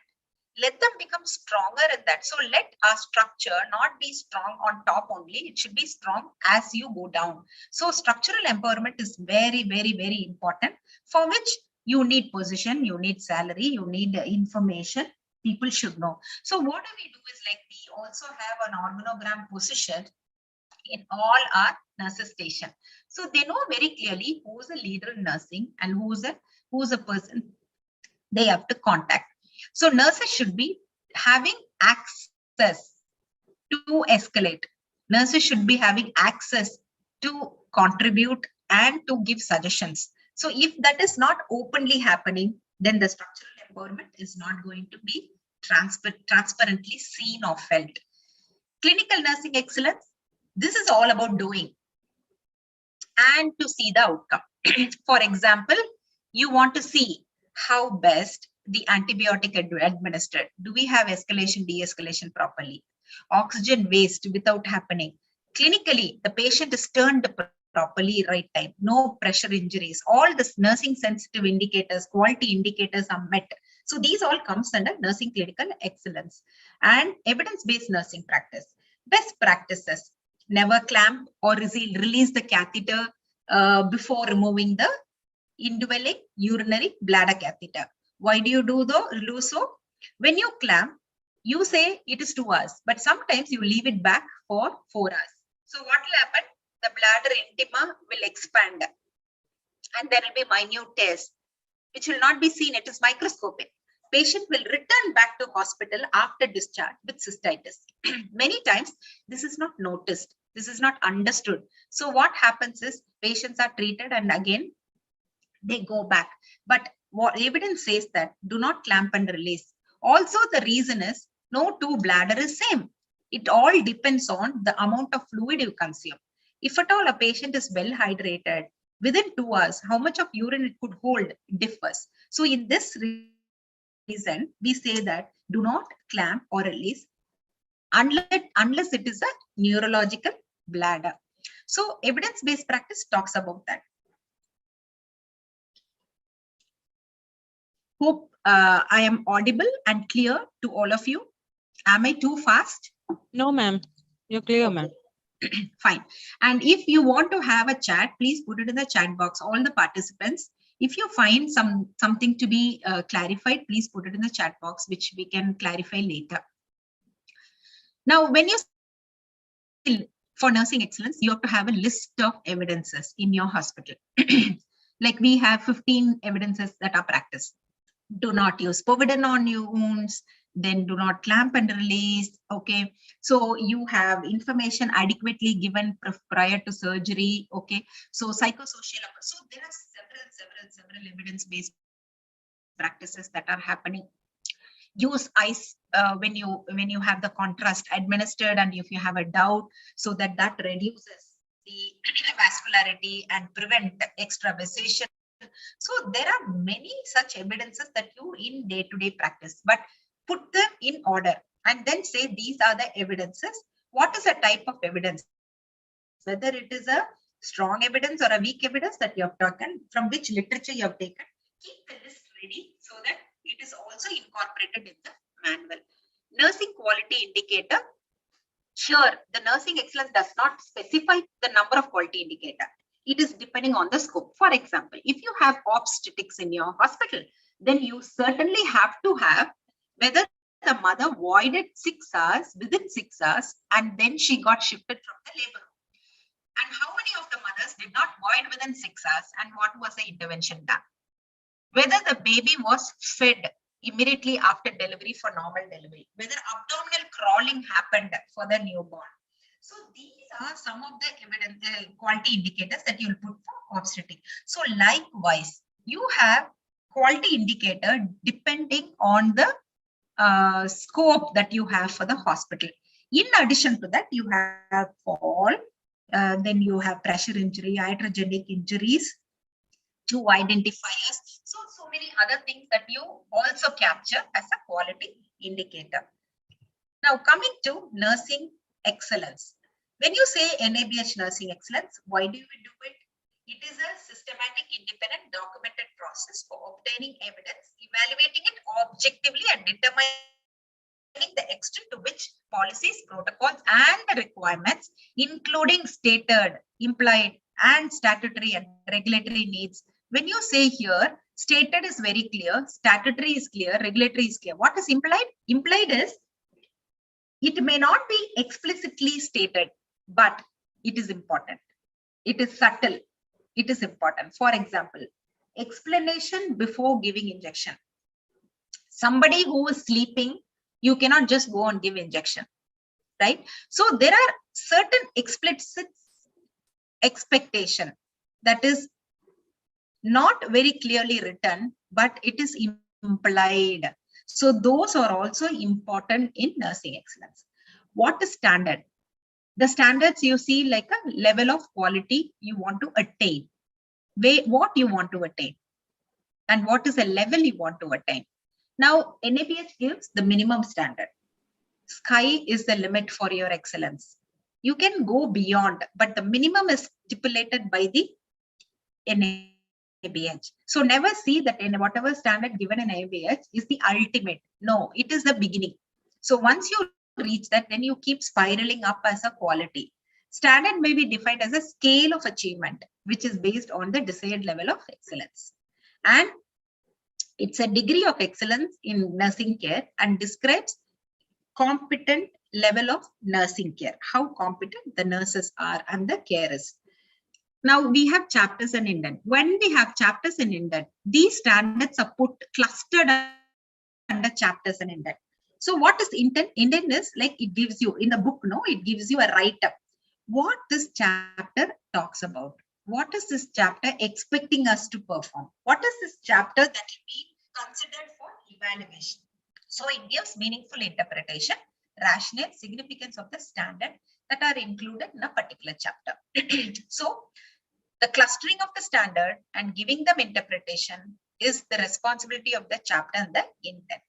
Now, once the chapter is defined, clustered, standards are clustered, then you have the objective element. What is objective element? We measure it. When we measure it according to the different element that is given there. Under NRM, you will have something called as a CNO should have a qualified, should be qualified. They should have a proper years of experience, number of years of experience. Then she should be positioned in the organogram, right? So these are the measuring components under the standards, which is called as an element. So it is acceptable compliance with objective elements determine overall compliance with the standard. So if suppose in one standard you have 5 objective elements, okay, maybe in first chapter you have this, you take standard 2. Under standard 2 you have few objective elements. So what will you do is you have to see that these elements are complied to. So then if all the elements are met, then you will come to say that you are meeting the standard. We have 7 standards, 7 chapters, 48 standards and 216 objective elements. This will differ in the, this is in the first NABH NE excellence.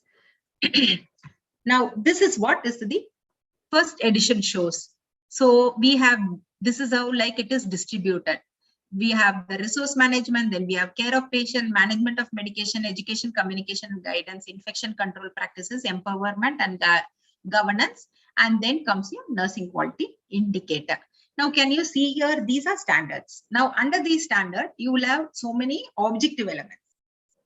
So if we meet all the objective elements, then if you are meeting all the objective elements, then we are meeting all 9 standards. Then if you are meeting all 9 standards, the entire chapter is being met and complied to. This is how for NCP, it will be this. This is how for MOM, and this is how for education, communication and guidance, infection control practices, empowerment and governance, nursing quality indicator. Now, coming to the main aspect, how do we prepare? What is important? It is important that we understand this is the structure. So this I developed with my own interest when I was working for the hospital for nursing excellence. Actually, I had started working for nursing excellence from 2011 onwards, 10 onwards. And then in the year 2012, I underwent the NABH accreditation course, and then I was certified assessor. But this model was prepared before that. And first thing is learning, and then is application, and then I got certified. So that was a clean, clear process for me to excel and understand the process of accreditation and certification. In this model, I have put input, throughput, and output. What is input? The structural empowerment, transformational leadership, vision, mission, values, and objectives of not only organization, nursing must have vision, mission, and objectives, nursing department, because with the vision and mission and objectives only we move forward. This should be aligned with the organization's mission, vision, and objectives. Core values can be taken from the organization, but it can be translated to nursing related. For example, if you say empathy as a core value of the organization, we should define what empathy means to nursing. And then we will split it up into simple component called as what empathy means to a OPD nurse, what empathy means to a end of life care nurse, what empathy means to an ICU nurse. So that's how you incorporate values into practice. Then comes your philosophy and service excellence goals. So when I say philosophy, philosophy is what we believe, right? So what I believe, what my nurses believe. And we cannot prepare a philosophy just by ourselves. We have to involve everyone. So in our organization also, you could see, the first slide. When I put the first slide, you could see something put there down. There, here, professionalism, expertise, and advocacy. This is our philosophy. So these three are the tenets of our philosophy. So we have to see what is our philosophy for nursing in our organization. So when we think the philosophy for your organization is very clear, it has to be rolled out. Rolling out should be from top down. Like I had rolled out the philosophy development is involving everybody from down up. But once it is developed, rolling out, interpreting it is from top down. So the nursing director will be giving it to the next leadership team. The next leadership team will be giving to the senior leaders, and then it comes to the nurses at the bedside. So once you do it, you should have a measure. You have to see how you convert philosophy. Philosophy is very abstract, but you have to convert it into concrete statements, and then you have to measure it. And when you measure, you will know these are the values that our nurses can own it, and they are demonstrating it. So some of the philosophical statements can be attitudinal mostly, but it can be measured by behaviors. Like for example, non-negotiable behavior. A nurse cannot be rude. A nurse cannot be showing a frowning face to a patient. So these are all philosophical demonstration. And greeting patient, meeting patient. So these are all philosophical tenets that you see in reality. And if you don't allow a nurse to learn in an organization, if you don't conduct a CNE, then again it is reflecting philosophy, because philosophical tenet says that expertise is important, and for expertise, training is important, exposure is important, and you have to provide time. It should be a learning environment. So all these are reflected in the philosophy. Now, what is the benefit of the entire framework as an outcome? We'll come to the outcome, then we'll come to the throughput. What is the outcome? Finally, what do you do when you are able to apply this framework? Care quality will improve, safety and lean cost. In fact, why lean cost? Because whenever the attitudinal component is involved, there is a leaning cost. Wherever there is a learning and scientific application, there is leaning a cost. You lean waste. And nursing care standardization will happen. If you take across hospital, you must be having 1,000-bedded hospital or 500-bedded hospital, and you may be having maybe 30, 40 nurses station. When you go across, you will find everybody doing temperature checking same way, blood pressure checking same way, medication administration, they will not be different. Suppose the patient is transferred to different units, then find everybody doing the same way. Methodology is same. Like we talk about Domino's, no? When we say talk about Domino's, the way they pack, way they wrap, way they put things, and way they offer is same. Whether it is done in UK, US, India, or any place. So there is standard. So the same standard, we are able to do it because of such application of framework and nursing excellence. Patient satisfaction and RN job side. Always we measure patient satisfaction, but it's important to correlate with the nurses satisfaction. If you find a 20-bedded ward, the nurses, there are closer to 20, 22 nurses in that ward. So then what do? You measure the satisfaction of the nurses and you measure the satisfaction of the patient there. Correlate it. If the nurse's satisfaction is higher to patient satisfaction, it is not good. If the patient satisfaction is higher to nurse's satisfaction, it's not good. It should correlate to something closer. It should be. Then that is the right kind. Why do I say this? Is because when you have a very happy patient and the nurses are not happy, it means that nurses are pressured to provide care. With pressure, they are providing good quality care. But this will not long last. Nurses will go into burnout. When they go into burnout, what will happen is their performance will go slow and it will not yield the results. And it will not no more fun working in that particular unit. If the nurses are happy and the patients are not happy, maybe there is a rain-free administration. Nobody is bothering. Leadership is not rightly monitoring. Maybe nurses are neglecting. Maybe nurses are not up to they're not demonstrating philosophy or objective vision of the organization at the down level. So probably our training is not happening. So many errors are happening. So we have to see, or sometimes it will be like nursing ratio. It will not be problem with the nurses. It's problem with the ratio. Sometimes you give less number of nurses to that unit, and however nurses do, patient satisfaction will not improve because the nurse-patient ratio is very thin and it is not adequate. Error reporting and reducing. Here, the nurses, once you apply this framework, nurses will become transparent. During nursing excellence, as you take the nursing excellence forward, they become more transparent. How do they become more transparent? You will encourage people to report. So, reporting error, you need courage, or hiding, you need courage. If I ask you to put the answer in the chat box, you will always put reporting error is requiring courage. Yes. So to be bold is to report. If you're brave, you will report errors because you are interested in patient life. Anybody can do error, but the second error cannot happen. What is the second error? Hiding the first error. So hiding the first error cannot happen. So I always tell my freshman nurses, I would not say you cannot do mistakes, but don't do mistakes knowingly. Keep yourself conscious so that your mistakes are lesser. And once you come to know that there is a mistake that has happened, please escalate immediately so that the patient can be saved. I'll give you an example.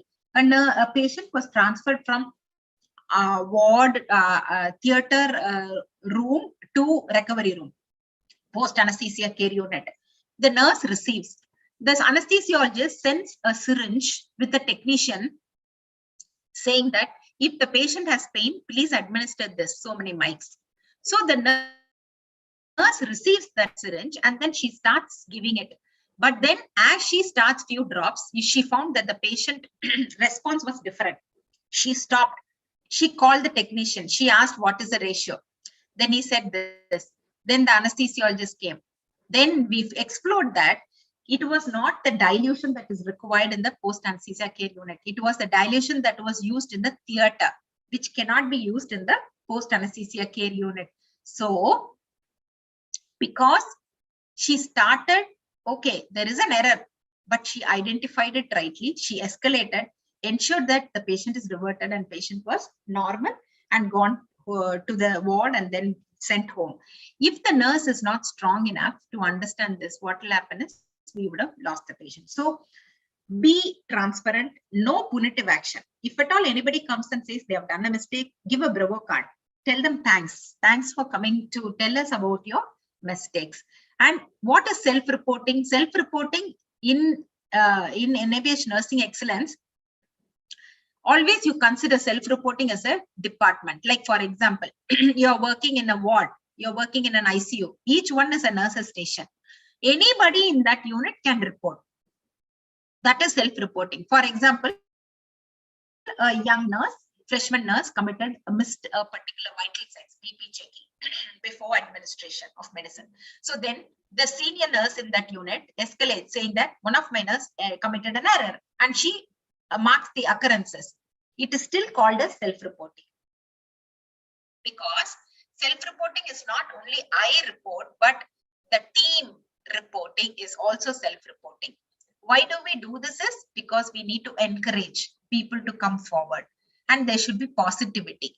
There should not be any fear because it is important for us. None of the nurses think that today I'll commit 2 error, I will kill 1 patient. Nobody prays and comes, right? We always say that we want it to be safe. After duty also, we don't want any calls. People should not call us and tell us that, okay, you have not documented this, you have not done this. So all these are being taken care when you are closer to error reporting and error prevention culture building. Now, coming to the throughput.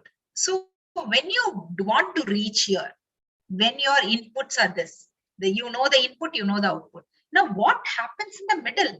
That is what is a cyclic pattern. Like lot of PDCS, multiple PDCS happen, Plan, Do, Check, Act. Lot of improvements happen. Okay, so here you have lot of quality audits happening. So what do? First of all, we have to identify standards. So first step is you have to be thorough with the nursing excellence standards, objective elements, interpretation of it. Then what you have to do is you have to compare it with what we have. So that is a first gap exploring. So then after that, you categorize the gaps, identify relevant gaps, put them as a measures and metric. And then when you see that, you will understand something is missing in SOP. So then what you go back to the SOP, and then you see, you will not believe there was such things happening in our institution. One example I would like to give you. Patient coming, there were 7 patients who had extravasation when they were given contrast in the CT room. So what happened was, we found that there was something missing in the SOP. What was missing? It was not prescribed. What should a nurse do, or what should the team do? The nurse, the technician, and the other team should do when a patient has the, when the nurse or the staff has got a doubt that the patient has got extravasation.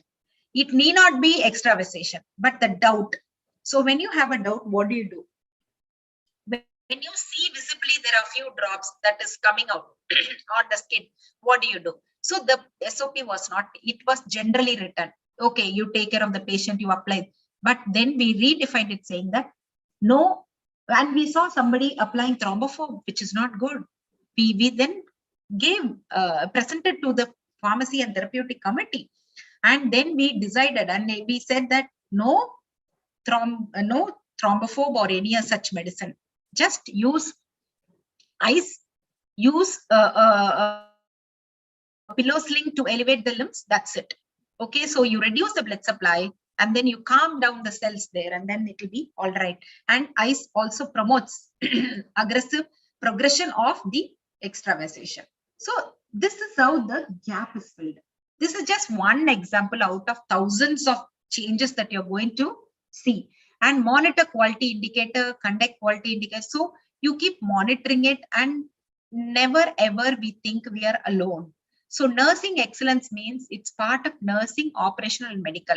So when you have a core committee formed for nursing excellence preparation, invite your pharmacy manager, invite your operation head, invite the facility related person. So you have to have one meeting with them. Very important. And you should tell very clearly, for laundry, what is that beyond nursing you require? For biomedical equipment, what is that you require? Biomedical waste, what is that you require? And they have to take process ownership to support nursing excellence exhibition. So this has to be clearly put. If you say only nursing and the nursing team works, you will not get help from them. You will become exhausted, burnt out, and you will not enjoy the nursing excellence journey. So always we call it as a trio team concept. So bring in people into the system, into the plan, so that you will be able to have medical, bring in DMO, one DMO, involve all the HODs of various specialty areas. What is under nursing, but when it is coming to ICU and other area, you have nursing head, you also have somebody as a medical head, right? Senior professional. So bring them all. If it is ER physician is important to be involved. Otherwise, we will not be able to progress forward in excellence. And phlebotomy related work nurses too. So you have to involve lab. It is important, biochemistry lab. We need to have some of the validation done there. So that is one committee, core committee. Then you should have internal to nursing one core committee, which is called as a championing committee. So this championing committee will work towards championing each of the chapter and ensuring everybody is competent on the compliance of these chapters. When you say internal to nursing, you have three categories of internal nursing team. One is nursing administrators, all the senior supervisors and assistant CNOs, assistant superintendent, or maybe assistant director, deputy director, and the nursing director, all of them come as a nursing admin. It's a small group of team. And then comes your nursing mid-level managers, all your supervisors, the next level supervisors of individual unit or department or in charges. All of them come under this. Then comes your nurses at the bedside. Now, we have to have more focus on the middle-level people so that they are able to translate it to the nurses. Now, you must be seeing, because you are an educational institution, you will understand the verbs that are mentioned here. Transform, motivate, facilitate, evaluate, support, decide, directly. So all these are significant for nursing administrators more when compared to nurses. But whereas update, comply, sustain, perform, innovate. So these are some of the things that is very much required for the nurses, those who are working in the those who are working in the bedside. They innovate, they participate, they self-assess. So these are all important. Now the mid-level nursing manager balances between the top and the bottom, and they translate. So the entire pressure and the delight is staying at the mid-level nurse manager. They have to role model, they have to participate, they have to engage. So once you do that, what will happen is you will be having a quality improvement happening. So then what will happen? You will be able to balance cost, quality, safety. Patient will be happy, nurses will be happy. There will be clear benchmarking improvement. So you will raise the bar of quality indicator to reach higher level of excellence when it goes spiral, cycling one around after the other. And then comes after few cycles, you will benchmark. You will say that patient fall is 0.2, but we never had fall. So reduce the benchmark. You can even improve it and then keep it. So this is how you do the nursing excellence journey, and that will give you the result. Now, when you see here, these are the three things that you will focus. And what is for your institution? Suppose MIMS is preparing, you should know what is the structural empowerment means to you, what is the transformation. So everything should be very clearly described. And when you do this, what will happen is nursing excellence continuum starts. So initial to higher level. Probably this time you will be at one level, next time. It's not the gap or the NCs that you get. Oh, I got only 5 NCs. Doesn't matter. Self-assessment is more important than the assessor's feedback, because assessor's feedback is a sampling exercise. But when you do self-assessment, it is a 360-degree deep dive. So we have to understand that.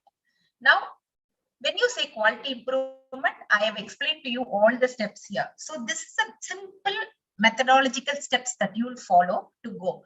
This has to be done for every single activity, every single component, every single individual, those who are involved in quality areas.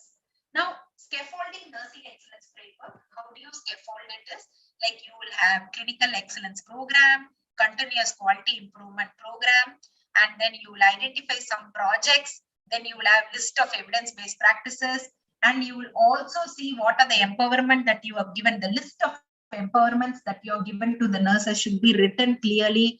And how do you promote ethical culture should be very transparently written as a policy. Philosophy, service excellence, I've explained enough. Quantum and quantic transformational leadership. What is the role and how the leadership is?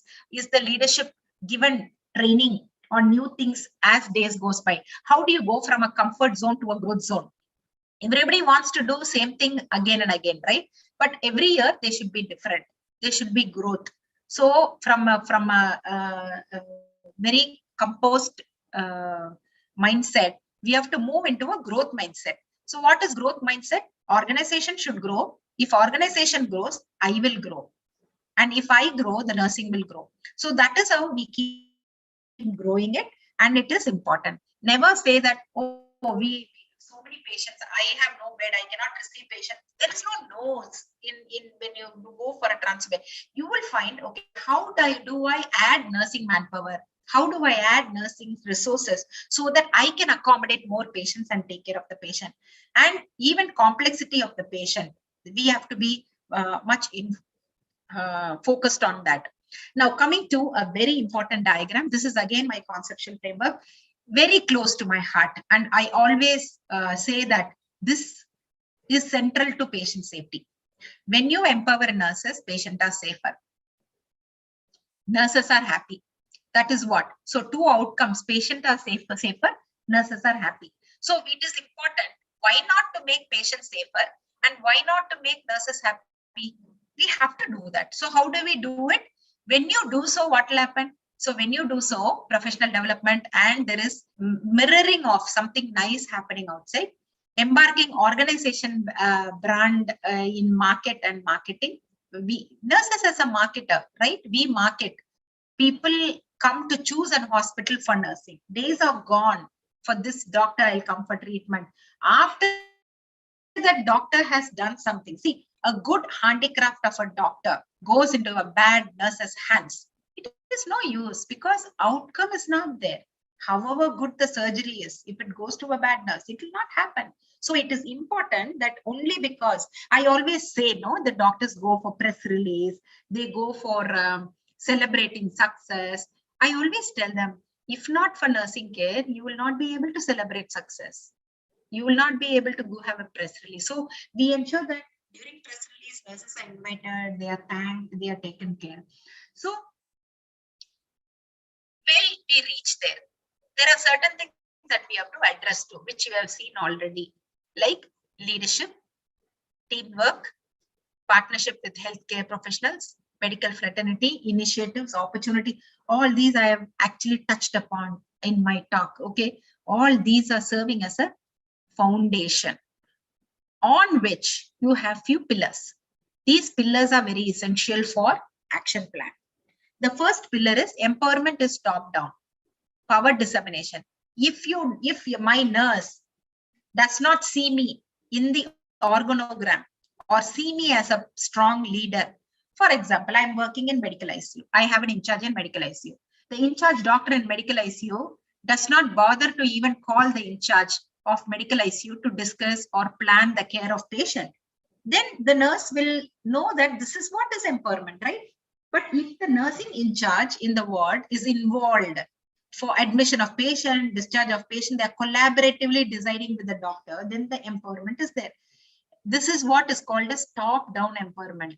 Then empowerment dissemination is a down-pull approach. You have to pull people.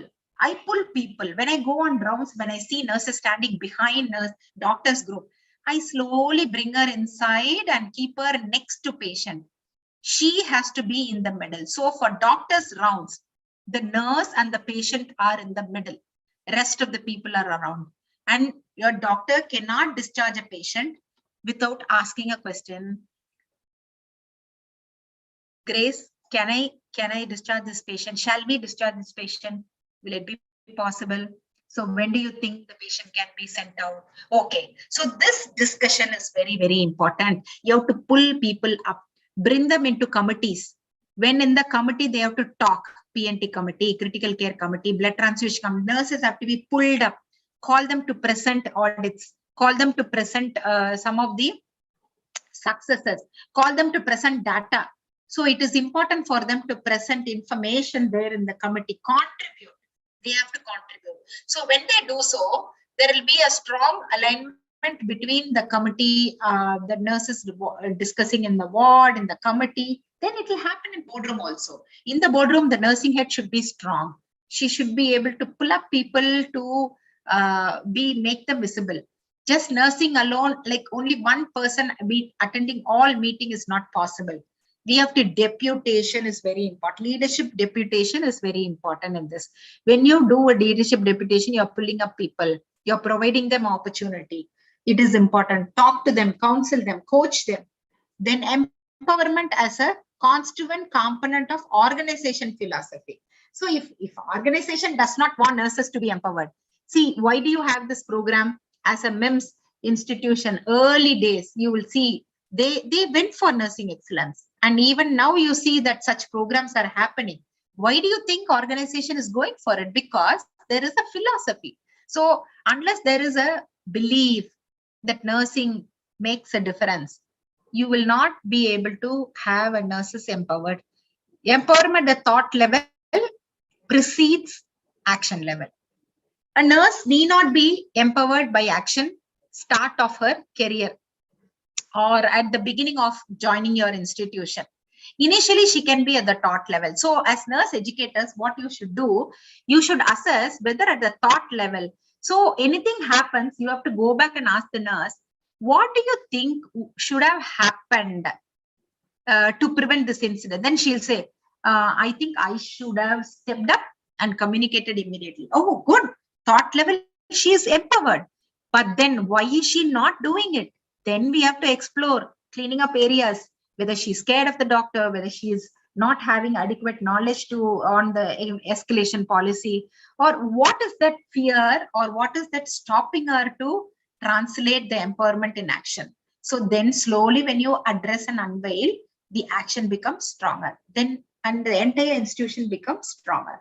Empowerment once you promote empowerment, it is difficult to say stop.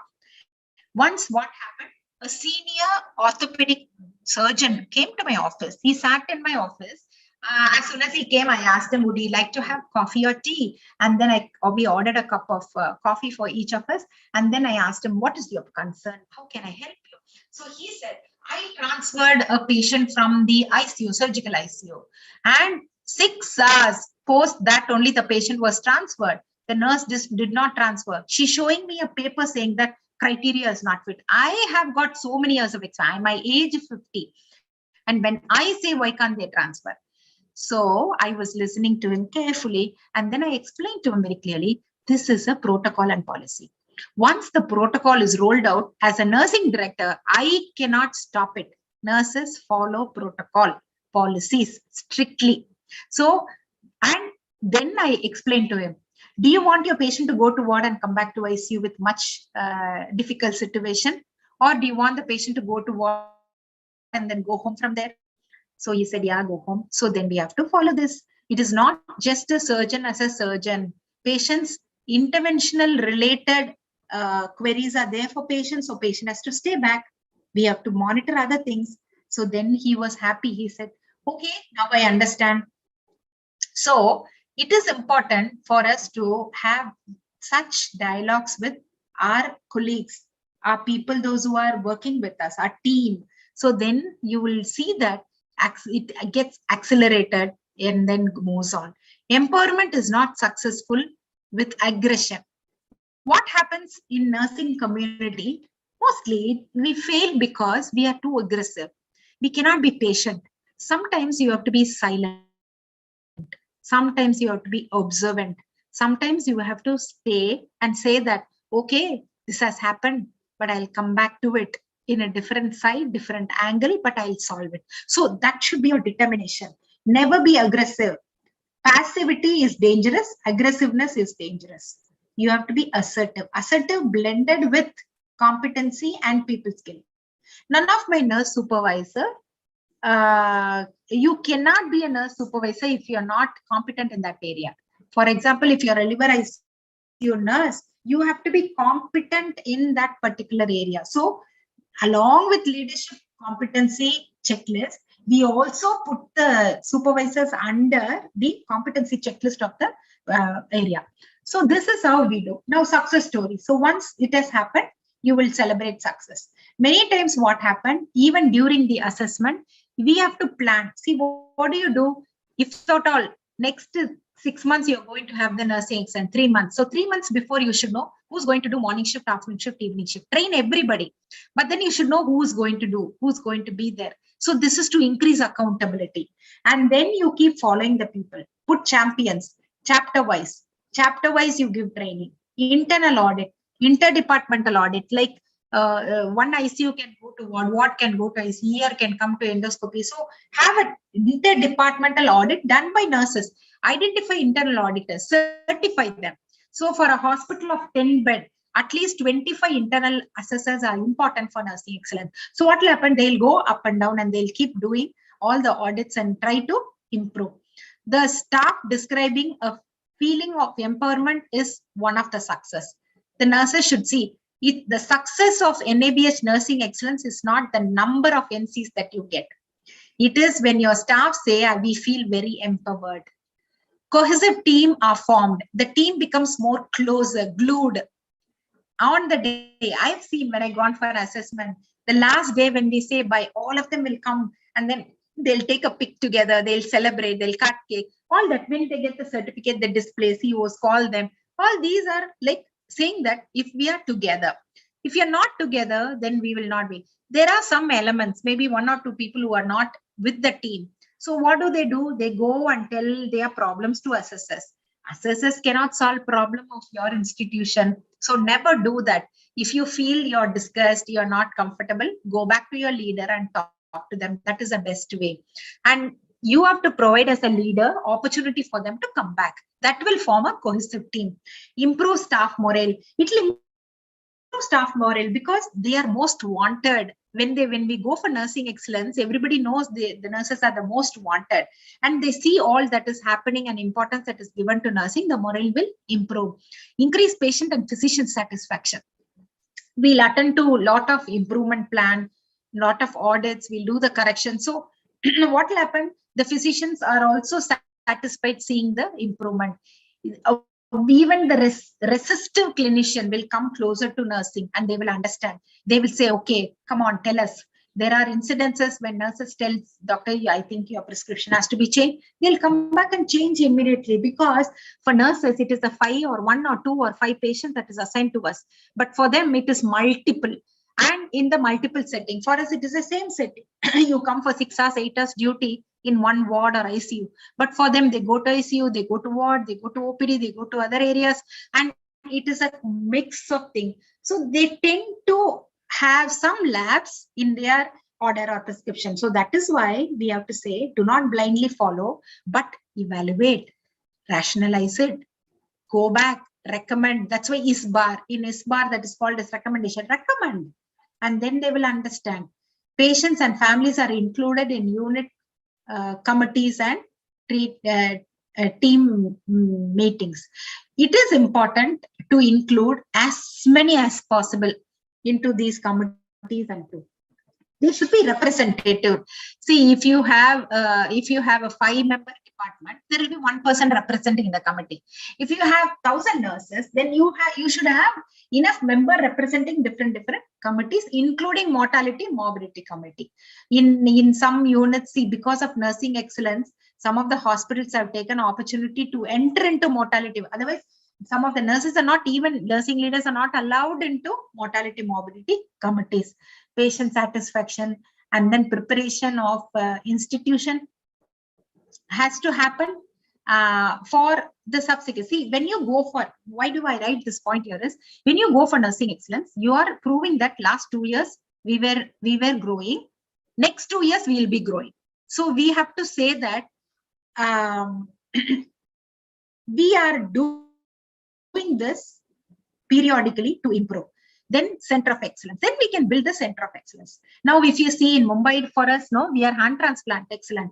We are center of excellence for hand transplant, because we know every single hand transplant coming to us is a success. And patients are groomed, rehabilitated, and taken well. So there is center of excellence for oncology, center of excellence for oncology nursing. So we have to build center of excellence for nursing. So in our institution also, we have got 6 centers of excellence in nursing across group. So we have to build center of nursing excellence, not just the clinical excellence. Clinical excellence is different, but it matters. The number matters, the clinical involvement matters, the clinical program matters. But nursing excellence is something that will purely depend upon the nursing. The workplace can be a positive, curable, and not a mind blending and spirit sharing one. So you have to see that the crucible possibility that we have to have a positive mind to involve. And many times what happened during assessment, only the CNO and the few people get exposed to the meetings and other things. Try to involve as many possible. If you have 2 days, put few people in the front, bring some youngsters, team leaders. Some of the senior nurses also can join. So that is how you promote them. You give them opportunity and then to allow them to see. So they'll be very happy what is happening. In the CNE, the success have to be shared in CNE, small groups. Everybody should be involved in the success. It's just not the cream of 2-3 people in the nursing they are called and they are celebrating the success. And future ahead of nursing expected from each one of us is, it is for us to explore, no? So you have to get involved, participate and act. Everybody should participate. Don't wait for invitation. It is your organization. Just go back to your CNO and ask, what can I do? This is my talent. How can I help? Can I bring in, can I arrange dressing trolley this way? It looks better. I have read in one of the literature this way. Can I implement this with my team? So we have to get involved. Keep the generation strong. Very, very important. What will happen is senior nurses, sometimes even scrub nurses don't allow the younger nurses to scrub. But we have broken that chain in our institution. I'm sure it's happening in your institution also. So allow younger nurses to come in the front. Allow them to work with you. Never say you're too young to learn this. No nurse is too young to learn this. Every nurse joining institution is a nursing officer. She is finishing, unlike medicine. And medicine, at least you practice after you get your credentials. But we practice while we are in nursing. So it is important for us to recognize them right from the start. Never restrict. Never restrict. If you restrict, you cannot have a stronger generation in your organization. If you don't have a stronger generation, you have to bring in leaders from outside. Stop bringing leaders from outside. You should generate leaders from inside. It's important. Sit back, relish the past, cherish the present, and nourish the future.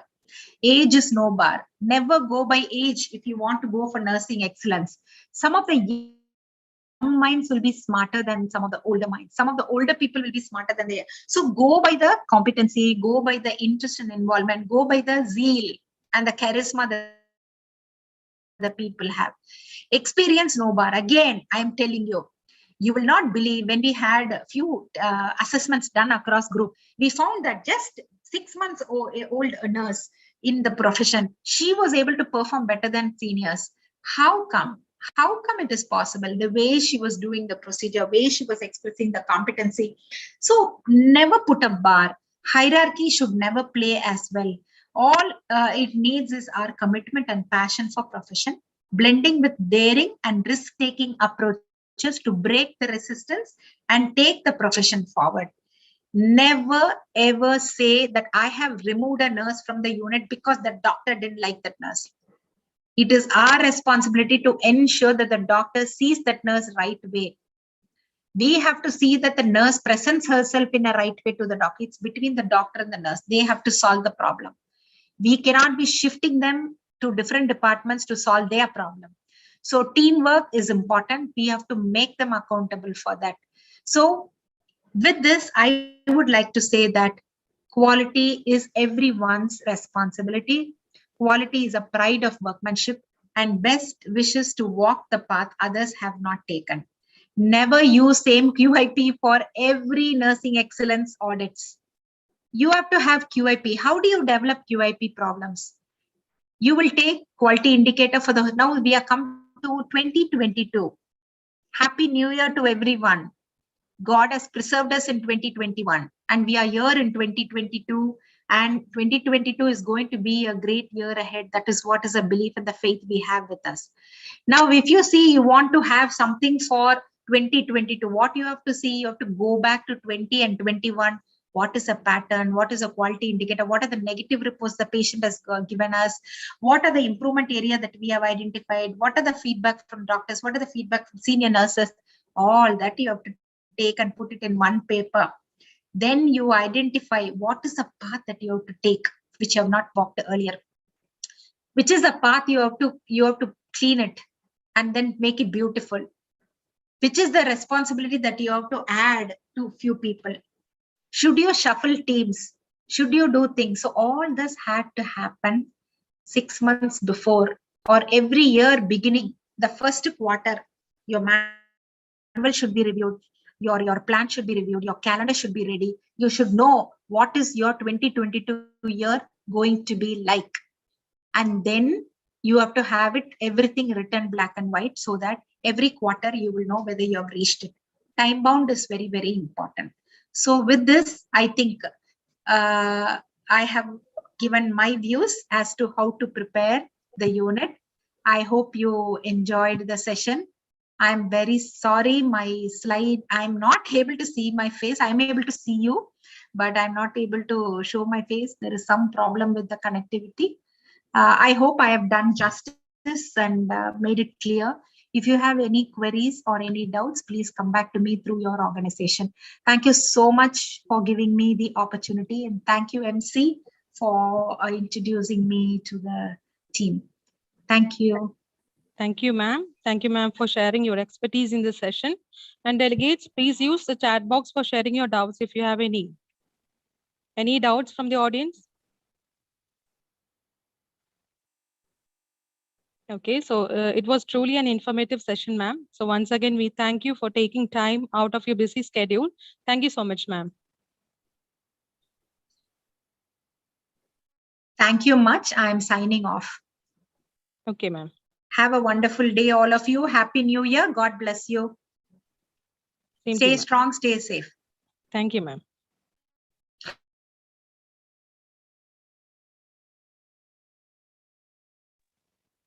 Thus, we have come to the end of the scientific sessions. We request all the delegates to please fill the posters forms and mark your valuable feedback on the sessions dealt in this conference.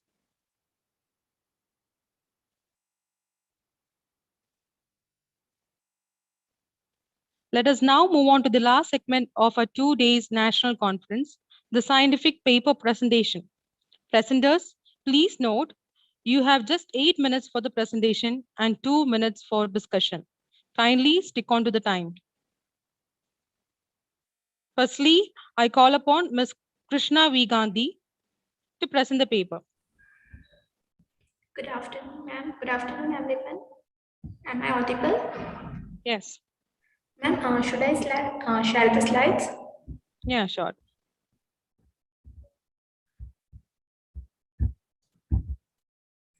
My slides are visible? Yes, Krishna. Thank you, ma'am. So hereby, myself Krishna Gandhi from Gitanjali College of Nursing, Udaipur, Rajasthan. I will be presenting the scientific paper presentation on the statement of the problem, a study to assess the level of knowledge and preoperative anxiety among patients. I'm sorry, wait a minute.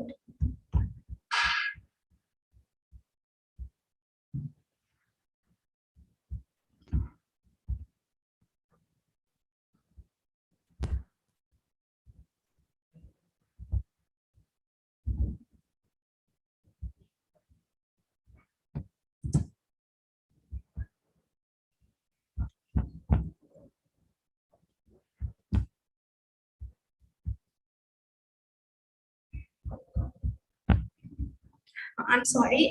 Now the slides are visible. Yes, Krishna. Really sorry. So for the scientific paper presentation, my topic for the day is a study to evaluate the effectiveness of nurse-led interventions on the level of knowledge and preoperative anxiety among patients undergoing cataract surgery at Sri Vinoba Bhave College, Sri Vinoba Bhave Civil Hospital, Silvassa. The background information is, as we all know, that eye is the important sensory organ that is helpful in receiving and gathering the information from the surrounding. It is always that above 50 and above, it is more estimated that 82% of the blindness is because of the cataract. During the cataract procedure, it is very imperative that patient remains still. So the need of the study arises, like when I was in my clinical posting, I found that many patients were fit and fine, their health was normal, but because of the anxiety and due to lack of knowledge, during the surgery or before few minutes of the surgery, they had to postpone the surgery because of the elevation of the blood pressure. With that view, I thought of doing the study on the nurse-led intervention. Here, the survey also says that the untreated cataract is mainly because of fear anxiety, and the surgery cost. The objectives of the study were to assess the level of knowledge and preoperative anxiety among the patients undergoing cataract surgery in the experimental and control group, to determine the effectiveness of nurse-led interventions on the level of knowledge and preoperative anxiety, to correlate the level of knowledge score and preoperative anxiety score among the experimental and control group, and to associate the pre-test knowledge score and preoperative anxiety score with the demographic variables of the patient undergoing cataract surgery. The research hypothesis here as stated that there will be the significant difference in the pre-test post-test level of the knowledge score and the preoperative score among the patients undergoing cataract surgery in the experimental and control group at 0.05 level of significance. The nurse-led interventions will bring about change in the post-test and the level of knowledge score and preoperative anxiety score among the patients undergoing cataract surgery in the experimental group. There will be significant correlation between the level of knowledge score and preoperative anxiety score among the patients undergoing cataract surgery in the both experimental and control group. There will be significant association between the pre-test level of knowledge score and preoperative anxiety score of patient undergoing cataract surgery and the demographic variable in experimental and the control group. The review of literature I took here and were divided into the three categories. First was the study related to knowledge assessment. Second was studies related to anxiety. And the third was studies related to the effectiveness of nurse-led interventions. The methodology which I used in the research approach was a quantitative research approach with the research design, quasi-experimental, non-randomized control group design, in which in the experimental group, first, the pre-test was conducted a day prior to the surgery. In that, the assessment of level of knowledge and preoperative anxiety was done. Then, the intervention given to the experimental group was two. First, routine nursing care was as usually given, and the second was nurse-led interventions, in which I made it into two phases. In the phase one, first, a video-assisted teaching of 15 minutes was shown to the patient, and second was binaural music therapy for 15 minutes. The phase one was also given day prior to the surgery. In the phase two, the same binaural music was repeated for 15 minutes just before the 1 hour of surgery. In the post-test, there was 3 sections in which in the first section, the socio-demographic data was collected. The second section was the structured knowledge questionnaire that I conducted on the 5th post-operative day, that is the 7th day of pre-test in the OPD. And the assessment of pre-operative anxiety, which I did 30 minutes before the patient undergoing cataract surgery in the inpatient department. The next group, that was control group, in which the same pre-test was conducted, but the intervention was only the routine nursing care and the same post-test were conducted as scheduled. The research setting I used was the OPD and IPT department at the ophthalmology. The samples were the patients who are undergoing the cataract surgery of Department of Ophthalmology. The sample size I used was 60, 30 in each control and experimental group. The sampling technique was non-probability consecutive sampling technique. The variables, the demographic variables, the independent variable was the nurse-led interventions, which included 2 video-assisted teaching and the binaural music therapy. And the dependent variable was level of knowledge and level of preoperative anxiety. The inclusion criteria were the patient aged 40 and above, those who are willing to participate, those who are visiting the ophthalmic department of the SVPCH, and those who are diagnosed with the cataract and are going for the surgery for the first time, those who can understand Hindi and or Gujarati. In the exclusion criteria, the patients who were not ready were excluded, who had already undergone the surgeries were excluded, patient on hypertensive, antihypertensive or antidepressive drugs were excluded, with patient having hearing impairment or the gross visual impairment was excluded. The tools which I used was first socio-demographic performer, second was self-structured knowledge questionnaire. With the help of Spearman-Brown's proficiency formula, I got the reliability 0.9 and the assessment of preoperative anxiety. I did with the modified state trait anxiety inventory adult and with the help of Cronberg alpha method, the reliability was found to be 0.82. As already I said, the interventional package included the video assisted teaching and the music therapy. The teaching included anatomy physiology of the eye, cataract management, and mainly it was emphasized for the post-op care. And the music therapy, I got the permission from the Dr. Loy Philip. She is a healthcare professional, and with her permission, I have used the music. The binaural music is a music that is having two different frequency in the both ears, and with that, it is a anti-anxiety that will decrease the anxiety of the patient. It is already proven that this binaural music will reduce the anxiety of the patient. The data collection procedure hereby, I maintained the rapport with the patient, then the consent was obtained from the sample, the control group, pre-test was taken with the described tool, second, the routine nursing care provided, and the post-test was done. Next, in the experimental group, the pre-test was also taken in the prior surgery with the help of the tool as already mentioned. Then the intervention was given, that is nurse-led interventions. And again, the post-test was conducted as per the schedule explained. The analysis of the data was done by the descriptive and inferential statistic. The first section was the description of socio-demographic variables. Hereby, in the age category, the maximum patient belonged to 61 to 70 years. The females were more undergoing for the cataract surgery. Then the samples were more residing in the rural community. The education of the patient in the control group was found that more of them were illiterate, and in the experimental group, most of the samples were primary school education. Then on the basis of the occupation, all the samples, majority of them were unemployed. With viewing to the income category, the income of the control group, the majority were within the 10,000 to 29,970. Whereas in the experimental group, majority of them were less than 10,000. Now, gaining about the previous knowledge of the samples, it came that majority of them were having no enough previous knowledge. Now, the assessment of pre-test and post-test level of the anxiety and the knowledge as divided. In the pre-test level of knowledge, it was found that it was moderate in both control as well as experimental group. Moving to the post-test level of knowledge, in the control group, it was same, it is the majority in the moderate group. But in the experimental group, they gained the adequate knowledge. In the pre-test level of pre-operative anxiety, found that the majority of the samples were having severe anxiety. Then the post-test level of pre-operative anxiety revealed that 90% of them in the control group had the severe anxiety, whereas 83.33% majority of them were under the mild pre-operative anxiety. The section 3, that is effectiveness of the nurse-led interventions.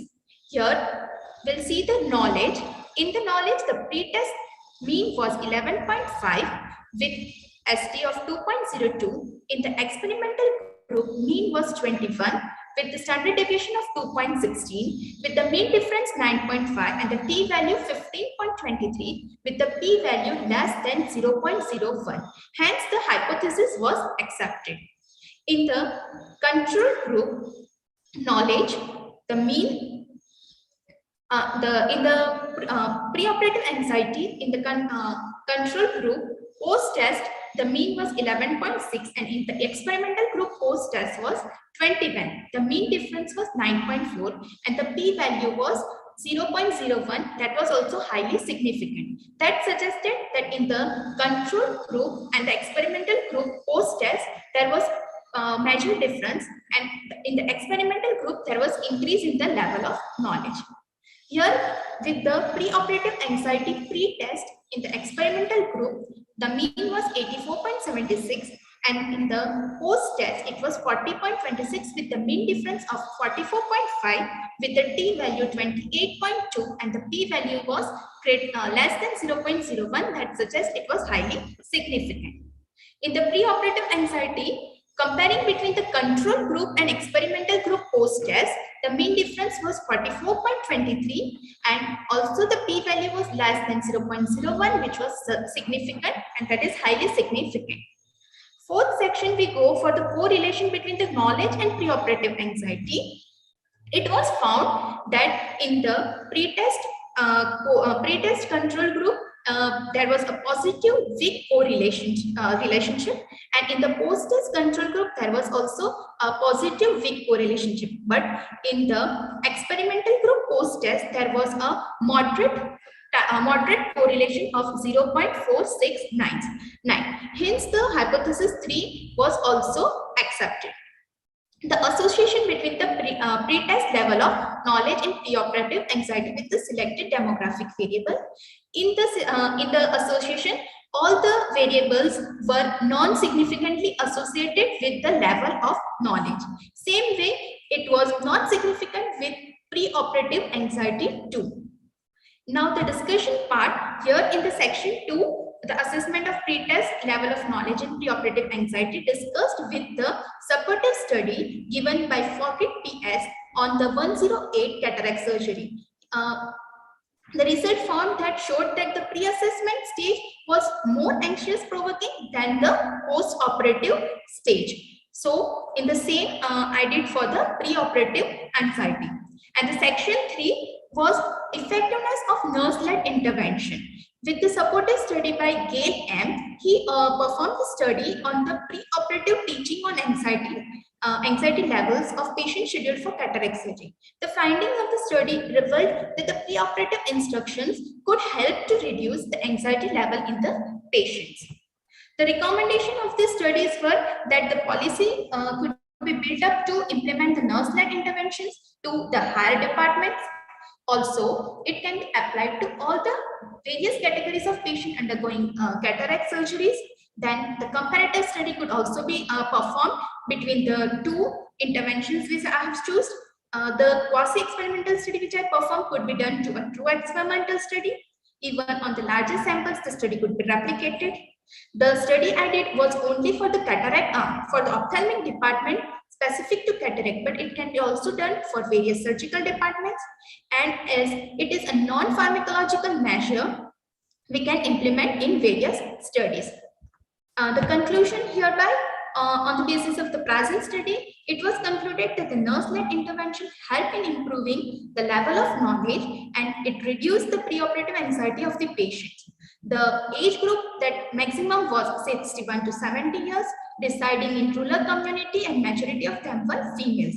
In the pre-test, it was found that majority of patients were with moderate knowledge, whereas in the post-test, the experimental group, they had mild knowledge, but mild anxiety, but in the control group, they were having moderate to severe anxiety. And thus it was concluded that the non-pharmacological intervention, that is not nurse-led intervention, was help in improving the level of knowledge and helps in reducing the preoperative anxiety. Hereby the references which I have used, and thank you. Thank you for allowing me to present in the presentation. And thank you to all and the Department of MIMS College of Nursing. Thank you, Ms. Krishna. Yes, thank you. Okay. The participant one has took 5 minutes extra for the presentation. I'm sorry, ma'am. That's okay. So the evaluators can have a discussion for 2 minutes.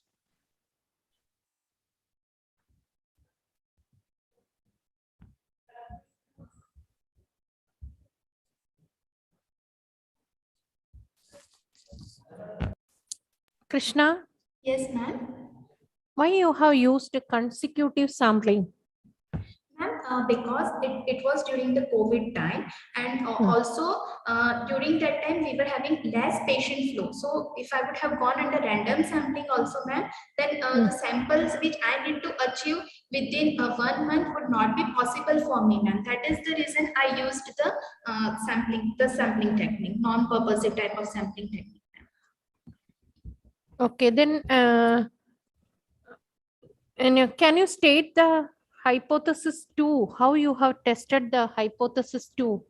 Yes, ma'am. Hypothesis 2, I tested with paired t-test and unpaired t-test. I have divided into two, experimental and control group. So I first found out the pre-test level of knowledge in experimental and control, then post-test level of knowledge and in experimental and control group, which I compared with the t-test. But the unpaired t-test I used for the two different groups. Means for the pre-test, post-test in the experimental group, I use t-test, paired t-test, and for the pre-test and post-test in opposite groups, I use the unpaired t-test because it was having two different groups, ma'am. Okay.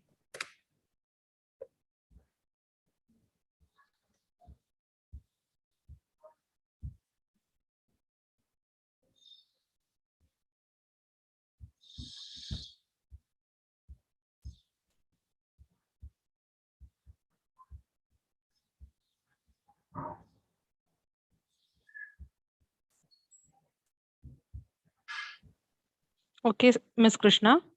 Yes, Next, I invite Ms. Shilpa S. for presenting the study.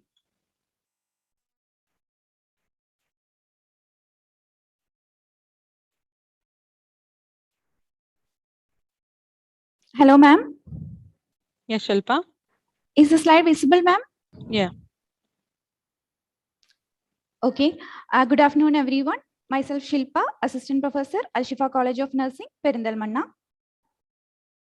So coming to the title, assess the knowledge and practice regarding infection control and standard precaution among nurses in critical care unit of a selected hospital. So according to John Oxford, we have come from a world of infection. We live in a world of infection, and in the future, unless we take control of the infection now, we will continue to live in a world of infection. Just go to the background of the study. Infection is a major problem encountered in healthcare delivery service worldwide. It constitutes one of the most important causes of morbidity and mortality associated with clinical, diagnostic, and therapeutic procedures. The most important source of spread of infection is through contaminated hands of the healthcare givers like doctors, nurses, and other staffs. Most hospital-acquired infections are caused by transmission of pathogen from one patient to another, especially by healthcare workers who fail to wash their hands after evaluating a patient or who did not properly comply with simple hospital hygiene measures. Healthcare-associated infections have long been recognized as crucial factors between the quality and outcomes of the healthcare delivery. Renewed effort geared towards education in terms of training and retraining about standard infection control, as well as strict adherence by healthcare staff and students to aseptic practice can reduce the extent of the risk.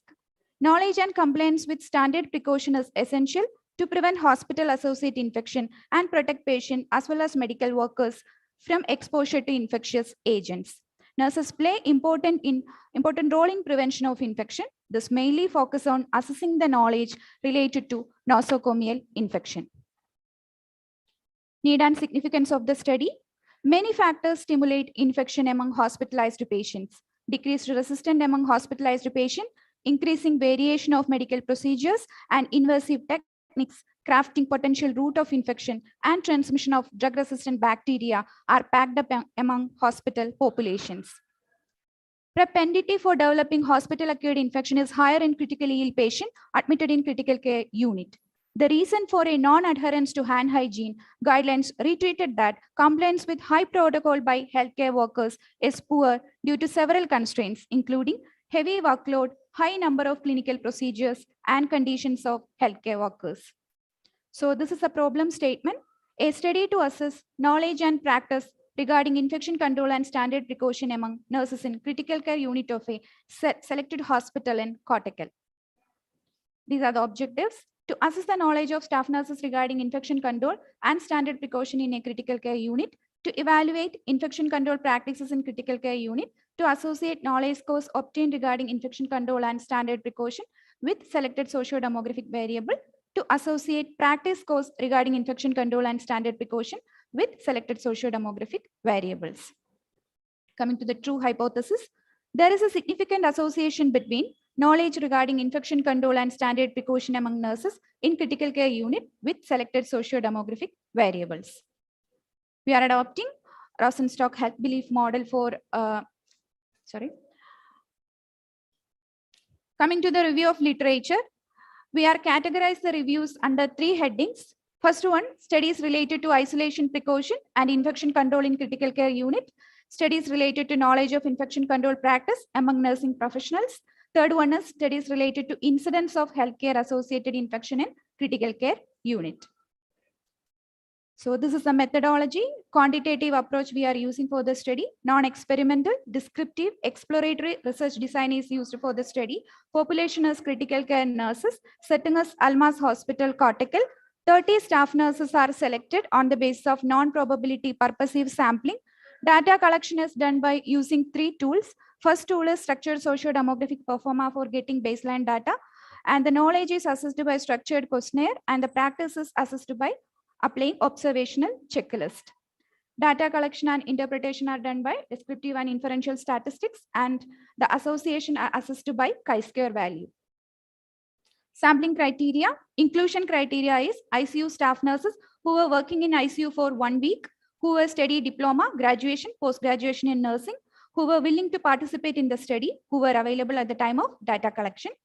Exclusion criteria, ICU staff nurses who were working in area other than ICU, who were not willing to participate in the study, who were not present at the time of data collection. Dependent variable, infection control and standard precaution achieved by staff nurses. Independent variable, knowledge and practices among staff nurses. So the results are categorized under different sections. First one is distribution of demographic characteristics of nurses in critical care unit. 80% of the staff nurses belongs to the age group in between 20 to 30 years. 93% of the nurses are female, and above 60% they are married. Half of the participants belongs to Hindu religion, and closely half of them belongs to Christian religion, and remaining 10% belongs to Islam religion. 66% are residing in Panchayat, and 66.6% of the participants having the experience in between 1 to 3 years. And more than half of the staff nurses are BSc nursing graduates, and 50% of them have the history of attending workshop related to critical care unit, and 66.6% of the staff nurses having knowledge regarding biomedical waste management, and surprisingly 96% having ICU protocol regarding infection control practices they are aware about. Section 2, assessment of knowledge of staff nurses regarding infection control and standard precaution in critical care unit using structured questionnaire. The result is 60% having good knowledge and 40% having average knowledge. Coming to section 3, assessment of practice of staff nurses regarding infection control and standard precaution using observational checklist. The results were 70% having average practices, 20% in poor practice, and 10% in good practice. Coming to the association section, there is a significant association between knowledge regarding infection control and standard precaution with selected socio-demographic variables such as age, marital status, number of children, religion, long-term residence, professional qualification, year of experience, workshop attended, related critical care unit, and previous training regarding biomedical waste management. And coming to the practice, the relationship only localized into religion and professional qualification. Coming to discussion, the finding of the present study were in line with another study was about assessing the knowledge deficit concerning nosocomial pneumonia prevention among critical care nurses. A self-administered questionnaire was used among 134 critical care nurses. The result of the study reveals that several important deficits in nosocomial pneumonia knowledge were identified, indicating a need for critical care nurses to have greater exposure to nosocomial pneumonia prevention education, guidelines, and research. Coming to the conclusion, The study results that majority of the staff nurse having good knowledge regarding infection control and standard precaution in critical care unit. The majority of the staff nurse having average practice regarding infection control and standard precaution in critical care unit. You can cite this article in International Journal of Nursing Critical Care, Volume 5 and Issue 2. Thank you. Thank you for the patient listening. Thank you, Thank ma'am. you, Ms. Shilpa, for completing the PPT presentation within the time. And now here you have 2 minutes for discussion. Okay, ma'am. Evaluators, please note.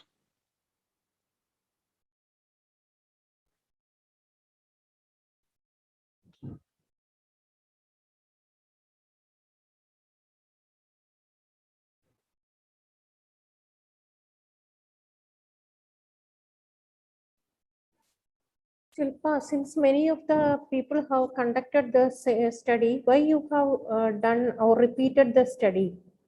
Ma'am, actually, it was an institutional based study. There are so many complaints of infection department, that is nosocomial infections are some of the incidents were higher in the hospital. So as a part of that, we will take an as it's a small project, then conducted the study for a smaller duration. How many 30 staff nurses you were samples no in different Yes, ICUs? Yes, ma'am. Yes, ma'am.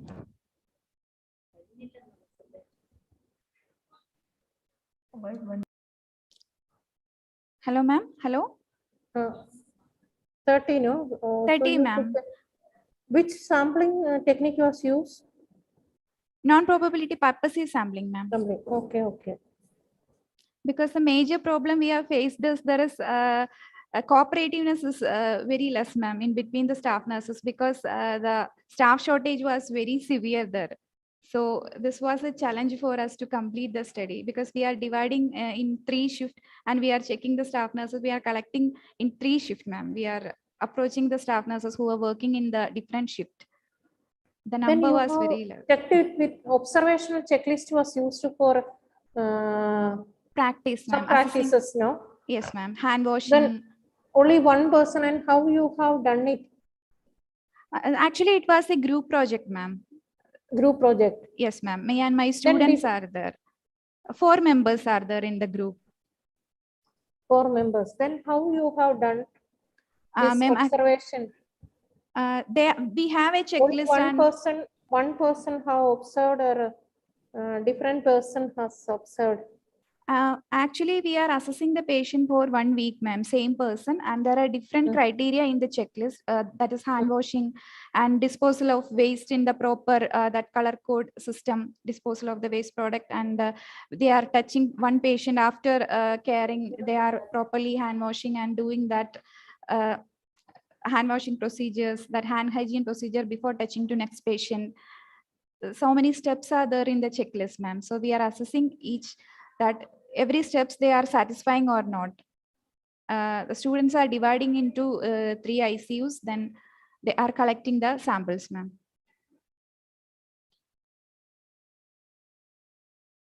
From the participants. Sorry, ma'am? How you have taken consent from the participants? Actually, the first thing was we have to convince them. It's very difficult, ma'am, because of the heavy work schedule and lack of enough staffs in the ICU. It's very difficult. So we have to convince it with infection control team that it's a better result, better prognosis for the patient.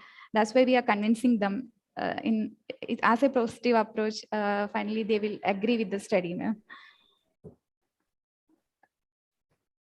Okay, then how you have established the reliability of that tool, whether that tool was a standardized tool for you have used for observation, or you people have made, or it is for a checklist, we have standardized tool, ma'am. As from the infection control department, we got a standardized tool for checklist. For assessing the questionnaire, we are prepared the tool and we are assessing it by Cronbach's alpha. 0.87 is the value, Cronbach's alpha reliability. Reliability, especially if we are using observational checklist standard, how will you do the reliability assessment? Ma'am, actually it was a standardized tool, ma'am, checklist. Even though it is prepared by somebody else from outside also, you will see no whether how will you calculate the reliability in an observational. Sorry, ma'am. I Have have you no idea. rate the reliability? Hello, ma'am. Hello. Inter-rater reliability, have you heard? Sorry, ma'am. No idea, ma'am. You just go and read. Okay, okay.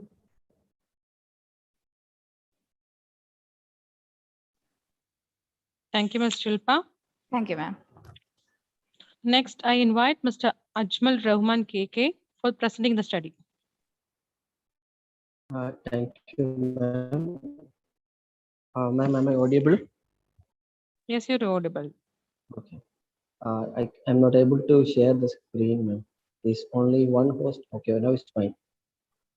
Okay.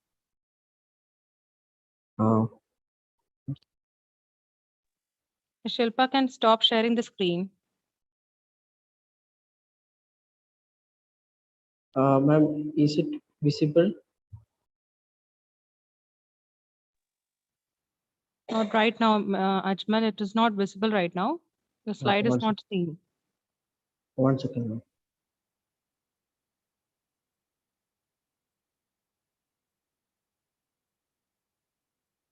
Okay, what about now, ma'am?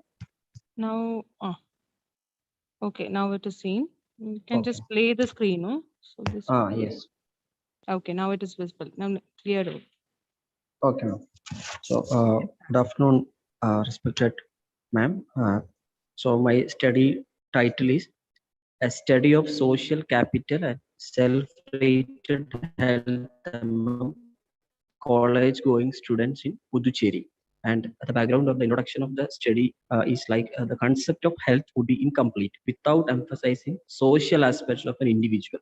So what is actually social capital? Social capital is the sum of total resources embedded and relations surrounded by a person that makes the resources through gathering of networks, which mean like a network of social relations by norms of trust and reciprocity.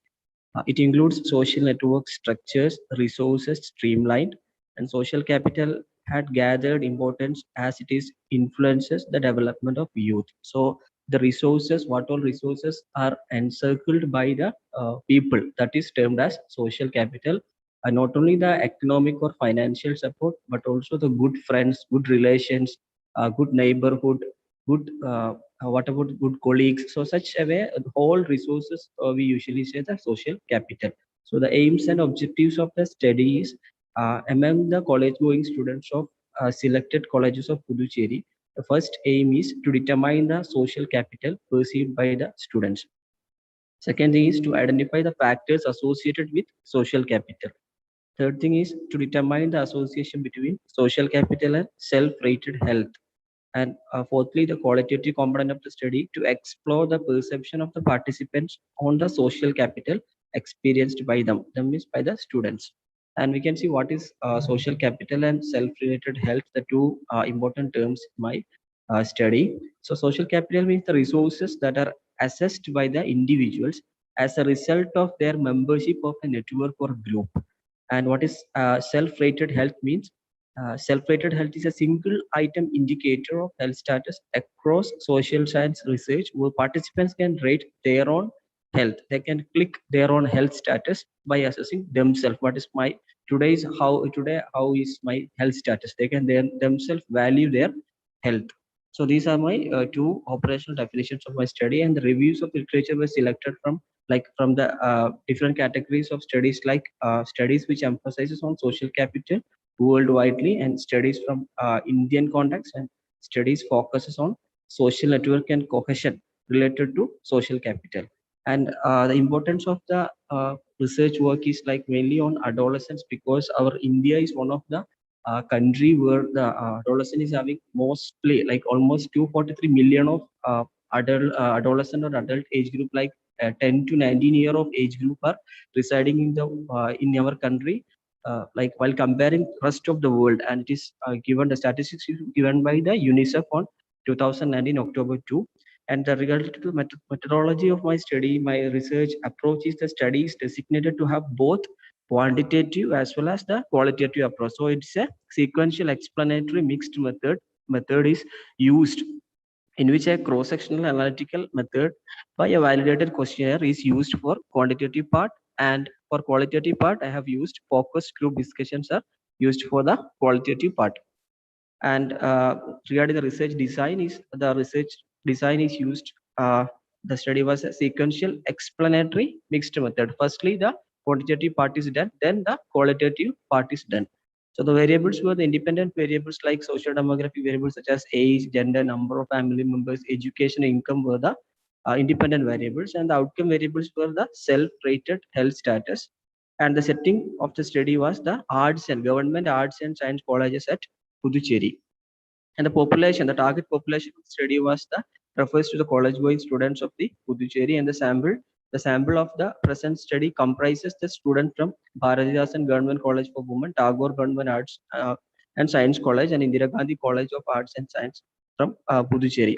And related to the sample size calculation, assuming the percentage of low family social capital as 5.4 percentage and 2.5 odds ratio for good health, quality in high family social capital college students from the previous study from Croatia, which was done in the year 2015 with 95% confidence interval and 80% power with design effect of 1.5, calculated the sample size as 422 was my sample size using the software OpenAP. The qualitative part of the study, the sample size selection was like considering the feasibility, the two focus groups discussion consisting of 8 members was being conducted till the saturation of response attained. And the sampling method was multi-stage cluster sampling method. And after the multi-stage cluster sampling method, I have used simple random method from the colleges to select the participants. Then the development of data collection instrument, the tool was a data collection instrument was a pre-tested self-structured questionnaire validated by social science senior resident and junior resident of Department of Preventive and Social Medicine, JIPMER. And related to the procedure of data collection, selection of colleges in Puducherry, that was the ideal focus of clusters in cluster sampling. That was the step 1, and step 2 was the informed consent. And then the eligible students were in a cluster were selected. Then the quantitative part of the study was done by administering a semi-structured questionnaire. After that, the qualitative part of the study is done by conducting 2 focus group discussions. One was among the male students, male participants, and second was among the female participants, consisting of 8 members in each different groups. And audio recording was done and transcript were made with the help of an audio recording. And my area was in Puducherry, and I have got one help from a Tamil speaking student who had helped me in translating this Tamil content to English language while using the analysis part of qualitative data.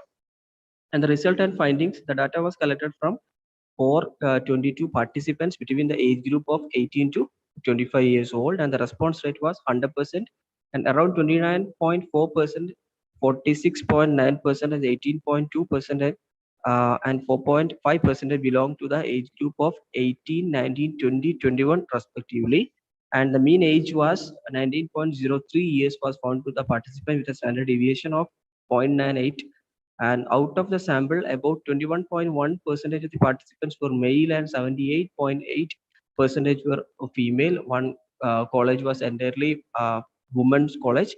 And about the association of social demographic variables with the social capital, that was my association was done by using the chi-square value, and it reveals the variable income had significant association with social capital, and that is p-value shows 0.04, and rest of the variables had no significant association with social capital.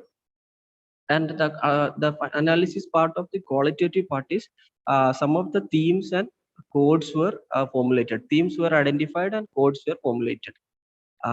Then the theme was, global theme was social capital expressed by the college going students. The theme 1 is role of family social capital in maintaining health. So social capital is divided into 3 components. One is family social capital, Second thing is neighborhood social capital, and the third thing is college social capital.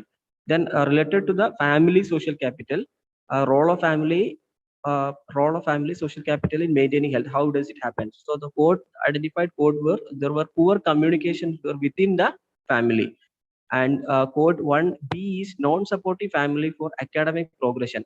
So most of the participants were doing their the graduation. So mostly they are for some of the families were not encouraging the students to go for higher studies that were identified in the qualitative part. And there was some of the fluctuating financial support, and some of the students were even for going for the part-time job in order to complete their education. That also was identified in the from the qualitative part. Then theme 2 is the role of neighborhood social capital in maintaining health, and codes were identified as there were lack of trust among the neighborhood social capital, and they were motivated by the feeling of belongingness, like they were sharing their emotions, and they are getting a feeling of belongingness from their neighborhood positively. That also was formulated. Then related to the college social capital, theme 3, role of college social capital in maintaining health, and codes were identified as need for good friends.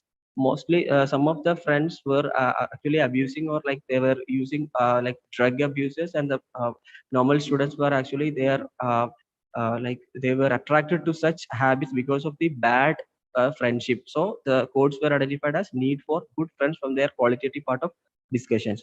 Then third B, 3B, there were strengthened during social activities. The students' behavior are like their potentialities will be like it will be it was strengthening by using various social activities like visiting old age homes, or while doing like by celebrating their birthday parties from their old age homes or nearby such poor associations. Like they were doing some of the charity works that was giving them some strength as a good behavior. That is also one of the identified code from like this college social capital. That was the results.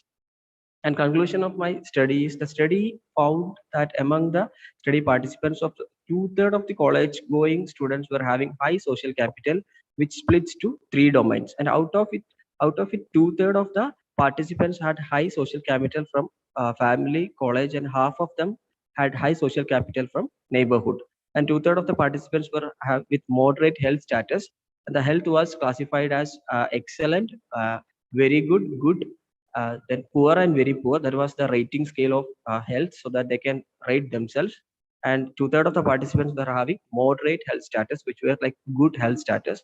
And the study reveals that the current trend of youth towards the health perspectives, which can be beneficial to further actions and reference that can be a reference in implementing some of the youth-related activities in future.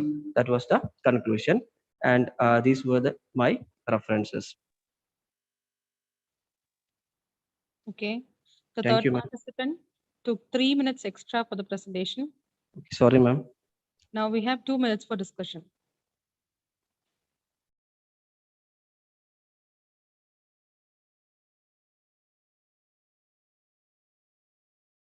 What are the strengths and limitations in your study, Ajmari?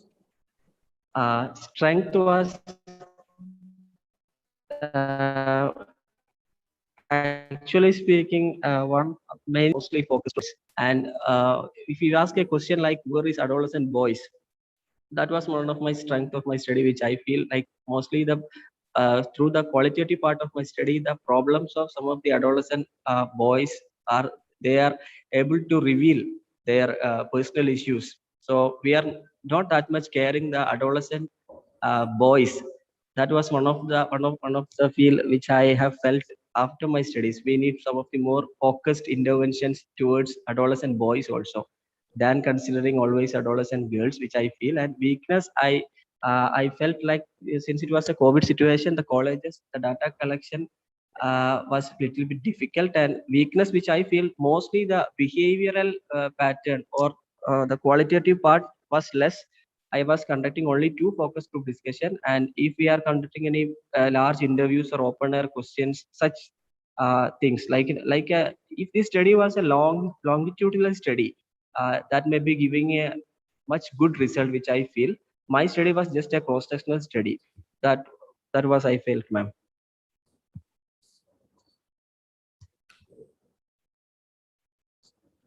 Then any future recommendations? One is you have already mentioned few of the recommendations like longitudinal. Yes. Any Yes. other? Mental health component of the study also can be included, ma'am. Especially health status. I have just mentioned only health status. That health status can be splitted into mental health, physical health. Such components can be again it can be split in future, ma'am, which I felt. So that new scales for this mental status also can be prepared. Then which method was used for analyzing the data in qualitative part? Qualitative part was like a focus group discussion. I was recording the audio by using mobile phones only. Then I was writing that there mostly they have spoke which sentence. I have classifying which sentence they have mostly spoke, and I have made into themes and codes. There may be some techniques or specific method. You just find out which method. Okay. Different qualitative analysis methods are there. Okay, ma'am. Thank you, ma'am. Okay. Okay, ma'am. Thank you, Mr. Ajmal. Thank you, Next, ma'am. I invite Ms. Anaka P. for presenting the study.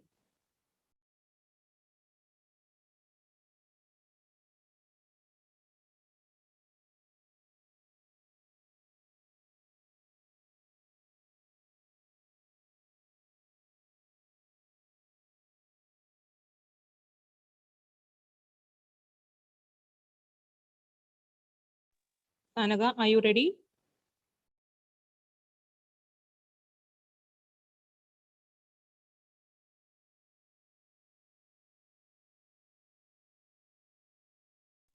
Yes, ma'am, I'm ready.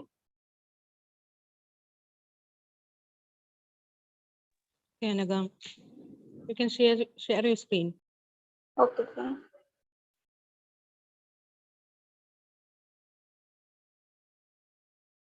Ma'am, is it visible?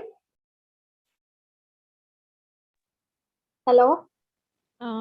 It is not visible. Just the screen is a white color. That's it. Okay, just wait.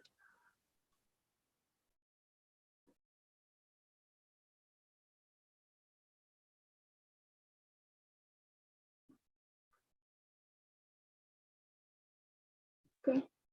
Is it visible? No, Anaka.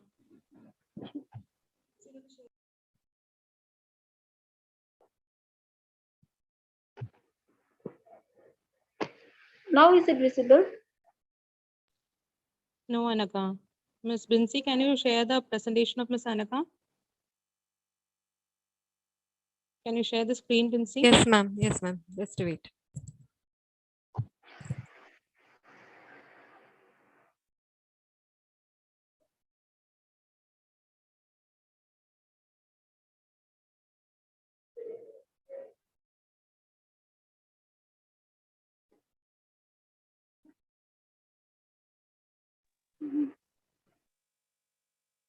Yes, Anaka, you can start presenting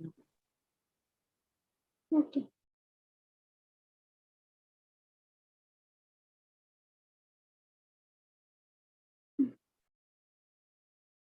So good afternoon, everyone. Is it audible, ma'am? Yes, Anaka. Okay. First, I'm sharing thanks to Principal Dr. Asma BVTM and Vice Principal Dr. Shijila CH and the overall conference organizers for giving a chance to me present my topic here. So we can move on to directly the presentation. Title of my study is The Effect of Structured Teaching Program on Knowledge Regarding Reproductive Tract Infections Among Kudumbashree Members. And coming to the introduction, we all know that a woman's health is her capital, and the health and well-being is a matter of concern which affects all aspects of human being, and it has a wider implication for social, economic, and political life of an individual. Then, especially the health of the woman has a great association for growth and welfare of a country. Then good sexual and reproductive health is one of the important for women's general health and well-being.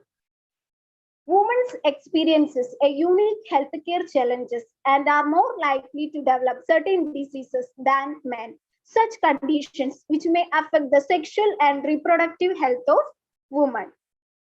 So in that, the reproductive tract infection is very common, which is affecting in women. So generally seen, this is an silent epidemic in is one of major public health problems that causing significant proportion of gynecological morbidity and mortality, maternal mortality in developing countries. So studies on women in developing countries has found that the reproductive tract infections prevalence rate that is ranging from 52 to 92%. Coming to the statement of the problem, they evaluate the effect of structured teaching program on knowledge regarding reproductive tract infections among Kudumbasri members at Andur Municipality, Kannur. Then objectives. First objectives, assess the existing knowledge regarding reproductive tract infections among Kudumbasri members. Then second one, evaluate the effect of structured teaching program on knowledge regarding RTIs among Kudumbasri members. Third one, find the association between knowledge score regarding RTIs among Kudumbasri members with socio-personal variables. Coming to the operational definition, effect refers to the extent to which the STP on RTIs has achieved the desired outcome as evidenced from the gaining knowledge score measured by knowledge questionnaire. Then coming to structured teaching program, it refers that the systemically developed teaching learning activity for 1 hour duration, which consists of instructional resources like slides designed for Kudumbasri members to impart the knowledge regarding definition, types, causes, signs and symptoms, complication management and prevention of reproductive tract infections. Coming the knowledge, it refers to the awareness regarding RTIs among Kudumbasri members as measured by structured knowledge questionnaire. Coming the reproductive tract infection, which refers to the infections of the reproductive tract, which include syphilis, gonorrhea, trichomoniasis, bacterial vaginosis, vaginal candidiasis, and HIV, then salpingitis. Kudumbasri members, which refers to the woman who is the member of Kudumbasri unit of Andur municipality. Then socio-personal variables refers to the sample characteristics which include age, religion, type of family, education status, occupation, and monthly income. Coming to the assumptions, the Kudumbasri members will have some knowledge regarding reproductive tract infections, and the structured teaching program will improve the knowledge of Kudumbasri members. Then also this structured teaching program will promote the health-seeking behaviors among the Kudumbasri members. Coming to the hypothesis, H1, there is significant difference between mean pre-test and post-test knowledge score regarding reproductive tract infections among Kudumbasri members as measured by structured knowledge questionnaire. Then coming second one, there is significant association between pre-test knowledge score among Kudumbasri members with the selected socio-personal variables. Then conceptual framework, I here quote Daniel and Stufflebeam CIPP model, that is context evaluation input, then process and product evaluation. So then coming to review of literature.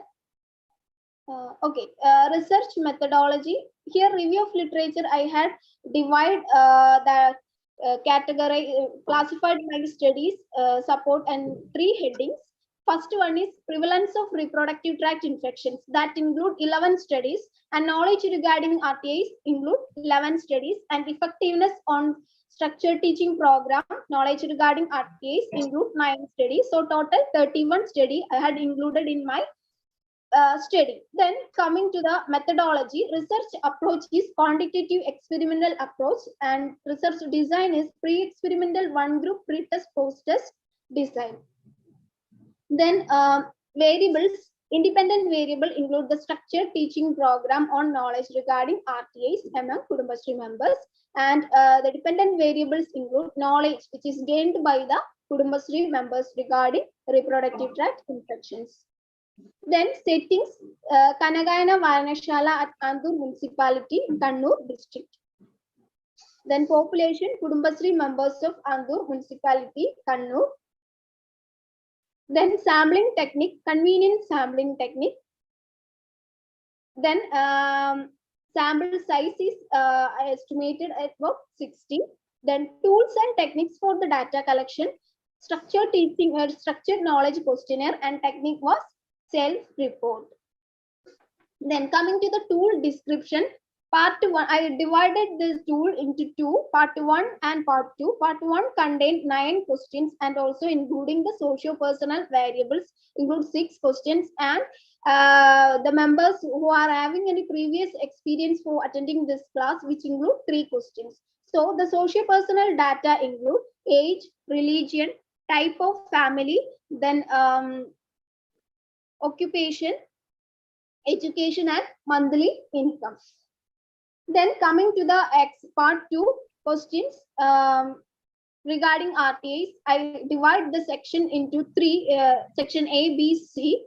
Section A contains the general information about the RTA, which includes 6 questions, each one carries 6 marks. And section B, which include the knowledge regarding causes, signs, and symptoms of RTA, includes 6 questions, score is 6. Then section 3 or C contain knowledge regarding complication and management and prevention of RTA, 13 questions each. The score is 13, total is 25 questions. The next, this is the interpretation of the knowledge score.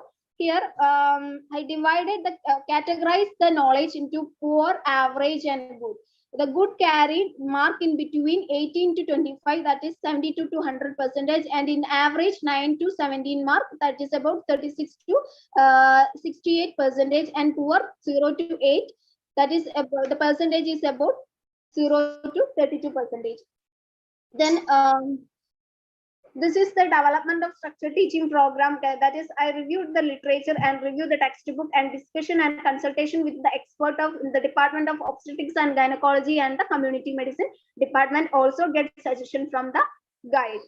Then content validity. Content validity I had done with the consultation of 8 experts in the field of obstetrics and gynecology and community medicine. Then coming to the reliability of tool, I had selected calculated that reliability by Cronbach alpha method. Then pilot study, I had done the pilot study among 6 samples on 3rd of January 2020 at Pilatara Kudumbasri unit in Chirdaram Panchayat, which is coming under Kannur district. Then coming to the data collection process, after getting the institutional ethical committee clearance and permission, also I get from the municipality chairperson and Kudumbasri chairperson at Andur municipality. Then I had collected the data after obtaining informed consent from the subject. Then the pre-test questionnaire was given to assess the knowledge regarding RTAs among 60 samples. Then after that, I had given the structured teaching program. Then on 28th February 2020, the duration of the entire program was 1 hour.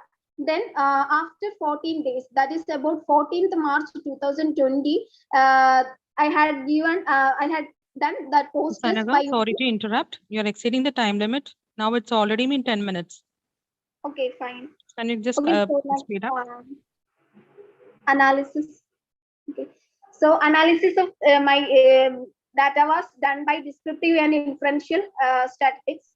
Then socio-personal variables, which is analyzed in terms of frequency and percentage. So, okay, then the pretest and knowledge score was computed by mean, median, mean and mean percentage and standard deviation. Then next one. Next. Okay, next one. Next. Okay. This is the description of socio-personal variables. In that, that is the 45% of the samples, which is belongs to 31 to 40 age group. Then 93.3% samples, which is belongs to Hindu religion. Then 68.3 samples belongs to nuclear family. Next. In education, 35% of the samples belongs, they are completed degree. Then next is occupation. 81.7% of the samples, which is they are home workers. Then in income, 31.7% they are have income in between 5,000 to 15,000. Coming next to section 2, this is the distribution of samples, which is based on the pretest knowledge score regarding RTAs. Here, 78.3% have average knowledge regarding RTAs during pretest. Next slide. This is the next. The next, this is I refer the area wise. Then next slide. Okay, next. Okay, this is fine. This is the area-wise mean percentage of pretest and the post-test knowledge score regarding RTA. Here, this diagram is showing that there is a high variation, or there is a difference between in the pretest and post-test knowledge score. Here, in post-test, we can find that 90% of the sample having general information about RTA, and also 88% having knowledge regarding causes and signs and symptoms of RTA, and 78% complication and knowledge in complication and management prevention of RTA during the post-test analysis. Next slide. Okay, next. Okay, this is the significant difference between the mean pretest and post-test values that I already mentioned. Next slide. Association. Next, this is the association between pretest knowledge score with the socio-personal variables. Here we can see the calculated value is greater than the table value. Here that means the education status, occupation, and in monthly income. So we can conclude that there is a significant association between the pretest knowledge score with the socio-personal variables. Coming next.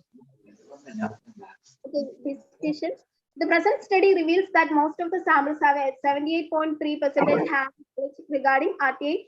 That in related study, a non-experimental research approach with a descriptive survey research conducted to assess the knowledge of women regarding RTA. That result shows that 61% had average knowledge regarding RTA. Next one. The next. Then this is the effect in the mean post-test knowledge score regarding RTA among Kudumbashree members will significantly higher than the mean pre-test knowledge score. So one of related studies, true experimental study, which is conducted by to assess the effectiveness of behavior change communication package on RTA in reproductive age. That the result shows that knowledge regarding RTA was found to be inadequate among women after BCCP intervention. That means behavior change communication package. Okay, the next one. The next third objective, significant association between knowledge regarding RTAs with the education, occupation, and monthly income. Here, descriptive observational study to conduct the knowledge of nursing person regarding RTA, association between knowledge and variables. The next slide. Okay, next. Nursing implication in nursing practice. Okay, coming education, research, and administration. Coming to the limitation. Here I face one problem that during my post-test time, there is a social pandemic disease, COVID was there. So I can't collect the pre-test of 4 samples at a time. Then I'm doing one thing that I was done one thing. I went to their home and collect their data. Then the rest of them I had selected, done the data collection from a common place. Coming to the recommendation, a similar study was maybe conducted including the dimensions of people's attitude, health-seeking behaviors, and actual practices towards the prevention and control of reproductive tract infections. Then comparative study can be carried out to ascertain the knowledge regarding RTAs between urban and rural community. And a similar study may be replicated on a large sample at the state, national, international level. Thereby, findings can be generalized globally for a large population. Okay, that's all, ma'am. Thank you. Thank you, Anaga. Now there is 2 minutes time for discussion. Yes, ma'am, I go. Okay.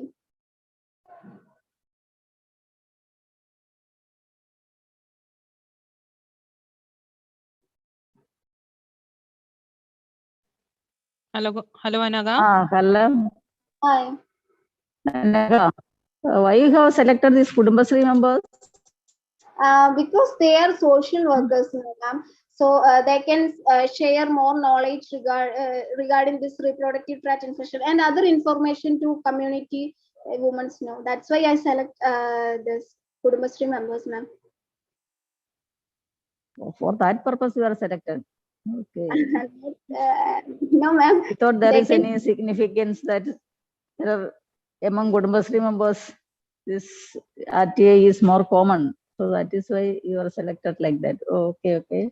No, ma'am. And then the tool that you have prepared or any ready-made tool? No, ma'am. That is I prepared that questionnaire. Then validity, reliability, and also how you have checked the validity and reliability. Validity done by consulting with 8 experts in the Department of Obstetrics and Gynecology and also my community medicine. And That reliability. reliability. Alpha method, ma'am. Okay. Oh, okay. Thank you, Anaka.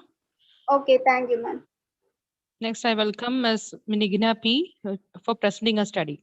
And you have 8 minutes for presentation. Kindly stick on to the time. Okay, madam. Thank you.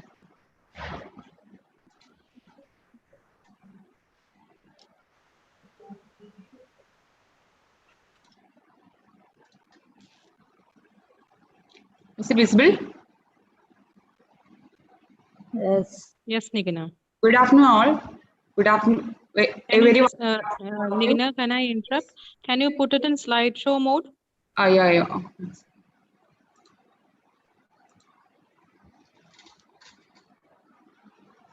A warm good afternoon to all of you. Scientific paper presentation. The statement of the problem. A study to assess psychological distress and ways of coping among family caregivers of patients with traumatic brain injuries admitted in Government Medical College Hospital, Kozhikode. Introduction. Accidents are an unexpected event, typically sudden in nature and associated with injury, loss, or harm. Accidents are a common feature of the human experience and may result in injury or permanent disability. Accidents occur as a result of a combination of reasons. While the cause of accidents can vary, consequences are often same, resulting in damage and serious injuries. Accidents may cause injuries like brain injuries, fractured bones, burn injury, catastrophic injury, drowning, electrocution, and spinal cord or back injury. Moderate and severe traumatic injury can lead to a lifetime of physical, cognitive, emotional, and behavioral changes. These changes may affect a person's ability to function in their everyday life. Objectives. Assess the psychological distress experienced by the family caregivers of patients with traumatic brain injuries. Second, identify the ways of coping adopted by the family caregivers of patients with TBA. Assess the association between psychological distress and selected variables among family caregivers of patients with TBA. Assess the association between ways of coping and selected variables among family caregivers of patients with TBA. Determine the association between psychological distress and ways of coping adopted by family caregivers of patients with TBA. Hypothesis. There is significant association between psychological distress among family caregivers of patients with TBA and selected variables. There is significant association between ways of coping among family caregivers of patients with TBA and selected variables. And third one, there is significant association between psychological distress and ways of coping. The conceptual framework used was based on Sister Callister Roy's adaptation model. Review of literature. It was organized under the following headings. Epidemiology of the traumatic brain injuries includes 11 studies. Impact of the traumatic brain injuries in patients and family caregivers, 12 studies. Psychological distress and ways of coping among family caregivers of patients with TBA, 10 studies. Total 33 studies were included. Research methodology. Research approach, quantitative research, design, non-experimental descriptive research design, setting, neurosurgical and surgical wards of Government Medical College, Kozhikode. Sample, family caregivers of patients with TBA admitted in neurosurgical and surgical wards of Government Medical College Hospital, Kozhikode. Sampling technique, consecutive sampling. Inclusion criteria, family caregivers of patients with TBA admitted in the hospital for 7 days or more, who are in the age group 15 to 65 years, willing to participate in the study, able to read and write Malayalam, involved in the patient care. Exclusion criteria, the family caregivers who have mental illness, hearing impairment. Tools and technique. First one, questionnaire to assess the socio-personal data of the patients with TBA and family caregivers. Record review. Technique, self-reporting and record review. Tool, second, brief symptom inventory BSI 18 checklist to assess the psychological distress. And third one, carve a brief COPE inventory scale to identify the ways of coping adopted by the family caregivers of patients with TBA. Reliability. Reliability was calculated by using Cronbach's alpha, and the value of the reliability tool 2 was 0.751 and tool 3 was 0.689. Data collection process. After getting administrative sanction, the data were collected from 107 family caregivers during the period 22nd March 2021 to the 1st of the May 21. Samples were collected using consecutive sampling technique. It took approximately 30 minutes. Analysis and interpretation. Data were collected from 107 family caregivers using the questionnaire, then BSA 18 checklist and Carver brief COPE inventory scale. The data were organized, tabulated, and subjected to descriptive and inferential statistical analysis with the help of 18 version of the SPSS software. Section 1. A. The socio-personal data of the patients with TBA. It includes age, gender, marital status, number of children, type of family, occupation, and support system available. B. It includes the type of TBA, surgical management for TBA present GCS scope, the difficulty in performing activities of daily living, presence of bed sore.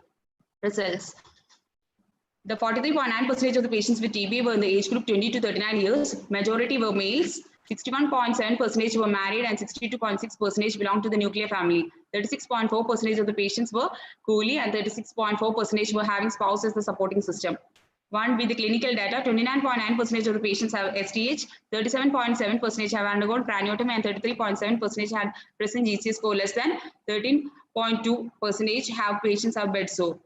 Second section, social personal data of the participants. It includes age, gender, religion, educational status, occupation, marital status, type of family, relationship with the patient, income, and the source of income.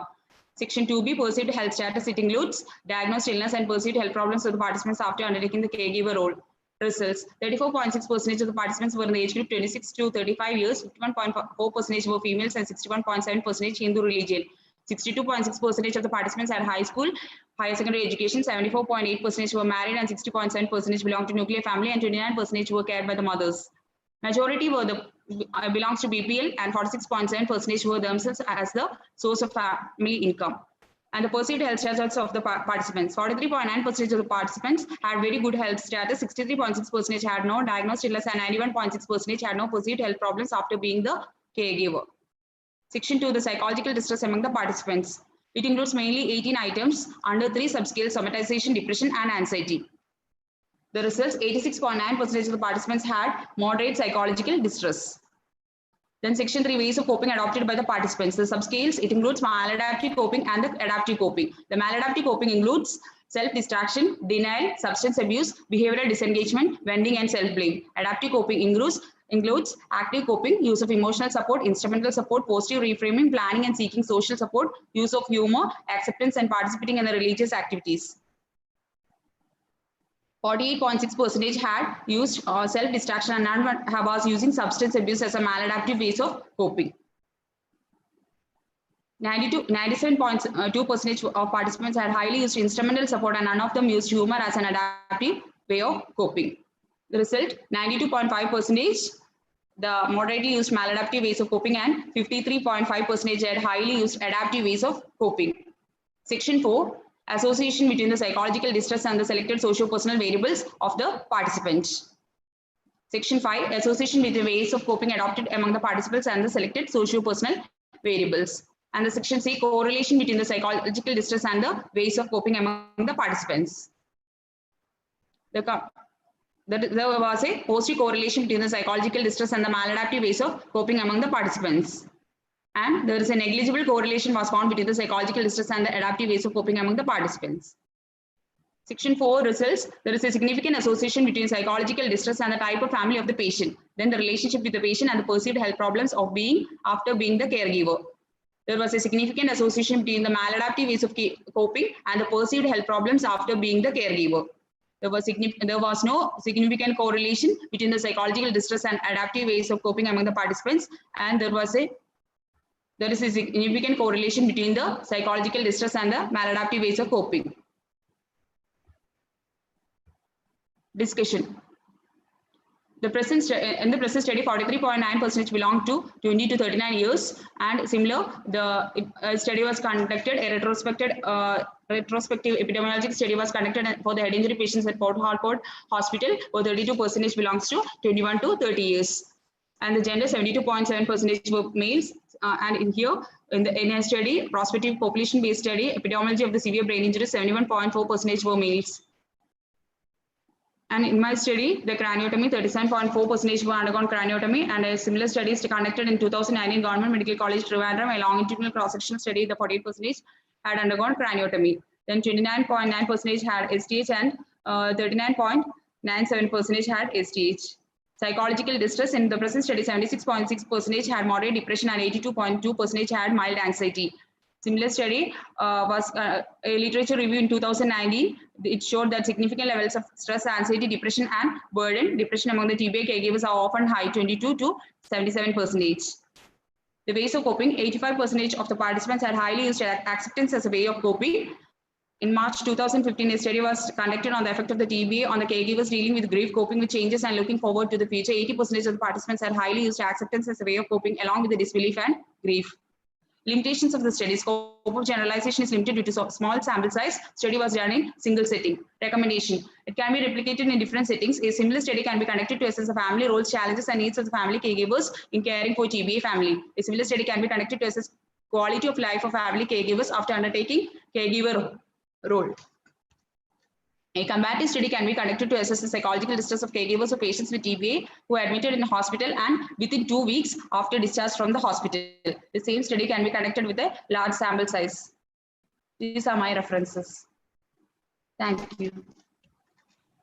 Thank you, Ms. Nigina. You took overall 9 minutes for the presentation. And judges, you have 2 minutes for discussion.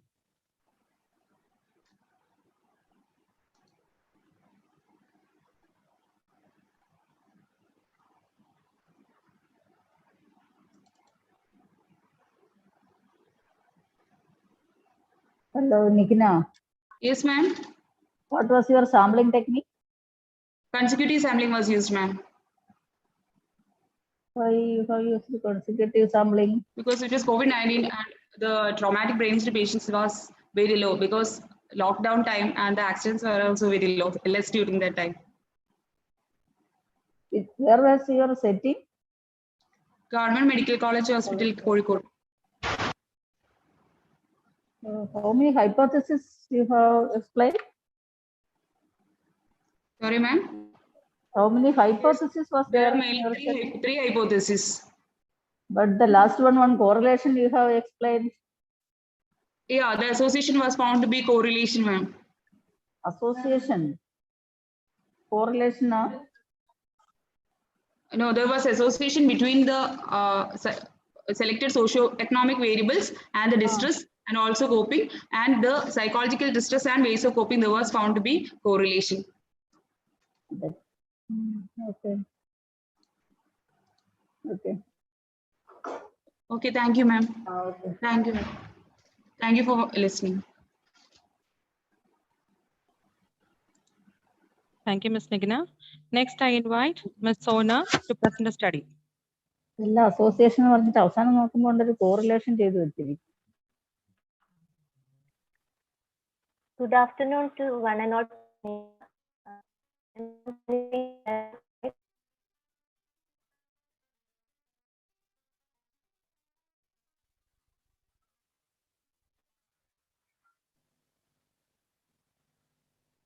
Yes, Sona, you can start. Okay. I'm Sona from MIMS College of Nursing. I'm doing a study on effect of intervention Sona, can program you on put that knowledge and in practice slideshow? regarding self-care. You can continue, Sona. Okay. So I'm doing a study on effect of intervention program knowledge and practice regarding self-care among pregnant women with hypothyroidism. My guide is Mrs. Shobha, Assistant Professor in Government College of Nursing, Thrissur. Introduction. Thyroid disorders constitute one of the most common endocrine disorders in pregnancy. Research shows the prevalence of hypothyroidism in pregnancy of 2.5% and prevalence of hypothyroidism in Indian pregnant women 4.8% to 11%. Need and significance. Untreated hypothyroidism in pregnancy is associated with both maternal and fetal adverse effects. It is known to result miscarriages, anemia, preeclampsia, gestational diabetic mellitus, abruptio placenta, PPH, and increased cesarean section. Fetal complications include low birth weight babies, preterm delivery, both neonatal hypothyroidism and hyperthyroidism, intrauterine growth retardation and stillbirth, and intrauterine fetal death, and increased prenatal Mortality. Next statement of the problem, a study to evaluate the effect of interventional program on knowledge and practice regarding self-care among pregnant women with a hypothyroidism in selected government hospitals in Thrissur. Objectives of the study, there were 7 objectives. First objective, evaluate the effect of interventional program on knowledge and self-care among pregnant women with a hypothyroidism. Second objective, evaluate the effect of interventional program on practice regarding self-care among pregnant women with hypothyroidism. Then identify the relation between the knowledge and practice regarding self-care among pregnant women with hypothyroidism. Then fourth objective, find the association between the knowledge regarding self-care among pregnant women with hypothyroidism and selected variables. Then fifth one, find the association between practice regarding self-care among pregnant women with hypothyroidism and selected variables. Next is the hypothesis.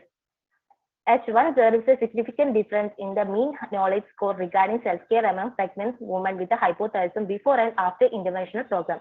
Second hypothesis, there is a significant difference in the mean practice score regarding self-care among pregnant women with hypothyroidism before and after interventional program. Then third hypothesis, there is a significant correlation between knowledge and practice regarding self-care among pregnant women with hypothyroidism. And fourth one, there is a significant association between knowledge regarding self-care among pregnant women with hypothyroidism and selected variables. Then fifth, there is a significant association between practice regarding self-care among pregnant women with hypothyroidism and selected variables. Next, we are going to the methodology. Research approach was quantitative approach and research design, pre-experiment, one group, pre-test, post-test design, and setting of the study, Government Medical College Hospital and General Hospital, Thrissur, Kerala.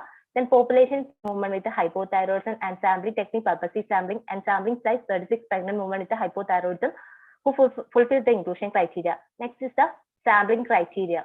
Inclusion criteria, the pregnant woman with a gestational age between 4 to 34 weeks and willing to participate in the study and able to read and write Malayalam. Then the exclusion criteria, pregnant women with cardiac, renal and liver disorders and eclampsia and severe pregnancy-induced hypertension. Next, we can describe about the tool. Tool 1, semi-structured questionnaire to assess the socio-personal and clinical characteristics of the pregnant woman with hypothyroidism. The first tool consists of 2 sections. Section A, questions were related to socio-personal characteristics, and section B, questions were related to clinical characteristics. Total number of question 11. Then tool 2, questionnaire to assess the knowledge among pregnant women with hypothyroidism. Number of questions 18. Then tool 3, reported self-care practice inventory for pregnant women with hypothyroidism. Number of questions 18. Next is the content validity. The content validity of the tool was established by the 8 subject experts from Department of Obstetrics and Gynecology, and reliability of the tool. Reliability of the tool was established by max alpha, and the reliability coefficient of the tool 2 was 0.82, and for the tool 3 it was 0.86. Next, ethical consideration. Ethical clearance was obtained on 29/5/2019. Next, we can move on to the results. First is section 1A. Socio-personal characteristics of hypothyroidism. 55.5% belong to 20 to 29 years, and 38.9% were educated up to secondary level, and 94.4% were housewives, and 61.1% belong to nuclear family, and 55.6% had no previous information regarding hypothyroidism. Next is section 1B, clinical characteristics of the pregnant woman with hypothyroidism. 63.9% belongs to third trimester, and 41.7% belong to gravida 2, and 36.2% had past history of abortion, and 44.5% had past history of hypothyroidism.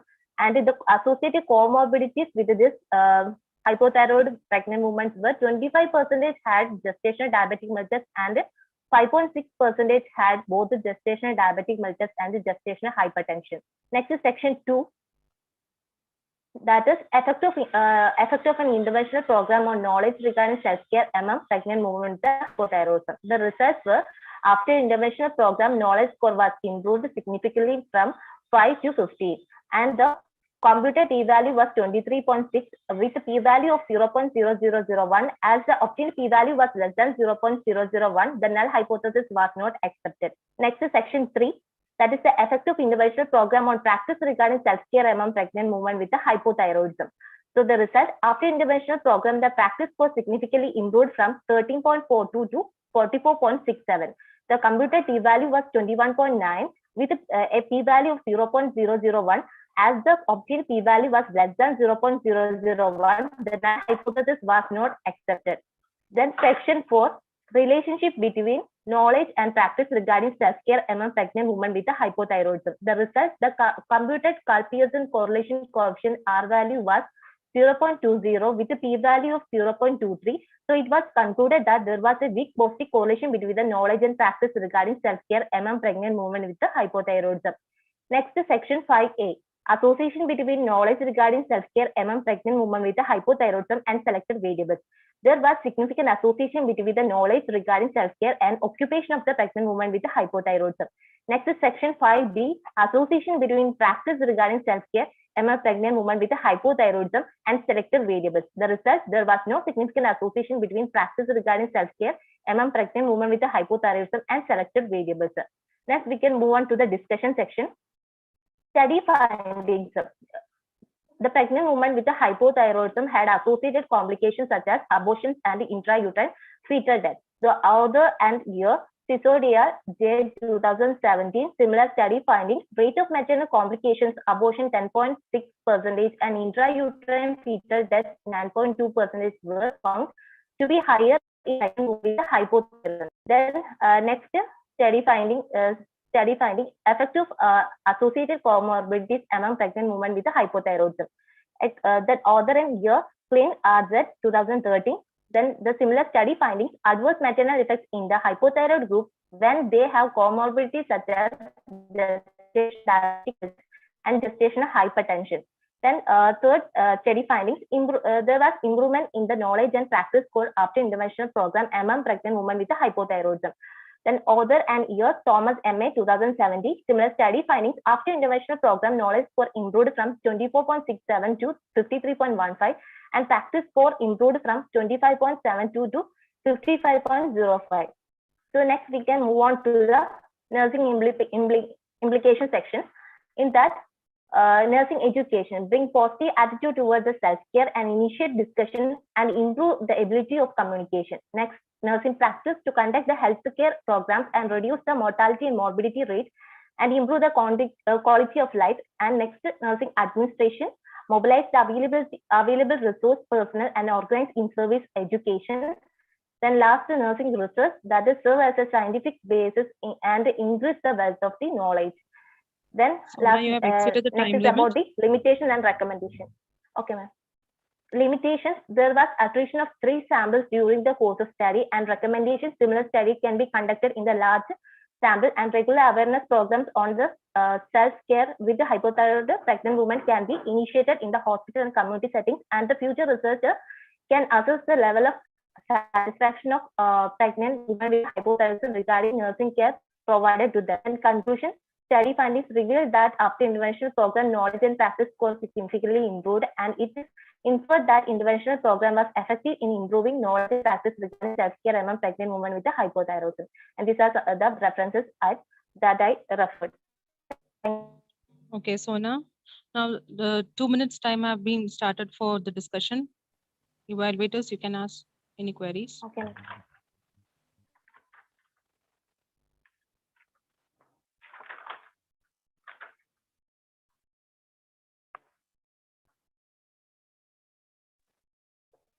How much was your sample size, Sona? Actually, ma'am, the calculated sample size was 35. During this period, I got 39 samples, and during the pretest, I got 39 samples. And after post-test, there were 3 attritions. 1 sample got pre-labor and 2 got discharged. So I didn't get them for post-test. Okay. What interventional program you have done? That was an education program, ma'am. A structured educational program I given. Total 45 minutes. In that 35 minutes, I given education about regarding the general things about hypothyroidism during pregnancy, and the diet that they have to follow, and the food patterns that they should be avoided, and I given education regarding the medication, and I also given an exercise that they have to do during this pregnancy period. Okay, then how you have checked the practice? I given a checklist. After pre-test, I given a checklist to them. The process was conducted after 4 weeks. So during that period, they have to do these things properly. So I given a checklist for these dates for 4 weeks. And during the process, I used to collect that checklist. Okay. Okay. Next, I invite Ms. Wahida K for presenting a study. You have 8 minutes time for presenting.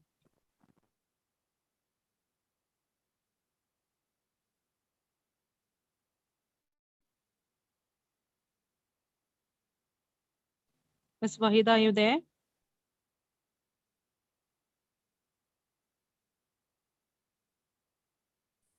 Hello, ma'am.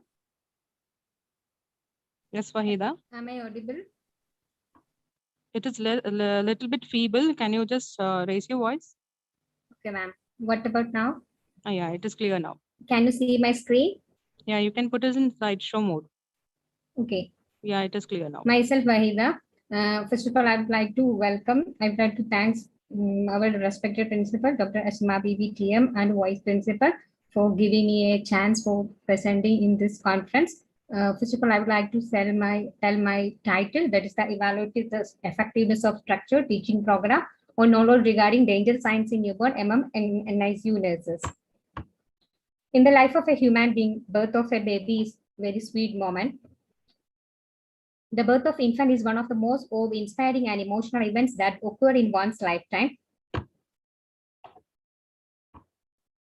A healthy newborn is born at term between 38 to 42 weeks gestation, then cries immediately after birth, establish independent respiration, quickly adapt with the extrauterine environment. Then the neonatal period is the first 4 weeks of life and represent very vulnerable to the in a newborn baby life. And the detection of this neonatal illness through identifying danger signs is an important step toward the newborn survival. You know what's danger signs, which provide warning when a hazard or a hazardous condition is likely to be threatening. So in danger signs in newborn refers to the signs leading to either recognition of illness or healthcare seeking in the sick newborns. The WHO recognized the danger signs were categorized as follows: not feeding since birth, convulsion, respiratory rate of 60 or more, fast breathing, severe chest syndrome, temperature above 37.5 degrees centigrade, temperature below 35.5 degrees centigrade, then only moves when stimulated or not even when stimulated, that is weakness or lethargy, yellow soles, umbilical redness, draining pus, skin boils or eye draining pus, signs of local infection. Then, according to National Neonatal Forum in India, the danger signs in newborn are categorized as follows: as poor feeding, convulsion, hypothermia, poor capillary refill, jaundice, failure to pass meconium and urine, vomiting, diarrhea, abdominal distension, cyanosis, apnea, retraction, tachypnea, tracheoesophageal fistula, and umbilical infection. Then WHO report 2018 said that about 46% of the deaths were among newborn infants, and about 70,000 newborn deaths every day, with about 1 million dying on the first day and close to 1 million dying within the next 6 days. UNICEF reported that total neonatal mortality in 2018 is 25.41 per thousand live birth. In 2021, it is 28.7 per thousand live birth. Then, according to this report in 2018, they ranked 12th in the neonatal mortality rate in the lower income country with 25.4 per thousand live birth. In Kerala, it is 3 per thousand live birth. Then my statement of the problem: a study to evaluate the effectiveness of structured teaching program on knowledge regarding danger signs in newborn among NICU nurses in selected hospitals of Malappuram.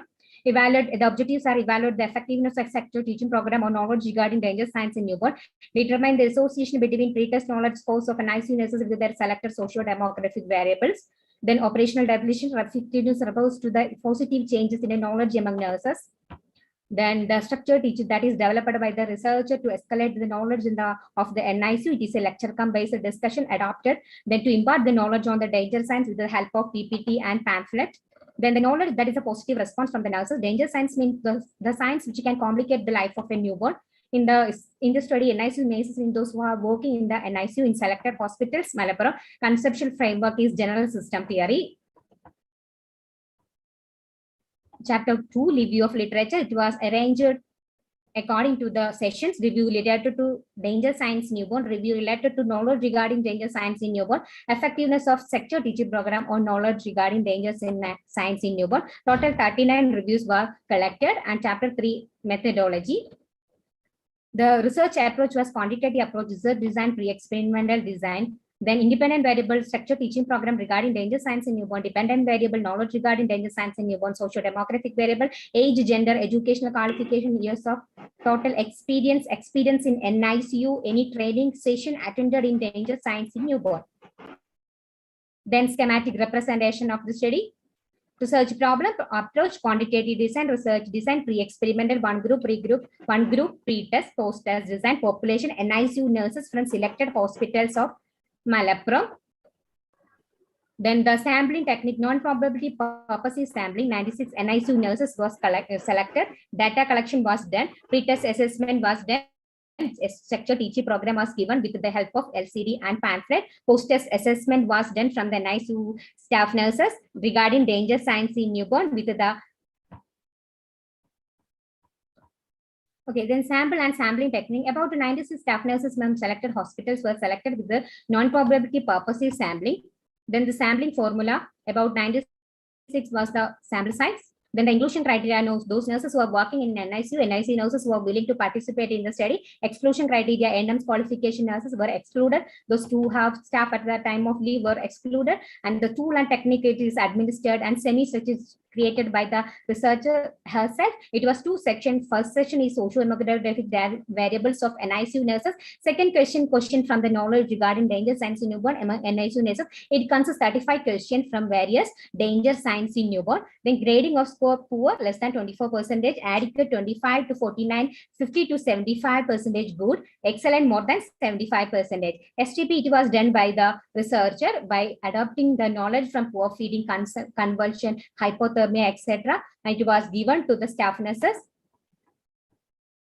Then content validity, 11 expert in the field of neonatology, child health nursing, and statistics. Neonatologists, pediatricians also helped me for doing the tool. Then reliability, it is by split half method. It is 15.75. It is going to be highly reliable. Pilot study, it was done by Al Madina Institute of Medical Science, Kolkata. I have selected 10 participants for the pilot study. Data collection process, it was done in the period of January 2019 in Maulana Hospital, Aster Mills, Kolkata, Al Shifa Hospital, EMS Cooperative and Memorial Hospital, Perindalmanna, Malabar Hospital, Manjeri, Korambel Hospital, Manjeri. This was the 6th hospital I have selected for my main study. The investigator selected 96 participants that fulfilled the inclusion criteria by using the non-probability purposes sampling. After that purpose of the study explained, consent was taken and the participants were informed before the study. The participants were selected, questionnaire was given, about 50 to 20 minutes were taken for attending the questionnaire and 45 minutes for attending the STD. After 14 days, posters was conducted. Then descriptive and inferential statistics was used, that is the frequencies, percentage, paired t-test for comparing the pre-test and post-test. And for the frequency and for the analyzing the socio-demographic variable, chi-square was used to determine the association between the variable with the pre-test score. Then the areas I have used.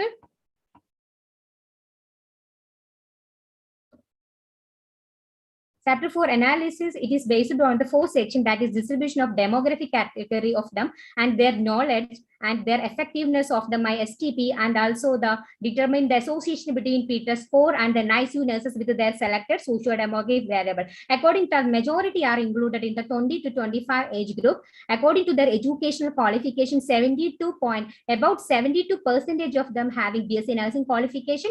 Only 25% have diploma in nursing, that I mean GNM. Any other qualification that include MSc nurses, and also years of total experience, about 50% 68% of them have 1 to 3 years of experience. In NICU, they have majority have 1 to 3 years of experience in NICU.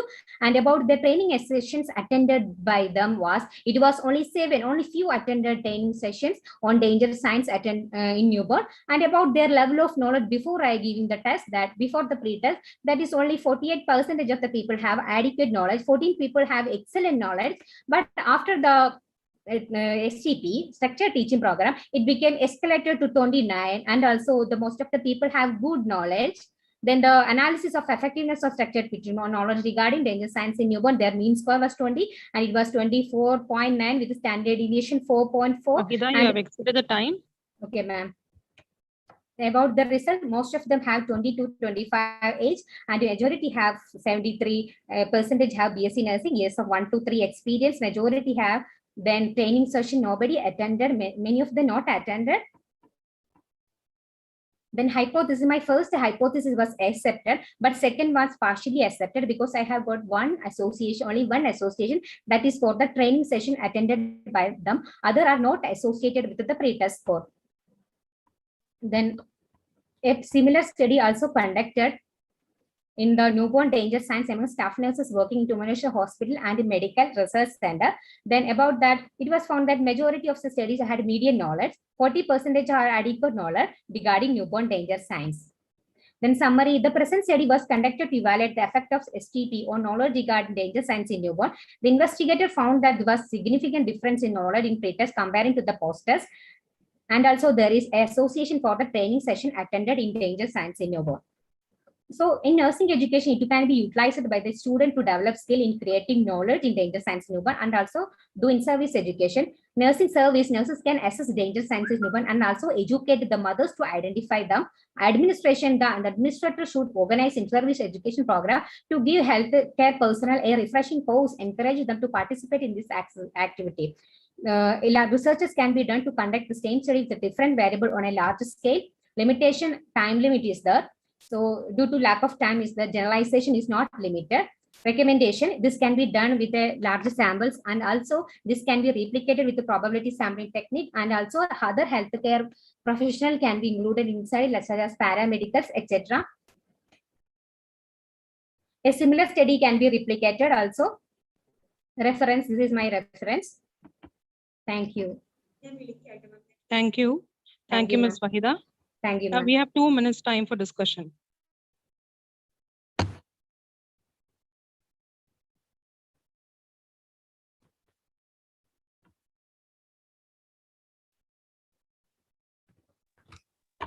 Hello, Wahida. Hello, ma'am. How many settings you have used for collecting the sample? I have for main data collection, I have collected 6 hospitals as the setting from Malappuram district. 6 hospital, NICUs of 6 hospital I have collected. Then what was your sample size? 96. We go. Okay. Okay, ma'am. Thank you, ma'am.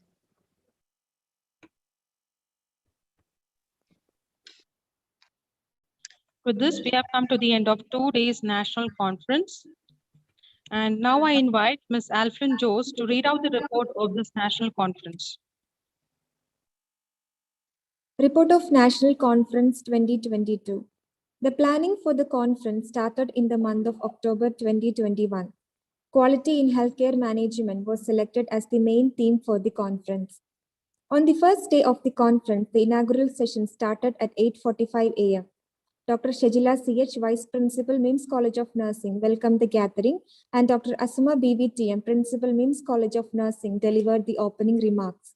The conference was formally inaugurated by Dr. Abraham Maman, Senior Consultant and HOD of Pediatric Surgery. The occasion was graced with the presence of Engineer Abdurrahman KP, Managing Director, Aster MIMS Academy. The first session was on Total Quality Management Strategic Dynamics by Dr. P. Naveen Kumar, Professor and Head Department of Hospital Administration, Kasturba Medical College, Manipal. The second session was on benchmarking, adopting best practices to improve quality by Ms. Wahida Rahman, an excellence consultant with Abu Dhabi Chamber of Commerce and Industry. Following this, a panel discussion on strategies for quality assurance in healthcare management moderated by Dr. Asuma BV TM, was held.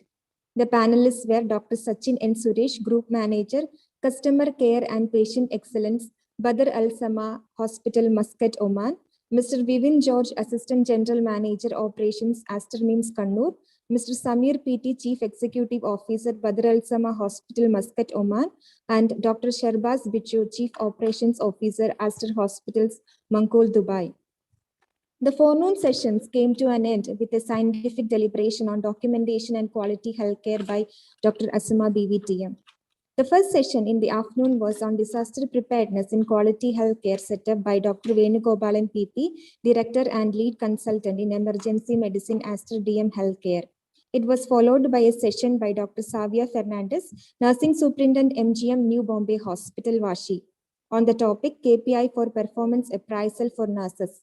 The first day of the conference came to an end with a panel discussion on assertiveness and leadership for nurse executives, which was moderated by Dr. Anis George, former Dean, Manipal College of Nursing. The panelists were Dr. Sudha A. Reddy, Dean, Faculty of Nursing, KLE Academy of Higher Education and Research, Dr. Larissa Martha Sams, Principal, Lakshmi Memorial College of Nursing, Mangaluru, and Dr. Prabhake Dasila, Director and Principal, MGM New Bombay College of Nursing, Maharashtra. The first session on the second day of the conference was on emotional intelligence and Johari window for leaders in healthcare management by Dr. Rajani Bagga, former professor and head Department of Social Sciences, National Institute of Health and Family Welfare, New Delhi. The second session on techniques of quality assurance in healthcare management was done by Dr. Somu G. Professor, Department of Hospital Administration, Kasturba Medical College, Manipal. Following this, Dr. Lata Mandal, Joint Secretary, Nursing Research Society of India, gave a scientific deliberation on quality indicators for best practices in nursing. The fourth session was on exploring the potential for excellence in healthcare by Dr. Harish Pillai, Chief Executive Officer, Metro Pacific Hospital Holdings, Philippines. The pre-lunch session was concluded by Dr. Shejila CH, Vice Principal, MIMS College of Nursing, on digital health, artificial intelligence, and technology in healthcare. The post-lunch session on nursing excellence, how to derive, was done by Dr. Jyoti Clara Michael, Director of Nursing, IHH Healthcare, India. This was followed by scientific paper presentations. The pretest and the post-test were conducted. The mean pretest score was 11.2 and the post-test was 17. Regarding the feedback of the conference, regarding the overall feedback, 55.2% of the delegates rated the conference as very good and 31% rated as excellent. So that's all regarding the report of the conference. Thank you. Thank you, Ms. Alpil, ma'am. And now I kindly invite Shijala ma'am to announce the awards for best paper presentation. Ma'am, please. The best paper presentation award goes to Ms. Krishna Gandhi. Thank you, ma'am. Thank you, ma'am. And congratulations, Ms. Krishna. Thank you so much, ma'am. And I appreciate the conference. All the expertise were also very well. And the timing was also appropriate, ma'am. I thank Principal ma'am and all other organizing staff for organizing such an informative conference. I would like to meet you all once again. Thank you, Ms. Krishna, for your valuable feedback. Thank you so much, ma'am. Ladies and gentlemen, thus we conclude that for time being. Once again, thank you all for spending your valuable time with us for these 2 days. We look forward to see you all again when the next move takes the stage. Thank you and have a nice day.